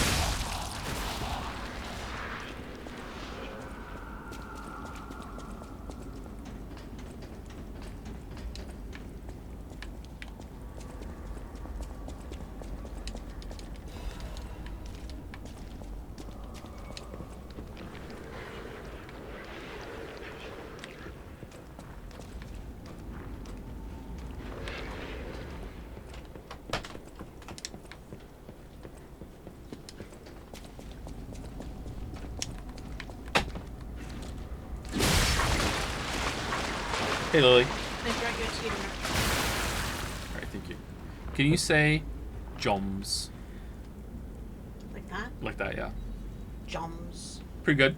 Pretty good joms. Joms. Joms. Joms. Can you say it's Genbu's broken? Say it again. Genbu is broken. Genbu's broken. Genbu's broken. There you go. Can you say it in a British accent? No, I can't. Okay. I can say anything in a British accent. Alright. Thank you, Lily. Very cool.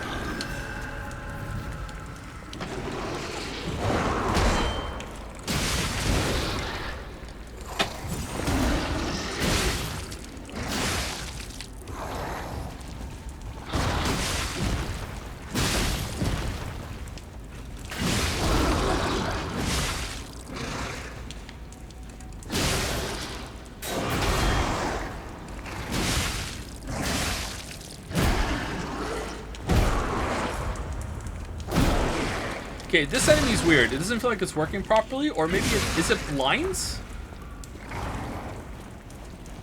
Very tanky, hits very hard, but like just kind of flails around you. I wonder what the intention of this boss is, or mini boss is. Sorry.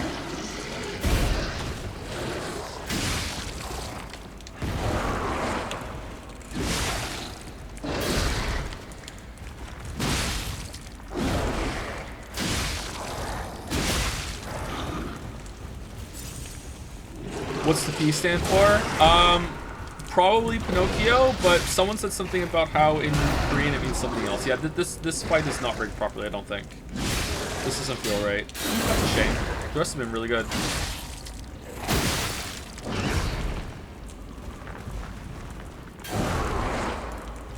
Todd?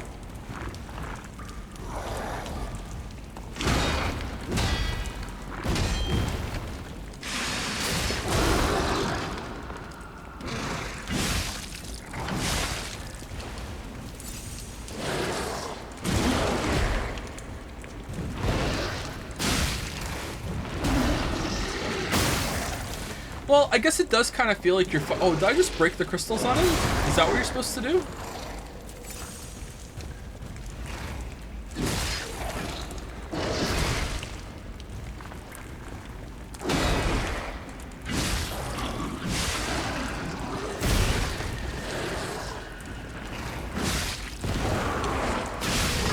Alright, we got him. Maybe it's supposed to feel like just a big blind rampaging thing. Maybe it's supposed to just be an interesting encounter rather than something that's really, really tough. I mean, he was kind of hard. Mad Puppet, where is it? Murderous Puppets Amulet? Increases damage inflicted on humans. Okay. He is like blind maybe, I still think he doesn't move as well as the others. Yeah, it doesn't feel right, does it? It doesn't feel right. I wonder if you break the armor around his mouth, I wonder if he can see after that. That would be interesting. Ooh, imagine a boss that was like that. You can break the armor around its eyes to do extra damage and do the fight faster, but that also means now the boss can see and can track you a lot better.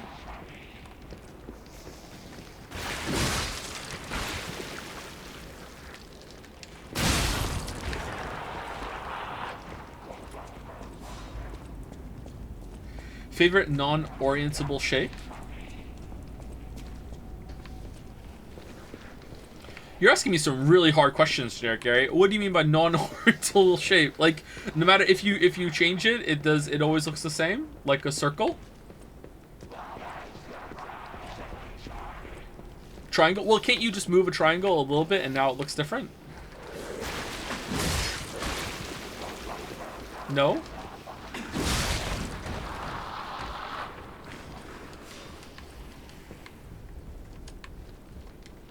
Isn't the sphere the only one?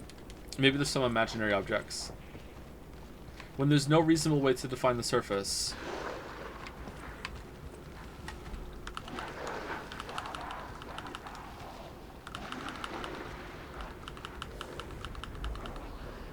Why don't I have a window open? There we go.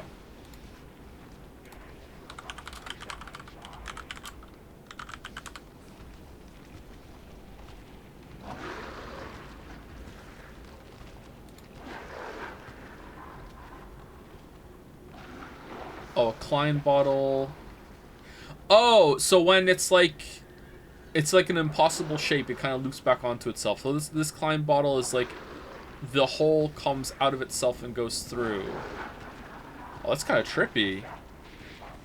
What the fuck?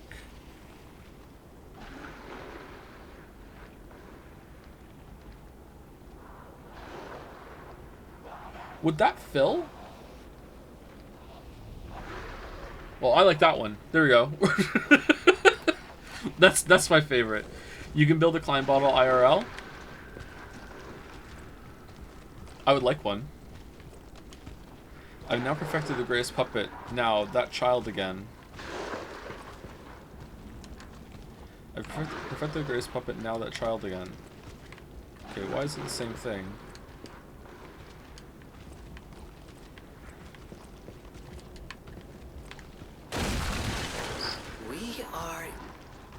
Yes, behind the train car where you woke up. Could I have done this the whole time? Wait, what is this? Who would put a workshop like this here, of all places? Good grief. It's Geppetto. Letter from someone who has gone ahead. Dear Geppetto's puppet, who will come to this workshop train, I'm really thankful to you. A workshop train hidden by Geppetto, isn't that something? If not you. So they're hating it? How wonderful. If not you, how would I have found this place? Unfortunately for Geppetto, I have the ability to read someone's memories. In Malum district, I had a hunch. They thought that if they followed you, Geppetto's puppet, they'd find the relic he stole, and that hunch was right. The relic has been returned to our sacred place. Now that the stage is set, the doors will open. I know all this is confusing, but soon you'll learn everything. Thank you. You were a good guide. SM. S&M? It's Manus. Stannis the Manus. Please be quartz. Please be quartz. Lada brake cartridge.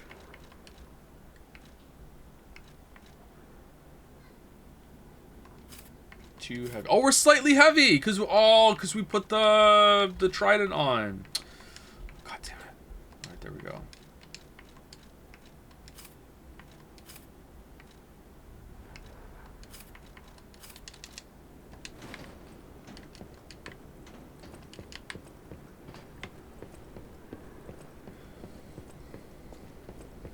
Really like this fit, by the way, Joe. Really stylish. What I'm wearing, yeah, it's pretty good, isn't it? I like it too.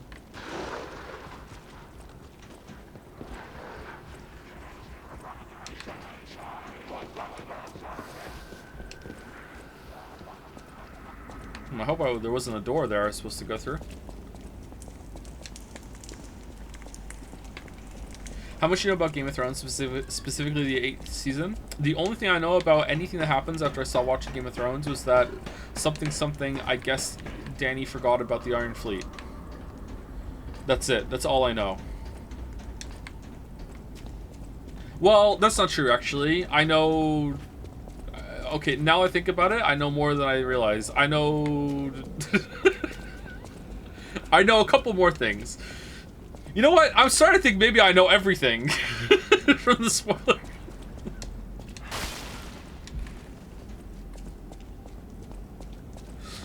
I think maybe I just like assimilated that kind of like via osmosis or something. I don't know. All right, what's down here?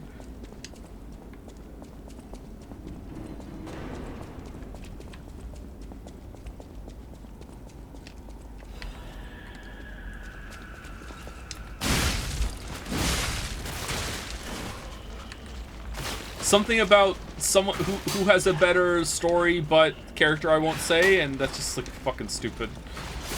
It doesn't sound good.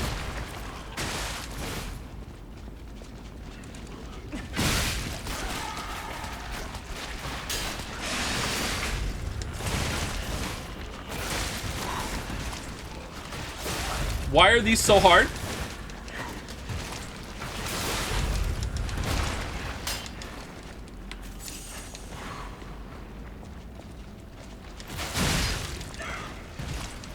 These are the babies, aren't they?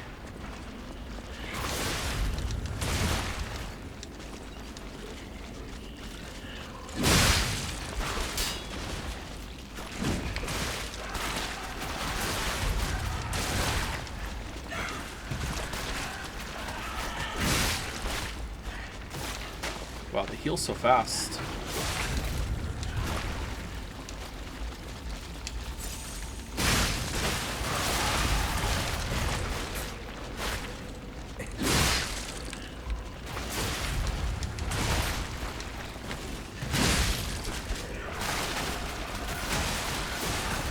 Can I kill one, please? What the fuck?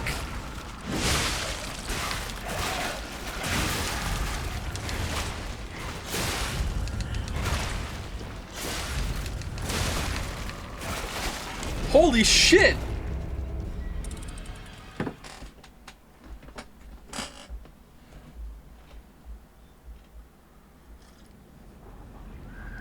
Katana time? Katana would be good there, wouldn't it? Because you could attack while moving and they wouldn't be able to get you.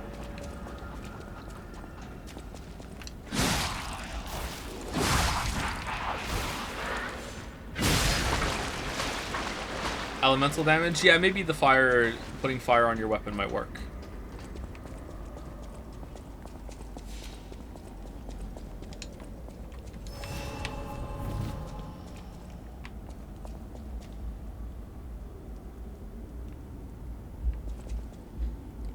What does that say? In the Lies of Pope?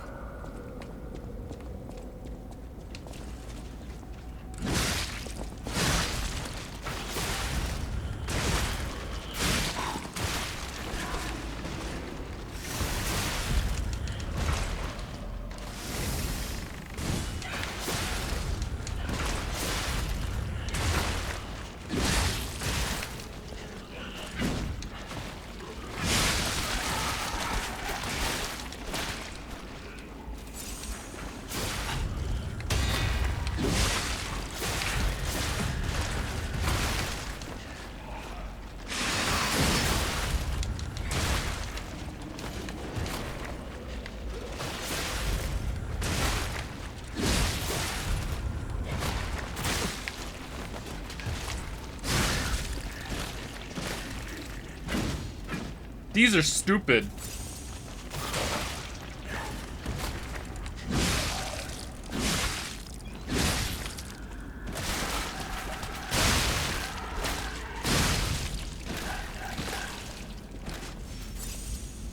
Oh, it's because they're headless. Oh, they really did copy FromSoft. Oh, shit. You went too far.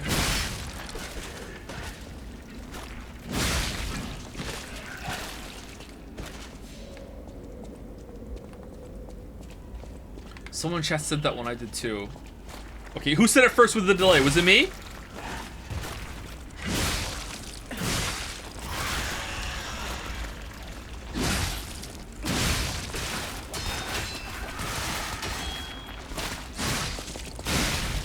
Alright, we did it. This better be something really good.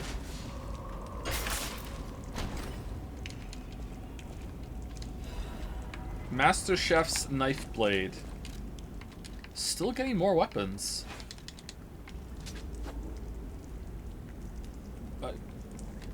It's just a cleaver.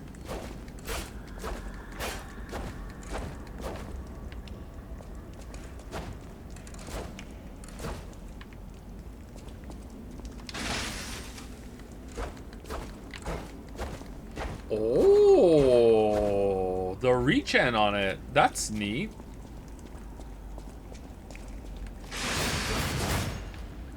Slice and dice.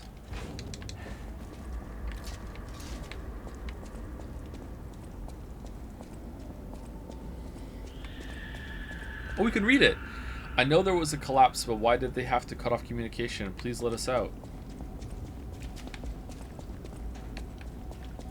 There was a collapse, you say?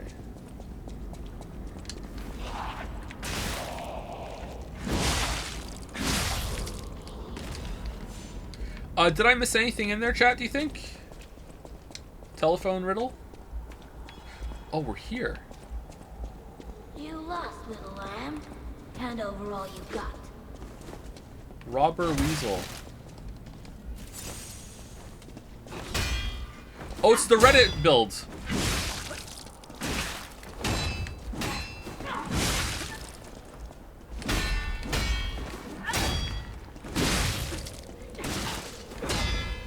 Welcome to the city of the future. And the future is death. Hoo-hoo, that's interesting.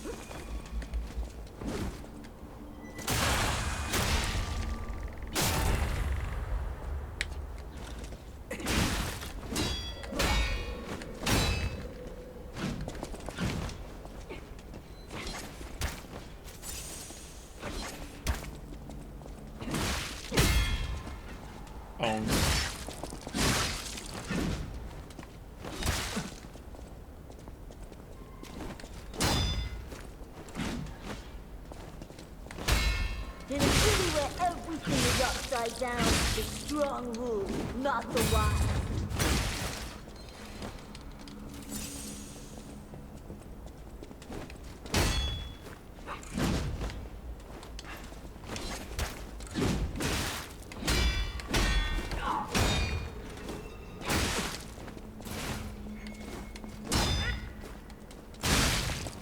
I'm not good at parrying her.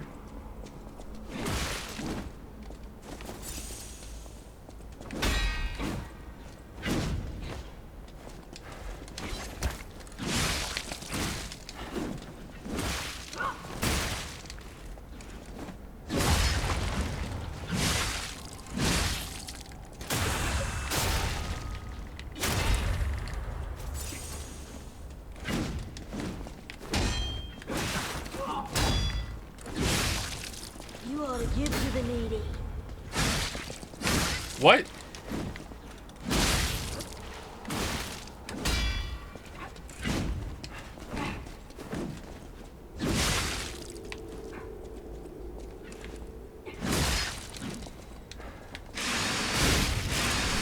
don't want to die. I just wanted a full belly. That's not so wrong. Get a job.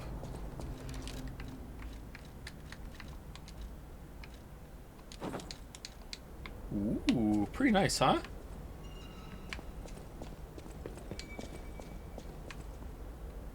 Not bad, I like it, but I like the one we had on. The green one is my outfit.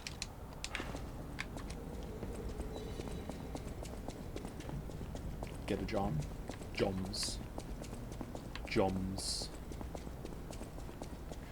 What would happen if I teleported...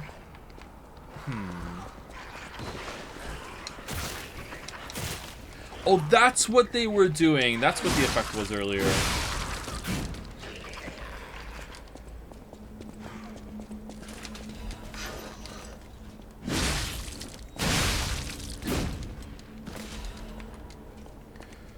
What would happen if I teleported to the Stargazer I already have open outside the train station? Is it going to say Stargazer is currently blocked or something?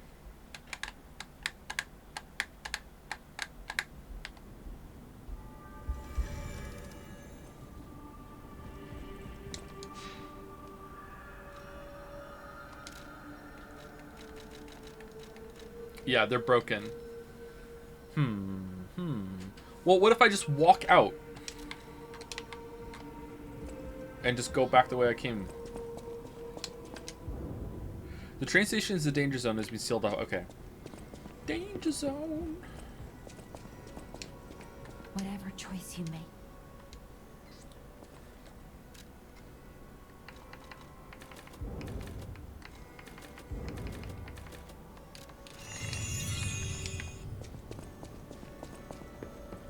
I know my way around. Let's put a technique one on, because it'll do more damage, right? Make it scale with A. Nice.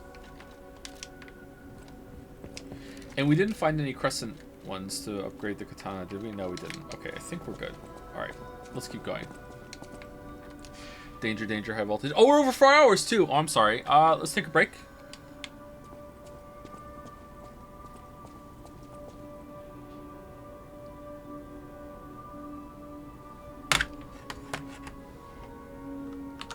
Be back in 5 minutes.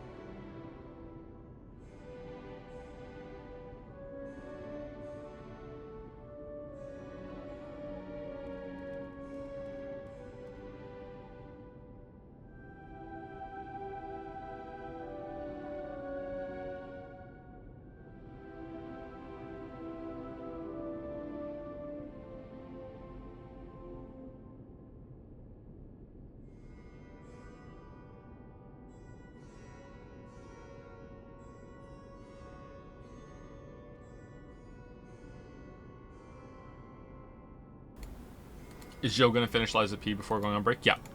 This is the last game we're streaming, and then we're gonna go on break. She didn't look at the camera the whole time?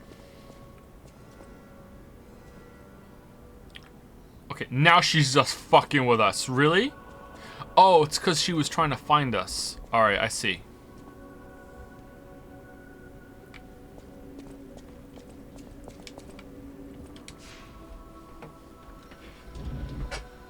I see.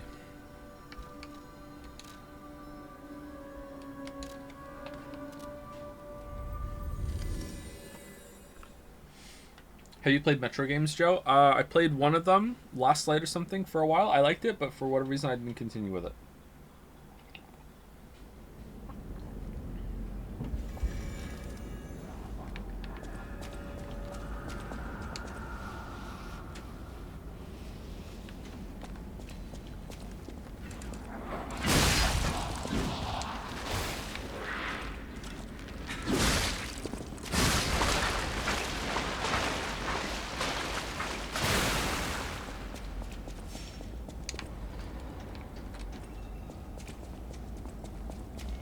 Okay, let me see. So we went over there, we killed the big scorpion, we went through the train. I think we fully explored this area. I think we did it. Oh man, I hope they're okay.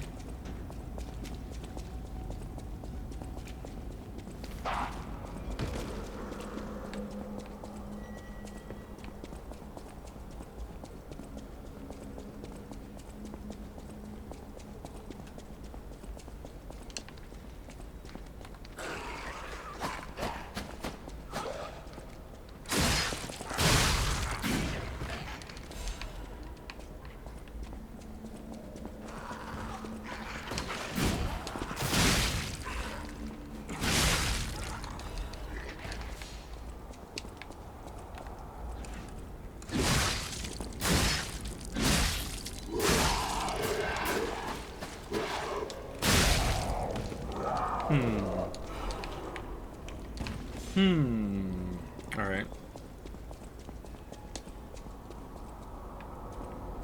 A dream of becoming a real girl. Harold Theater, Rosa Isabella Street. Like a different Pinocchio thing? Didn't see that before. Oh, there's a butterfly. Where is it?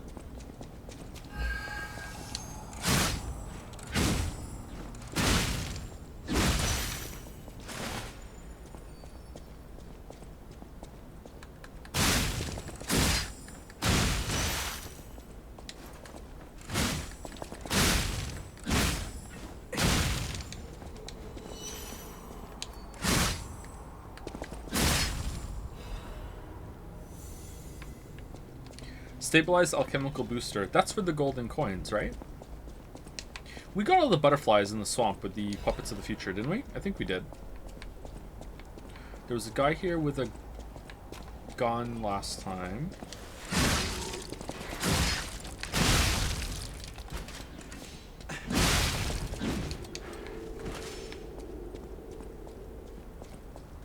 Time to go to the bathroom. Oh!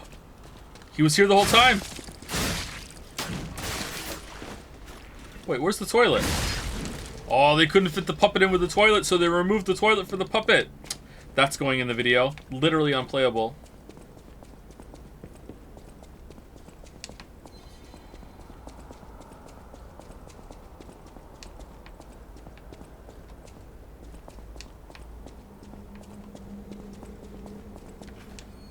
Was there a Stargazer here before?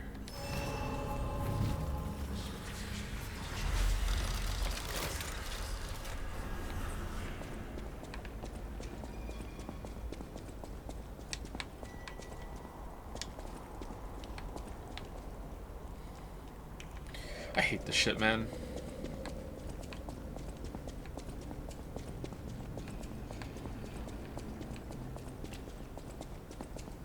Alright, this wasn't open before. Interesting. Oh, it's a Trinity place. Alright, where are we gonna get the Trinity key from? Is Riddlemaster in on this? What's Riddlemaster's endgame? Is Riddlemaster Manus? Welcome to Krat.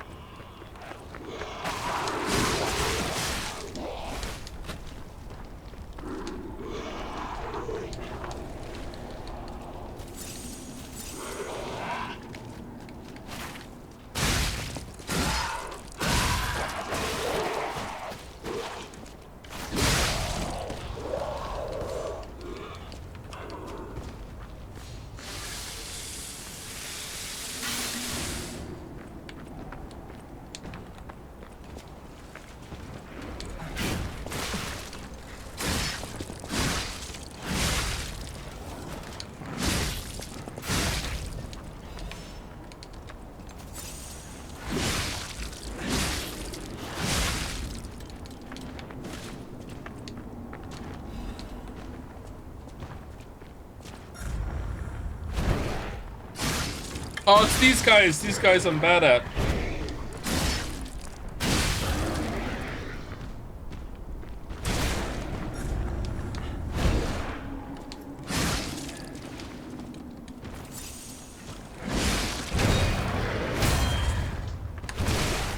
Oh, holy crap.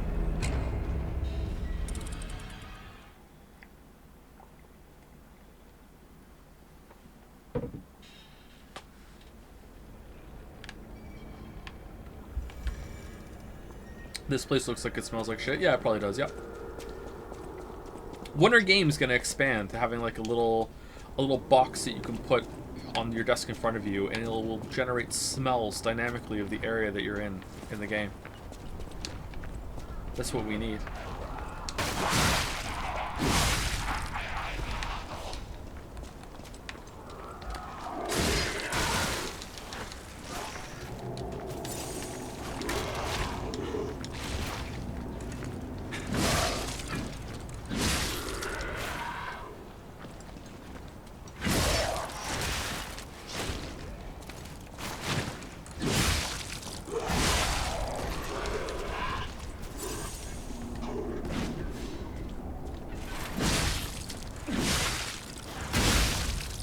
Sewer levels.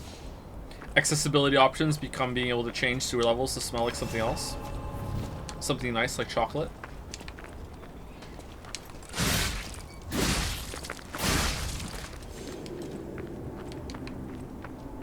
It would kind of add something to games though, whereas sometimes when you play a game, you make the player character go to some like horrific place, and you just kind of like, just go forward. What are you doing? Just go in the sewer. Just go. It's like, what the fuck, dude? It's a sewer. Like, no one wants to go in the sewer.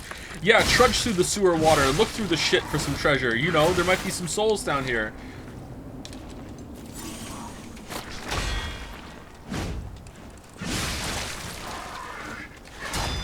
Oh, it's broken, so now the animations are a little harder to read.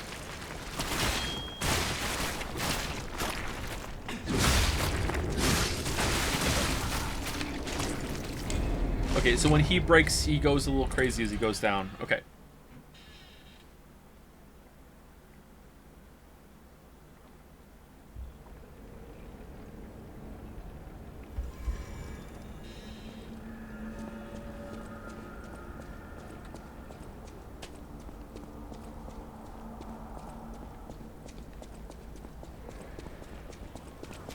Are you enjoying the game? Very much, yes.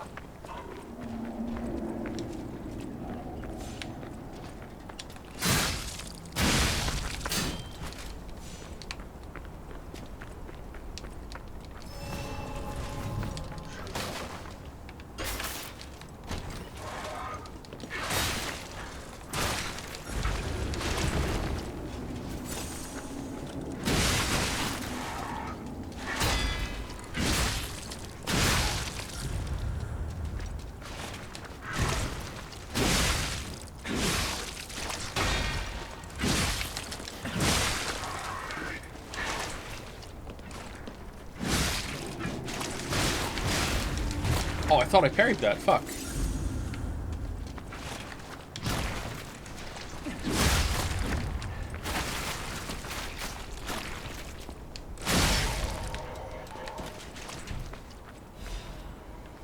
Molnir?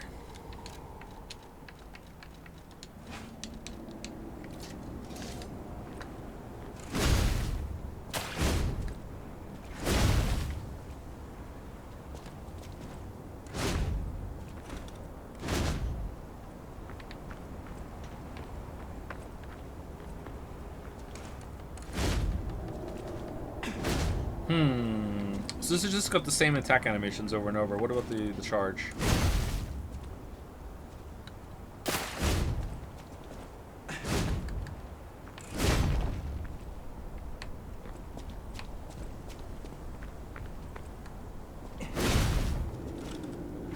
Yeah, these don't go through smoothly.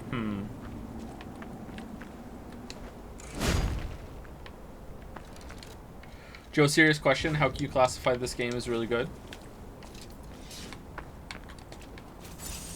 Are you sure it's a serious question? It doesn't sound like a serious question.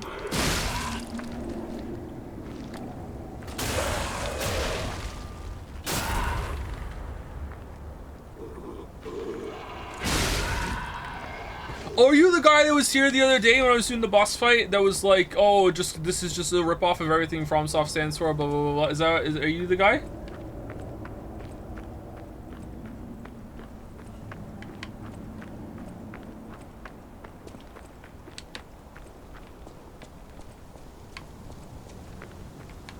So it's a serious answer to that is that I think that you're not understanding how much Dark Souls and FromSoft copied from other games that came before them. All games are built on their predecessors. Like, you're looking at this and being like, oh, what the hell? Like, this is just copying too much from my beloved franchise, and you're not seeing how much was already there and was lifted from other things that came before it.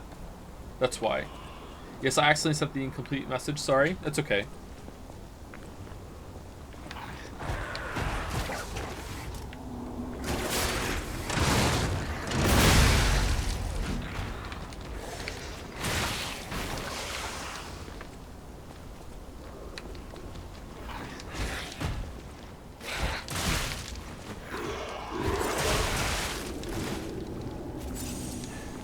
Copy past it.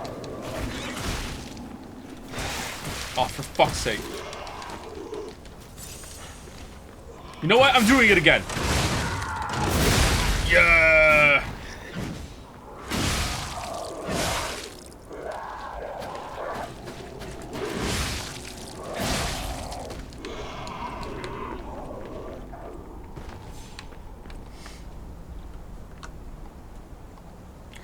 The old question was, and I quote, Joe, serious question, how can you classify this as really good, knowing full well that it's a whole ass copy of another game with almost no originality put into it? Originality put into it. They plundered everything they could from FromSoft games and Disney's Pinocchio, hell, not even the original. What? And called it a day. What? That is... Yes, Disney's Pinocchio is what I think of whenever I play. What? I feel like anything else it would be called plagiarism, but this is a Souls-like. This game is the most unoriginal thing.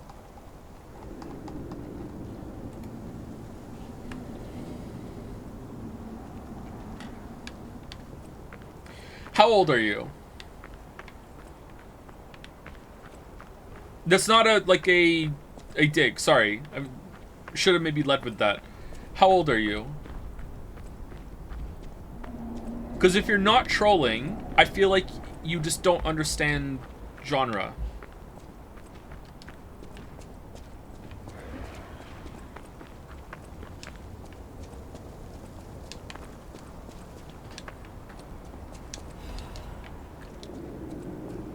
I'm sorry, I'm not familiar enough with the distinction between Disney's and the original. I'm not either, but I see nothing of Disney's version in this. I haven't seen a single reference, nothing at all from Disney's version in this, except for like names. That's it.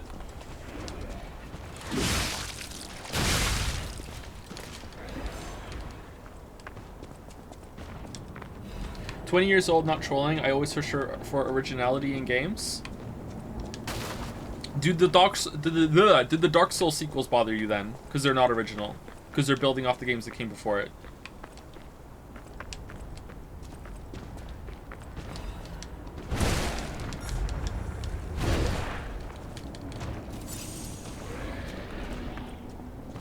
"20 years old is still pretty young, but I think that is old enough that you should have understood like genre by now. So I don't know, man. I don't know how to. I feel like you're being genuine, and I don't feel like you're trolling, and I feel like you're angry, and I don't want to say that your anger is like completely unreasonable or misplaced or whatever, and just, you know, you just need to get with the program because no one's gonna learn from that. But I am struggling really hard to think of how to broach this subject in a constructive way with you. That doesn't mean it's impossible. Maybe I'm just not in a good place right now on the stream to do it. But like, in the politest way possible, you're just wrong. And you just need to look into more about genre and look into different games and how games evolve. Same when it comes to like any form of art, like books, like movies, like everything. Like that's just how shit happens, man.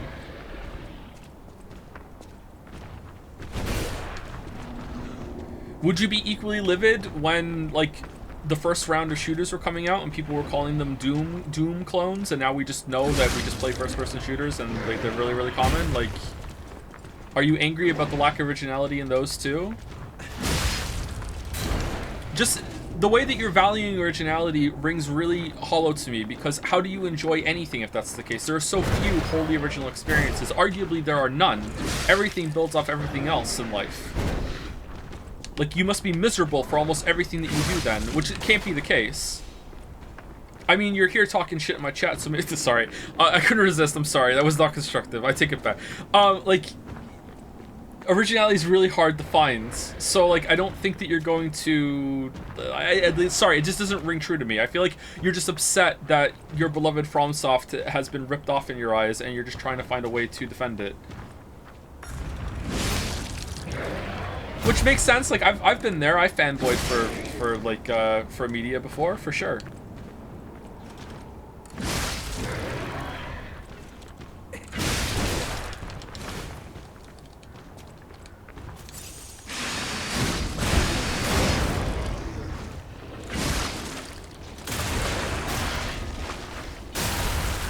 Lol, why projections though? What projections? What have you fanboyed for? I'm not telling you.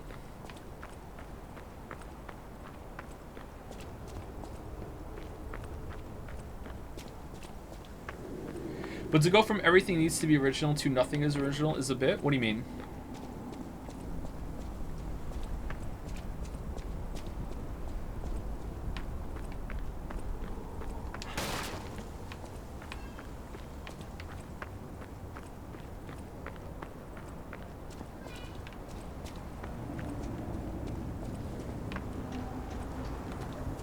Which game or franchise is your favorite character designs? I don't know.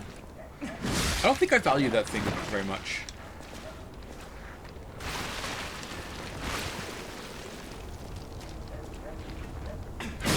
I am genuine, man. I just don't appreciate unoriginality. Look, if someone made an exact copy of a famous painting but with ever slight change, everyone would just look at it and say it's a copy, but when it's sorry, it kind of scrolled up, but then with Souls-like it's fine. There are way more changes here than what you're describing. These situations are not analogous. There are so many more changes based on the foundation of the Dark Souls formula here. Like, you just, like, again, I don't want to be like too like heated right now, but you're just not understanding genre conventions. It's bait? I don't think it is. I don't think it is bait.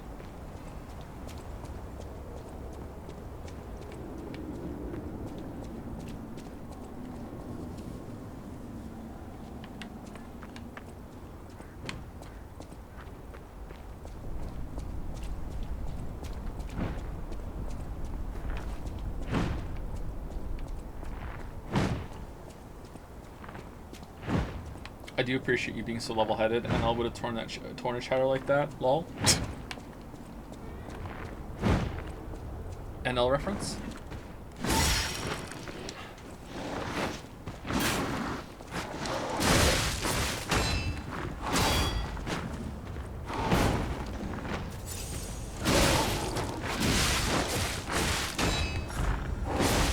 Oh, damn. Oh, hey James, second stream. You always say you're Canadian, then why do you sound so Irish? Do I sound Irish? I think you're getting me mixed up with the other long-form YouTuber who also doesn't make videos anymore.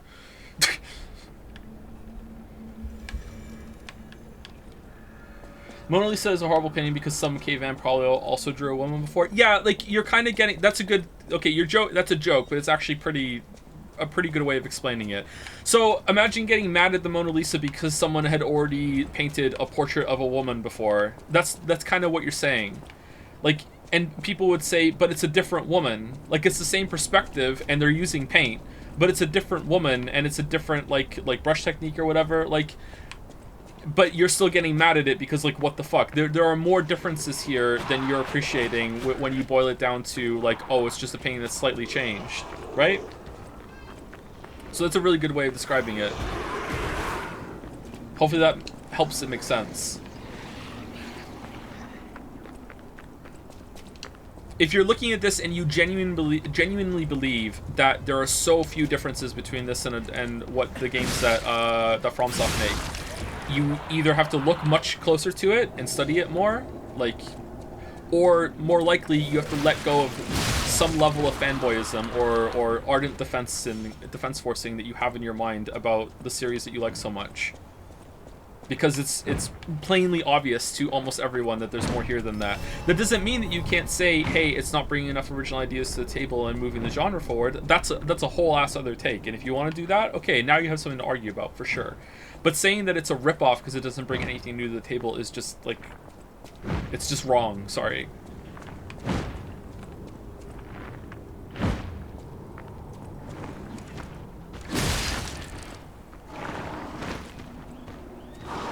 Someone said something how it's a bit about wanting originality is like, and then nothing is really original. There are original ideas and original twists of ideas, but like almost anything you can trace back to, oh, this is referencing this, it's building upon this. Like,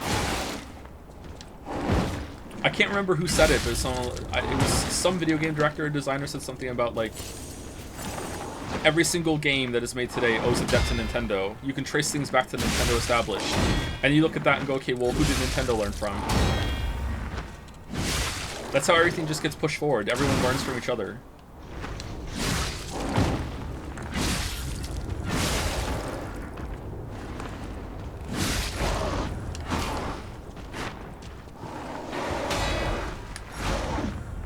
Like, even streaming, even what I'm doing right now, I'm learning off the backs of streamers that have been on the platform for a long time.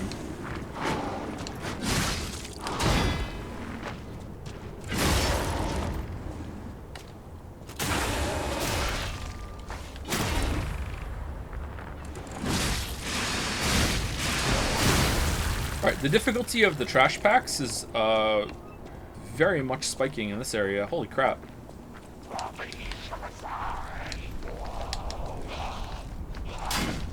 What does it mean when the enemy glows red? It means that you cannot iframe through their attacks and you cannot block them. You can only perfectly guard them, which is timing your block right before it hits you. You can avoid it, like if the enemy glows red, I can just walk away and it won't hit me. Or I could dodge well enough that it physically doesn't hit me. I could just roll away or sidestep, but I can't iframe through the attack like you can iframe through a lot of other attacks. There is an amulet we found, though, however, that will allow you to iframe through red attacks. But you need to kill a boss to do it. We got it pretty late, and it's also very heavy on your equipment load. Oh, it's a new Stargazer. That's interesting.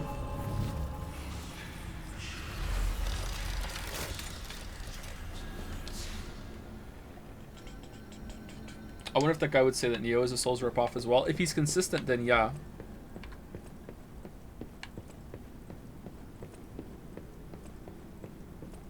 Can you give examples of what new this game brings to for the genre?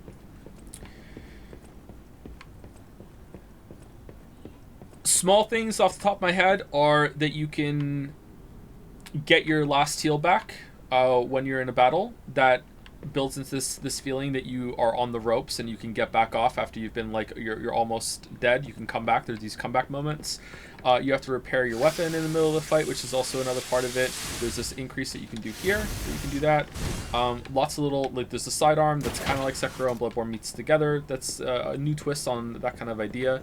Little quality of life. I'm looking at the screen right now. Top right, when you get level up and you have enough souls, the ergo in the top right is blue right now, and that means that I can actually go back to the maiden and level up. Whereas if I couldn't level up, it'd be white right now.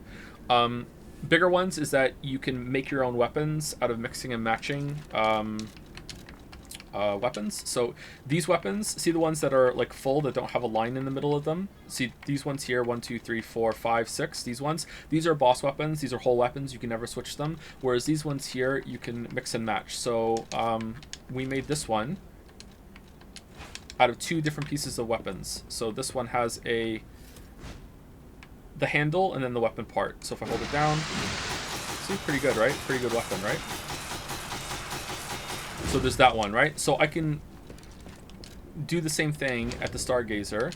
I can go to the assemble weapon part, and I can assemble different weapons out of different blades I have. So I have this great sword blade, and I can combine it with the Mjolnir handle that I just got. Okay, so now I've made a whole new weapon, just off the fly like that. And there's so many different ways that you can combine this. So now I have this big, huge spear that I just made myself. See? And the handle is the move set, and the blade is some of the scaling, and also one of the special moves that you get. So pretty fucking cool, right? Added on top of that, you have boss combat that utilizes deflections and dodging and quick stepping, and positioning really matters a lot, with perfect guards building up a stagger state that you can knock the boss down. These are things that are found in other games, obviously, but you're going to struggle to find anything wholly original. Although I haven't seen a handle and weapon system mixed like that before, but I'm sure it does exist. That coupled with a great amount of care that is crafted onto the boss fights leads to very, very enthralling and engaging boss battles, where the animations lead to this dynamism. Oh, I said that word almost correctly. During fights, that bosses are very, very difficult, but very, very fair, very readable. Almost every single time that I see a move, I can usually grok it fairly quickly, and after that, I'm not pissed off because, oh, I don't understand how to dodge that. I just don't understand how to get the timing right, and I'm figuring it out, right? They've been very creatively designed, and the way those animations work, I'm really underselling it at the moment, I think. The way those animations work lends itself to these combo extensions on some of the attacks, and instead of being like blindsided by, oh my god, usually he only does 4 punches there, but this time he did 5 or 6, instead I'm like, I kind of felt he was going to extend there, I kind of felt he was going to keep going, and because of that you can really feel it, the fight's better, you can slip in attacks, you can really feel like you're getting better constantly. I cannot praise that part enough. That might be my favorite part of the game, actually, how well the animations are while also looking really flashy and really creative designed. For a specific example of a boss fight, I don't know if this is wholly new, but there was the boss fight against Archbishop, which was 2 bosses in one that was kind of glued together.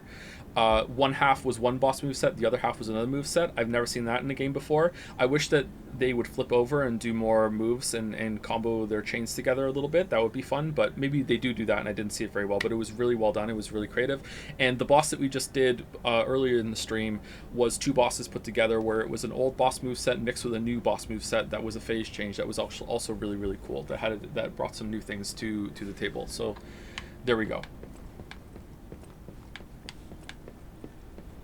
Most of it is going to be development and tweaks on existing ideas, but again, I would challenge you to think of pretty much anything that's like that, right? Like, look at the Estus Flask. The Estus Flask is like, all right, so you have a healing potion, and the healing potion changes a lot of things because when you go back to the bonfire, the checkpoint, you get it all back and you can use it again. Well, all those ideas and ingredients already existed in games before then, but FromSoft did some tweaks to it and made it new. Same with the bonfires being checkpoints of levels, and that becoming the start of the level and you go to the end. Well, that's just basic games. Like, games have been doing that for a long time, but FromSoft took that establishing idea and put a different twist on it and made it feel fresh, right? So it's that kind of area. Was that a good answer? Was that in-depth enough? Sorry? I kind of closed my eyes while I was talking there. Thus there lived in Krat a technician who made the friendly three puppets brothers, an alchemist who breathed life into puppets, and a stalker who rectified puppets gone wrong. The 3 brothers built the craftsman's... It's 3 brothers! The craftsman's workshop tower, and made phenomenal puppets. The puppets seemed as if they're alive. The good ones helped the people of Krat and worked hard, danced and sang songs. The people were extremely glad and everyone was happy. They said it's all thanks to the 3 brothers. The 3 good brothers lived happily ever after. Okay. On top of that, the game is also just... The game has a high amount of enemy variety, it has a lot of mini-bosses, has a lot of boss content, and the quality's just been really, really high. There's been interesting varied movesets on all of them. They haven't been too hard, but haven't been too easy either. Like, I really like the deflection. I really like the mixing of the different defensive options. I really like when I have more than one thing to do. It's not as good as Sekiro, because Sekiro has more than 2, whereas this only has 2, really. It has, like, blocking and and rolling, and different timings on each of those. Positioning too, I guess, for a third one. Sekiro has jumping as well, and technically it has to dodge forward from a carry counter, but that's kind of like a different kind of dodge, really. So Sekiro is probably going to edge it out a little bit for me, but yeah, it's just everything is at a really high quality. I don't suppose you'd like to buy anything? Sorry. I've been on my own so long, my sales pitch is a little rusty. Hard to engage in trade when you're fleeing from monsters. Even if the abnormal has become normal, the living must live. Buy something, and you'll help both of us. Kind of adjacent to this, but...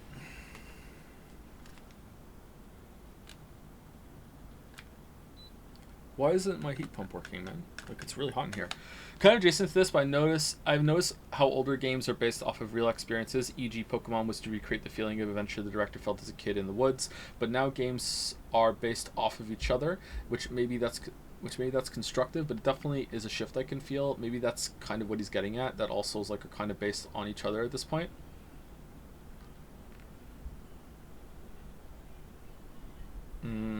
I think that's a very generous estimation of that. Oh, it's a shovel!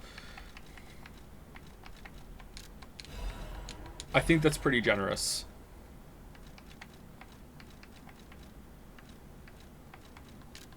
Let's get the overheat one.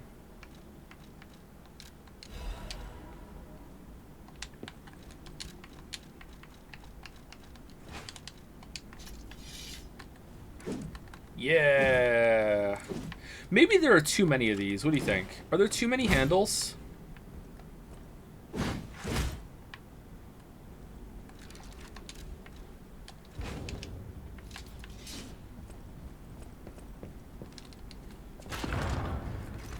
The way to think of this is innovation versus iteration. Innovation creates new genres, i.e. Demon Souls is an innovation. Oh, wow. Uh-oh.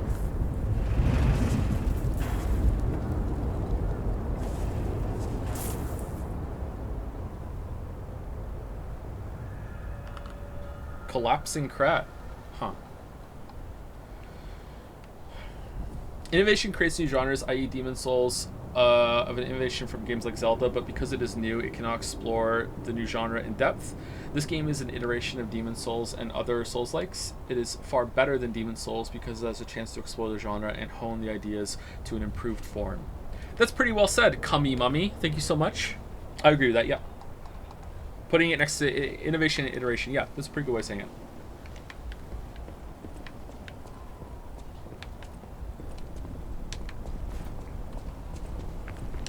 Whoa.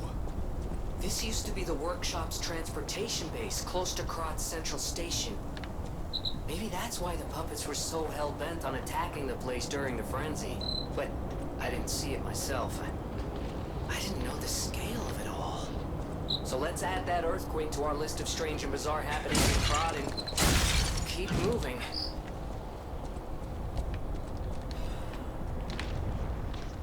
To my beloved Gideon, fucking what the fuck? Thank you so much, Gideon.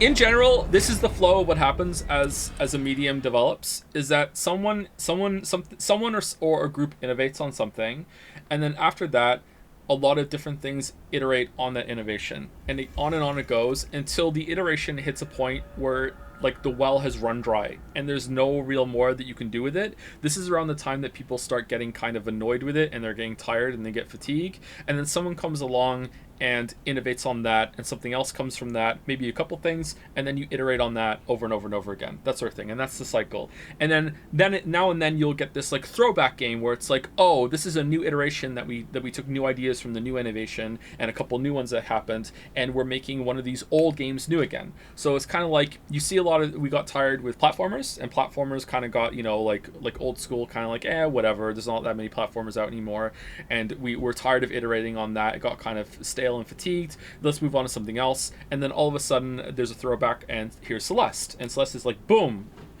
or Super Meat Boy, boom. You know, these come out and it's like, oh, this is like, there's new tech that can be developed, there's new ideas, there's a new twist on something that is building on something else, and there you go. So it's a throwback. But does that mean that there's a bunch of things that come out of that? Typically no, but sometimes, like, not a lot of games have followed in Celeste's footsteps and have iterated on that. There are a couple. There's a Celeste Metroidvania kind of thing that's coming out that I'm seeing that's very much like that, but typically not. Now it's too cold in here. What's going on? But sometimes it can. Sometimes it can be like a renaissance of like, oh, there was more to do here, or there's new ideas that we can bring that can be explored again. Do you like this type of conversation with chat, or do you leave the bad taste in your mouth? I almost always like these kind of conversations with chat, but lately I'm having some trouble communicating and keeping my thoughts straight because I'm just, you know, father of 4 young kids, so it gets to me. But I try. Typically I like them, yes.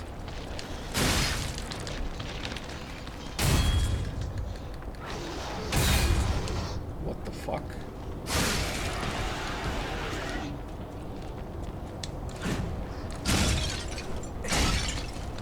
Oh, I wonder if I was too close to this one and that's why I got hit. Oh man. I got stuck on the wall there and I couldn't dodge around.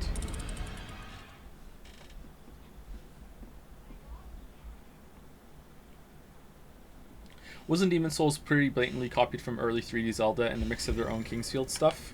I'm not sure if I would say blatantly, but it does take a lot from 3D Zelda, yes.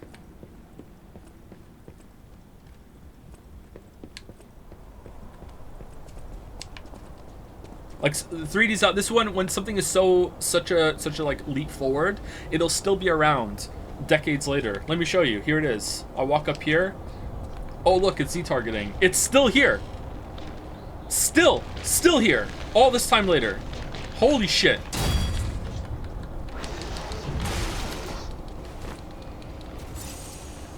Ocarina of Time was 1997? It's still here. Father of 5, nah, father of 4. There's no more babies.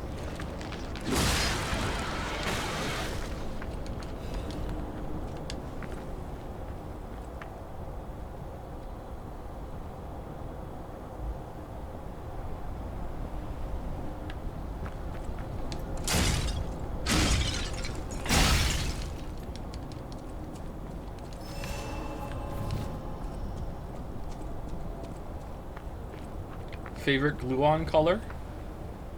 What's a glue-on? Glue on these.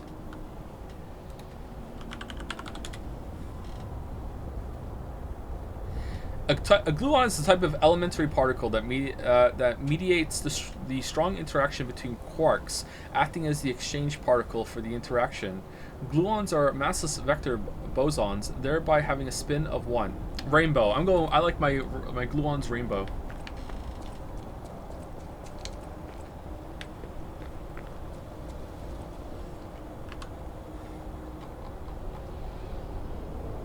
Kind of weird question, but do you think you would want to live if you had severe dementia and couldn't even remember to drink water regularly, let alone anything more complex? I don't think I would want to live like that, no. Any plans to see the 2024 total solar eclipse? Moncton is right on the edge of the path of the totality. Oh, is it really? I didn't know that. Yeah, I would like to do that, yeah.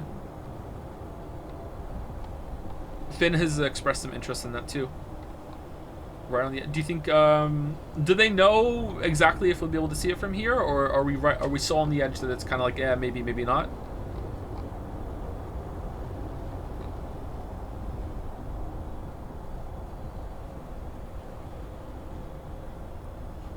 Looks like the game is deceivingly unoriginal for the genre, but details and execution is what defines the game feel, and that's the most important part. Anyway, thanks for the detailed answer. You think it's unoriginal, really? Okay. How much are you enjoying the game so far? Very much, yeah. You have to travel a few miles? Okay. What would it look like if you're on the edge? You would just see part of the eclipse? Joe, would you like to have no games and infinite bacon, or no games and no bacon?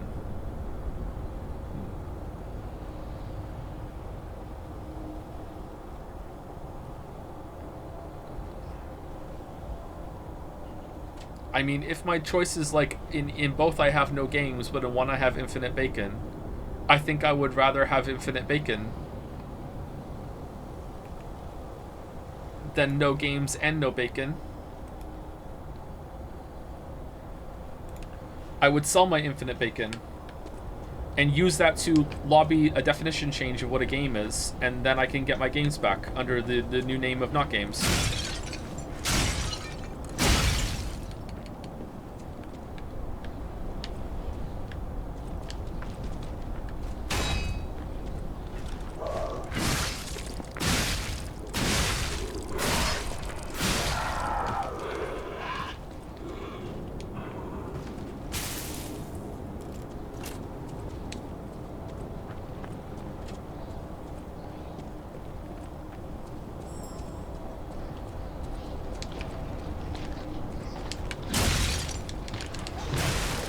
Oh, wow. What the fuck, dude?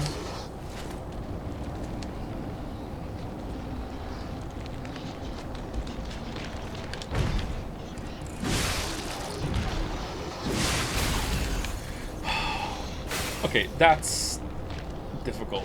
I think I'm just gonna run through here. I'll send you the Eclipse map in a DM too now, I guess. Thanks, Baldur. I feel like this game has the Bloodborne problem of having too many streets levels instead of having levels centered around big structures where you weave in and out of. Maybe. I feel like it's not quite as bad as Bloodborne for that, but maybe. This is the 4th street level, I think. A little bit more visual level variety might be welcome, yeah. Streets ahead.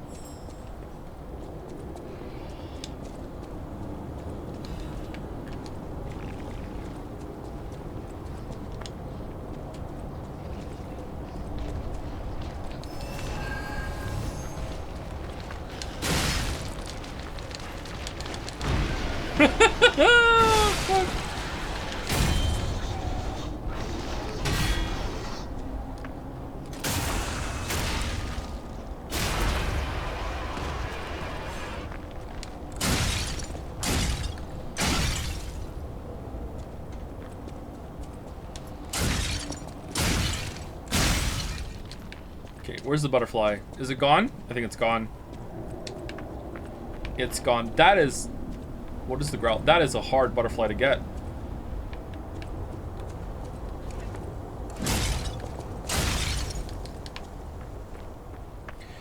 Hey Joe, I just started playing Lies of P. What do you think of the game so far? I love it. It's probably going to be my game of the year. That's how much I like it. When is it Saturday nights? Not sure. Maybe in November.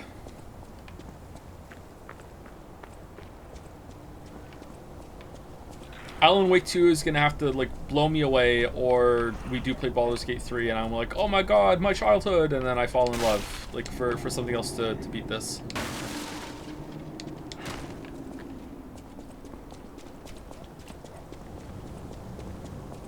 What about Starfield?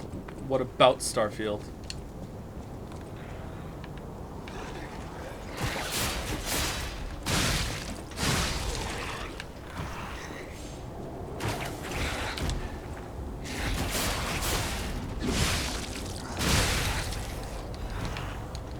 Why am I gaining disruption by standing there? Am I too close to the crystal, or what?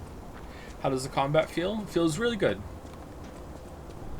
If you've played Dark Souls, you'll be right at home.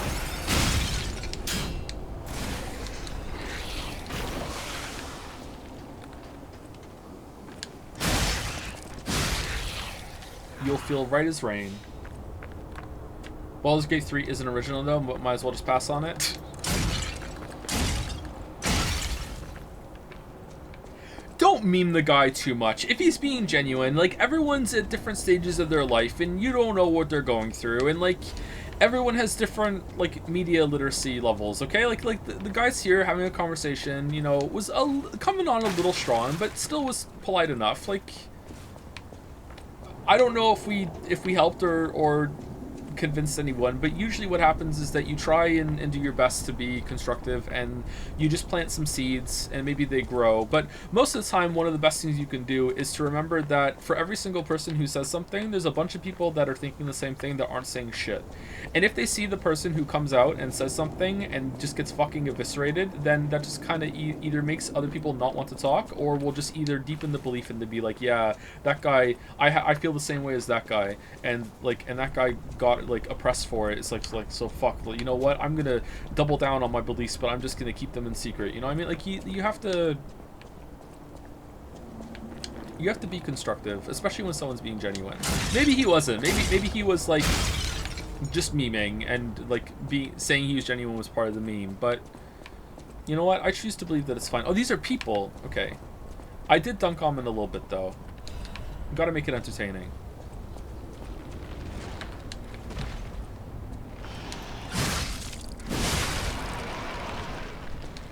How do you feel about some enemies being able to miss their attacks even when you're standing still?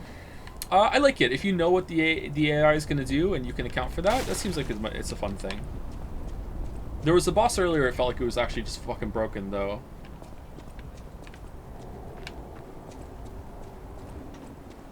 Can't people just have wacky opinions like The Expanse Season 1? The Expanse Season 1 is dumb. Surely the world is big enough for both of us. See, this is an example of the opposite, where someone says this, you need to like really hammer it down and not say it's okay, even though, you know, you're on friendly terms with them. Because after that happened, there was a bunch of people that also came out of the woodwork and were like, oh, it's okay to have this opinion, huh? You know what?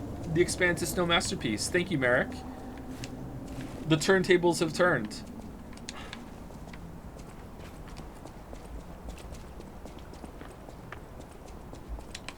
Where are we going?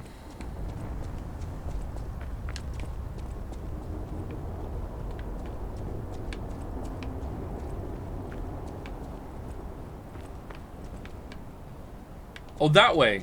Oh, God. What was that for over there?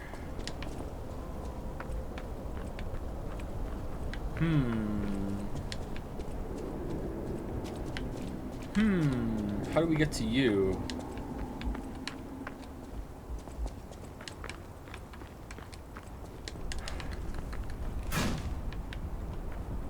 I feel like we've really grown as a chat. Fuck you. I'm really proud of this community. How do we get over there?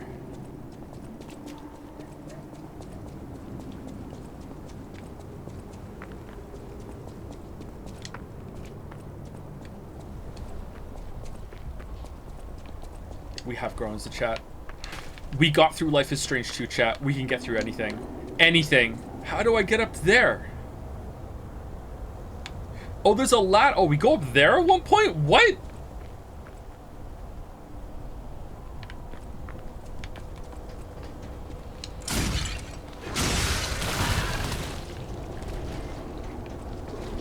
I'm worried I missed the ladder somewhere.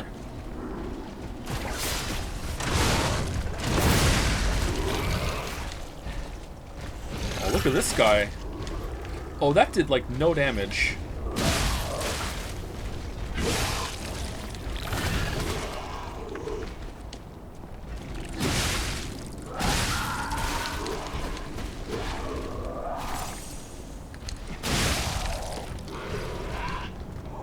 Alright, let's go!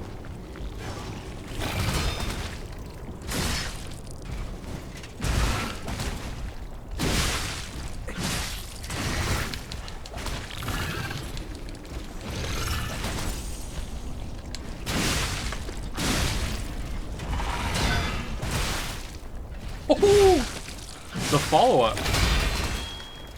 Oh, damn! Alright, this guy's gonna have an explosion? No, he doesn't. Okay. How many parries was that?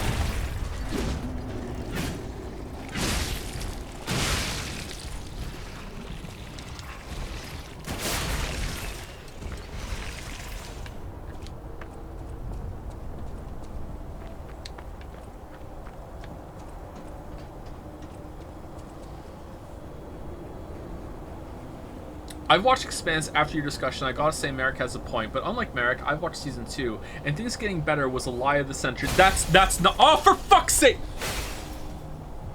That's not true. I don't believe you. You're just trying to make me angry. There's no way. Expanse Season 2, like, so your take is Expanse Season 2 is just as bad as Season 1? That is fucking, like, objectively wrong. I'm not saying that fucking Expanse Season 2 is like, oh, it's good, you're allowed to not like it, but saying it's the fucking same as Season 1 is just objectively fucking wrong. I'm pulling out the fucking O word.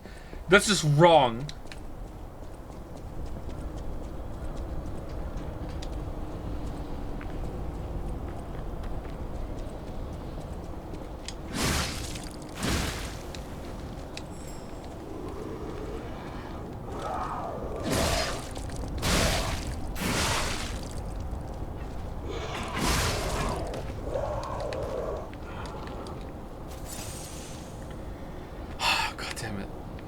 God damn it, it was going so well! God damn it!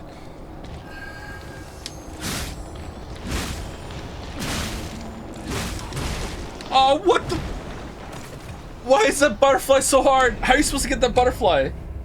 Do you use your fucking, like, Legion ability? Not Legion abilities. Can you hookshot the butterfly?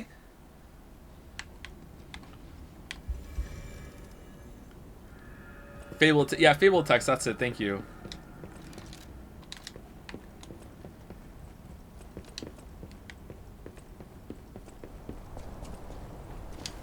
How are you more tilted at someone calling Season 2 of Expanse bad than someone calling it this game of Souls copy? Because Expanse is like one of my favorite shows. We're not done with this yet. And I feel a lot more confident in my video game opinions than my TV opinion. So, like, it's like, oh, your show you like is actually pretty shit. It's like, what the fuck? It's pretty good.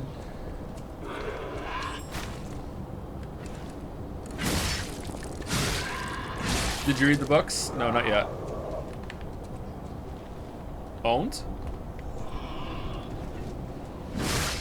Ho ho!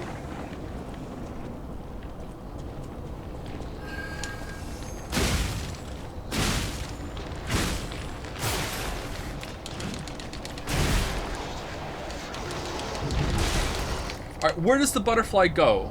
That's definitely teleporting away. After you've done enough damage to it. So where does it go?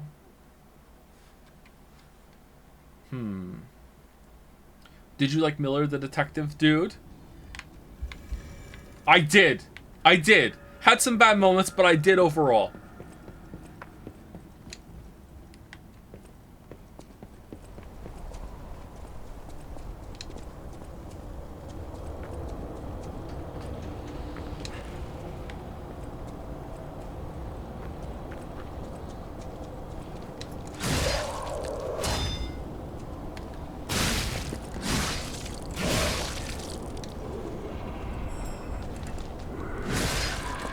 That guy sucked and was boring too. This message brought to you by someone who hasn't watched the show and is just trying to add to the meme fire. Yep, okay. Alright, cool.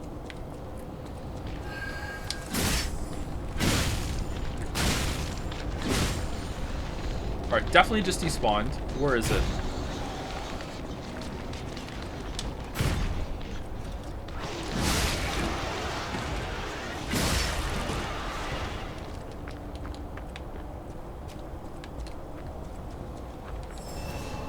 Oh no!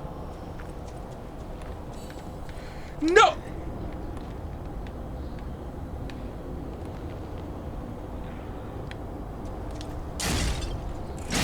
Uh-oh. Phew!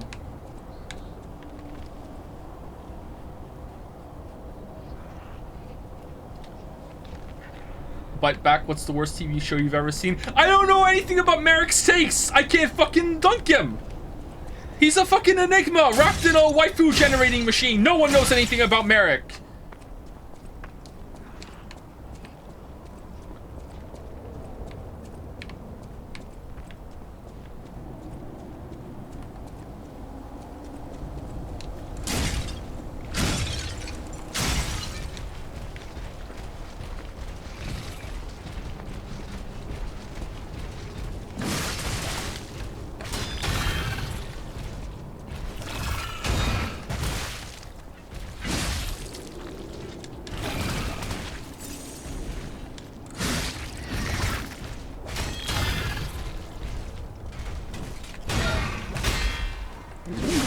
Nice. Oh, these are fun to fight.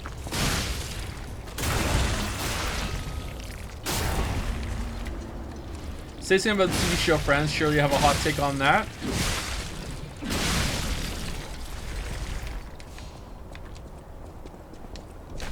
They were on a break. Ross was right. Ross was right.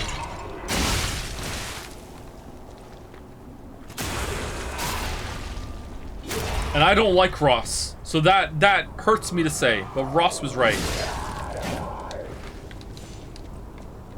However, if Ross valued the relationship with Rachel, he shouldn't have done it. However, if Rachel valued the relationship with Ross, she shouldn't have suggested the break to begin with.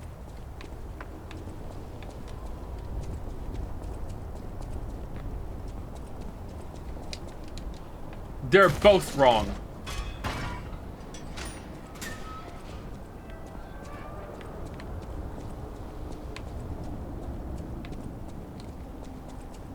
Should we get the butterfly? It's probably nothing good, right? What if it drops a quartz?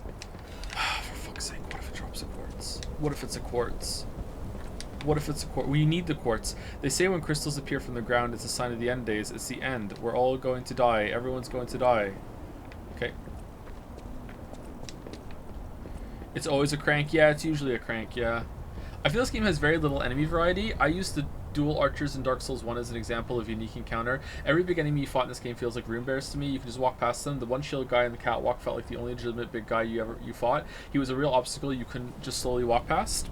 I disagree. I think this game has a lot of enemy variety. You might be right when it comes to encounter variety with how you encounter those enemies, but no, I would probably say no to that as well. But I'd have to go through it more carefully and think about it more with more consideration.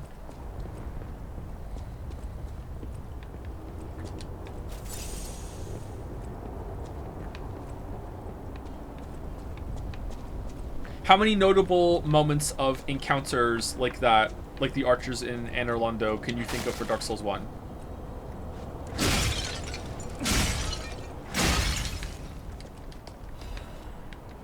Destroyed with No You Are Wrong, Londo? No, that wasn't destroyed with No You Are Wrong. It's like, I just disagree. I feel much more strongly about the disagreement of the enemy variety. It has a lot of enemy variety. Really, really good on that department. Encounter variety might be right, but I'm leaning toward no at the moment. But definitely open to seeing it if it's not the case. Do you think this game will be remembered in 5 years? That's about the time when my video will come out on it. So yeah, I think so.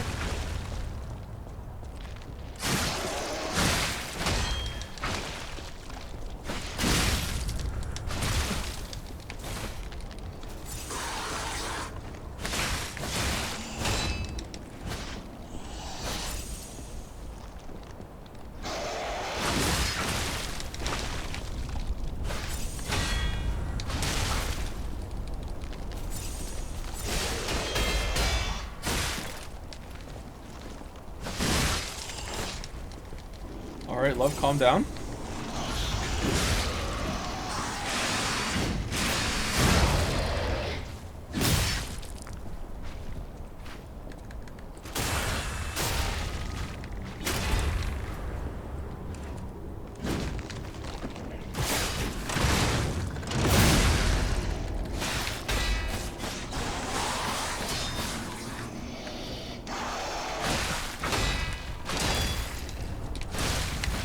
Holy shit.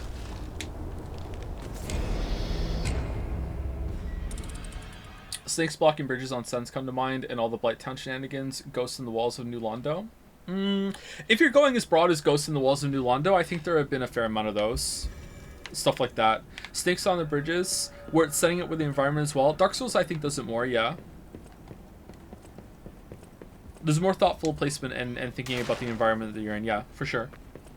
But that doesn't mean that this game is completely lacking in that, or is completely mindless with its enemy placement.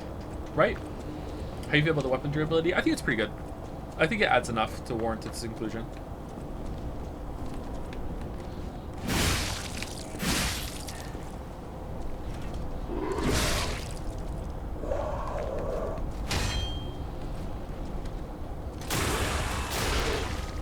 Like, are you including what we're doing right now? That we have to fight around these crystals, and the crystals that, like, make it so you have to, like, make sure that you are keeping track of it or running through? Like, The game is doing it right now, but maybe we're blind to it because it's just kind of like you have to like consciously acknowledge it. Will you play Baldur's Gate? No! What the crystals do? They kill you if the stacking debuff bar gets full.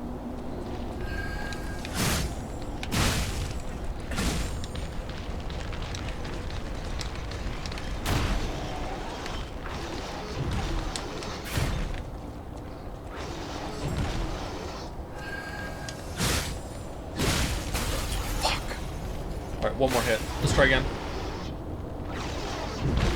Favorite Monster Energy flavor? Neither. None of them. I don't like Monster Energy. I don't drink it. Do you play an instrument? I don't play an instrument, no. If you enjoy the deflection mechanic of Sekiro, then playing piano may unironically be worth trying. Oh, we got a keyboard recently. The kids expressed an interest in learning, and they've been playing around on a little bit. I learned how to play a little bit of the Mario theme, and I thought it was pretty fun. The first, is it every single key press of a piano? Is that a note? Is a chord multiple notes at the same time? Is that a note? Yes. Yeah. So I could play it up to do do do do do do do do do do do do do. I could get that far. I don't know how many notes that is, but it was actually really hard.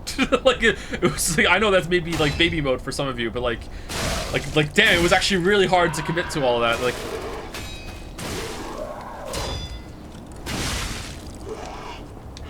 you guys have a piano? We have a keyboard, electric keyboard.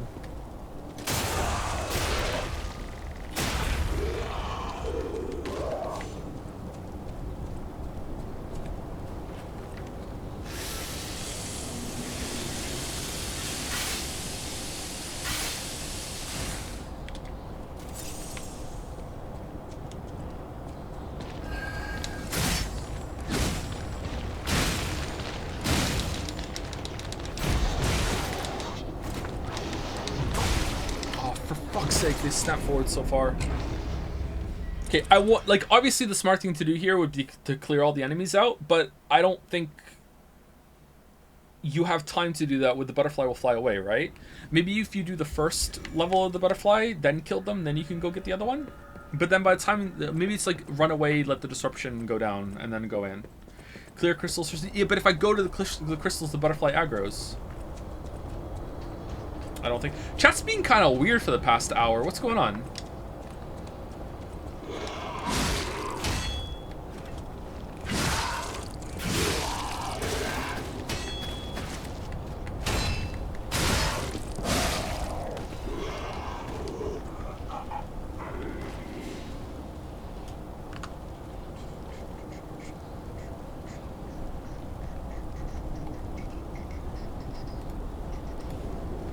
Define weird. Like that, yeah, thank you.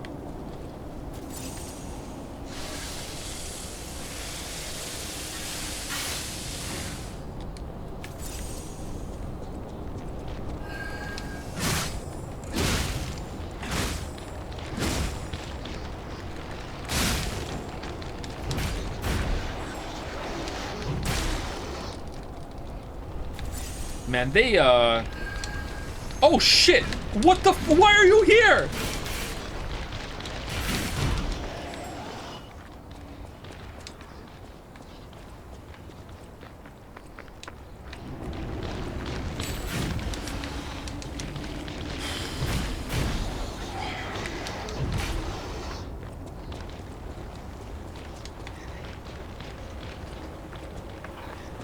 Is it gone?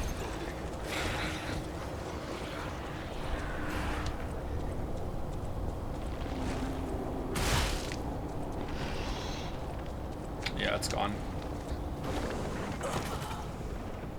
I can't wait to see what drops. Better be a quartz, man.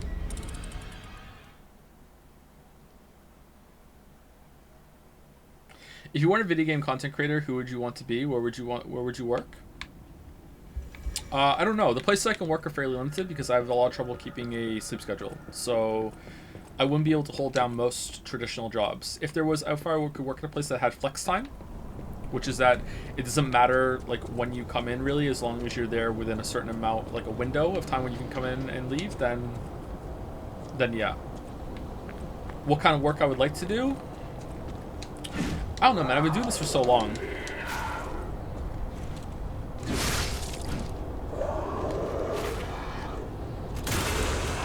If I wasn't doing this, maybe I'd be making games. Maybe I would have done that. I was trying to do multiple different things when the video making kicked off, and one of them was making games. And I was just doing different things to see which path would open, and this is the one that did.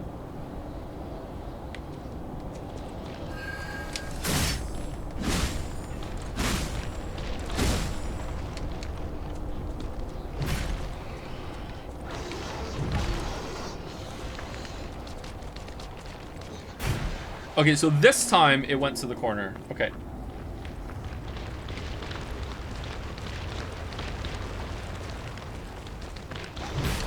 This is the one, chat. This is the one. This is the one. I feel it. I feel it. This is the one. Here we go. Dun, dun, dun. What the? Where'd it go?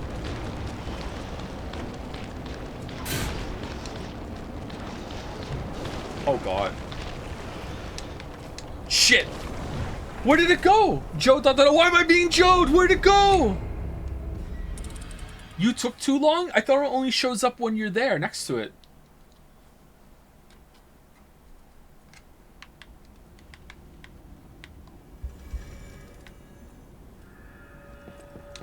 Can I hold you accountable for crazy amount of investment I put in Evolve Idol? I completely fell in love with this game. You're welcome. You're welcome. It's weird how you say accountable when you should be saying gratitude. Say thank you. Just use a buff. You're one hit short. Do you think it would help?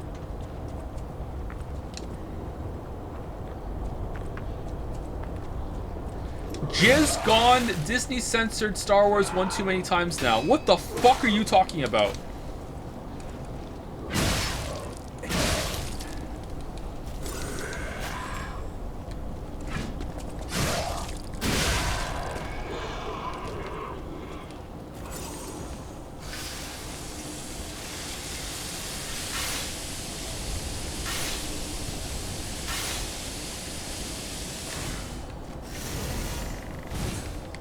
They took out the scene from Return of the Jedi where they're playing Jizz in the cantina. Is that what you're talking about?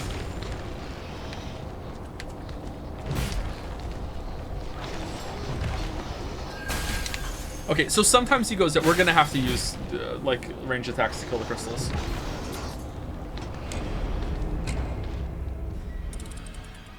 This is annoying. Channeling my inner Gary. What's your opinion on atomic force microscopy? Microscopy versus scanning tunneling microscope?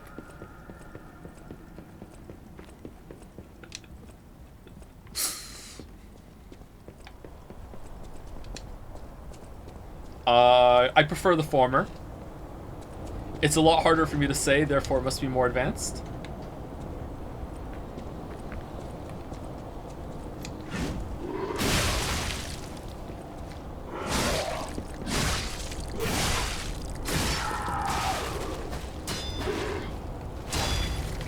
Oh, this time we didn't even get a try.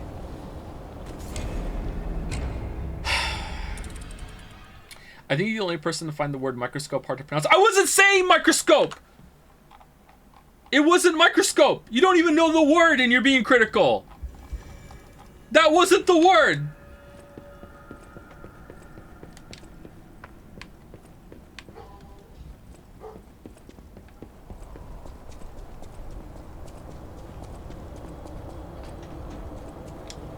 Do you prefer the yolks in your fried eggs runny or hard? Definitely runny. Anyone who says they want a hard yolk is just insane. Runny yolks. What's the point?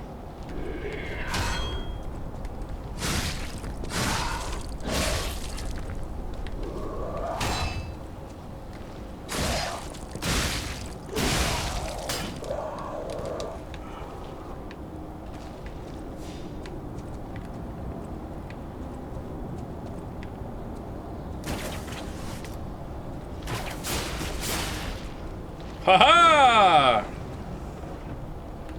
Alright, now what?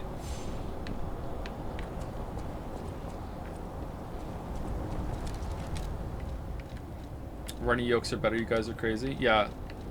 That chatter was doing what is called a chat vibe check, where they say something that's just demonstrably true, and they see if most of the chat will go against it for the memes / lulz.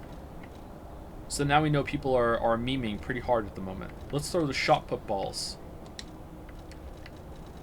Pretty smart chatter.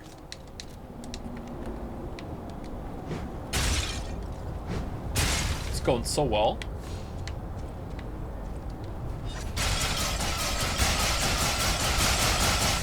Alright, we've done it.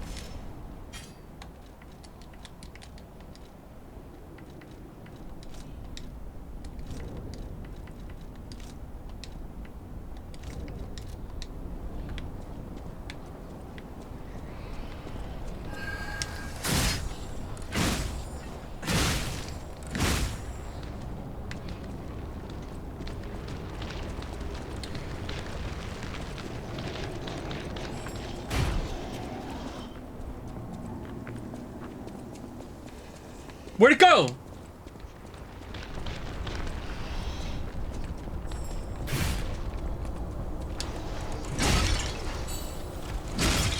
What the fuck?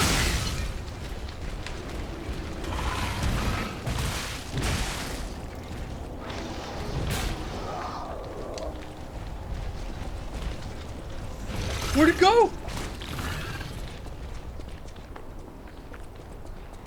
Listen to the audio trigger. What audio trigger?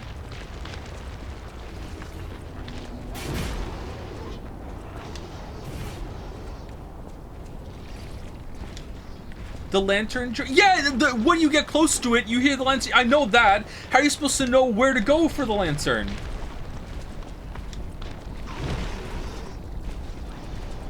It's gone. It's over.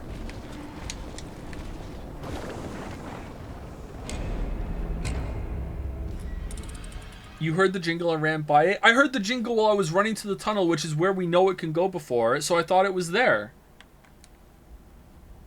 I thought we were hearing the jingle as we went into the tunnel. It was going to appear right in front of us. I didn't know it was going to be there.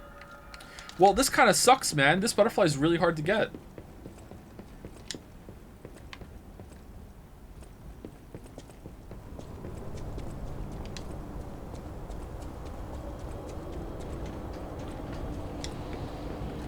Alright, let's put the...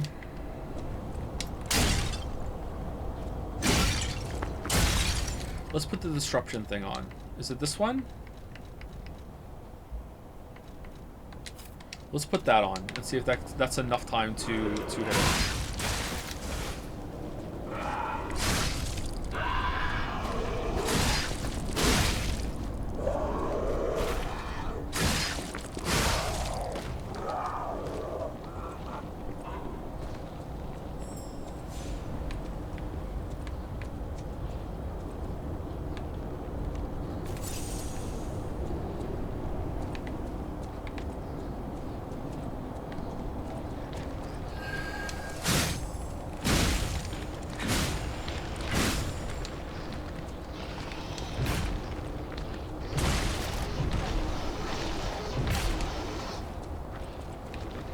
Okay, so it's over here.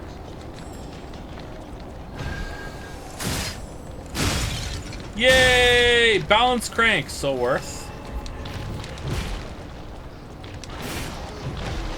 Actually trolly as fuck, huh? It's just guesswork which way it goes. I don't like that. But we got it. Whatever. It's a little fun thing to do.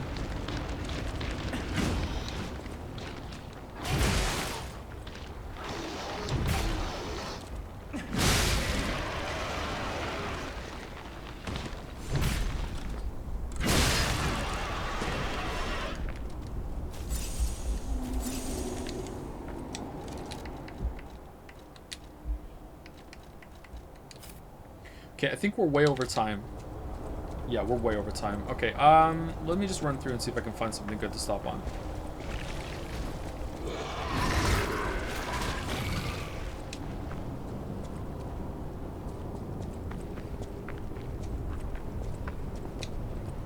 Which game do you think had the more competent, cohesive story? Deadly Premonition or Life is Strange True Colors? Deadly Premonition, easily.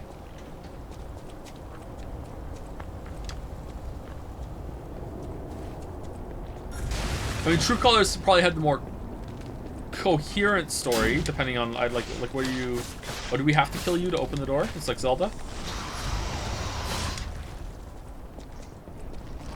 But confident story, absolutely Deadly Premonition.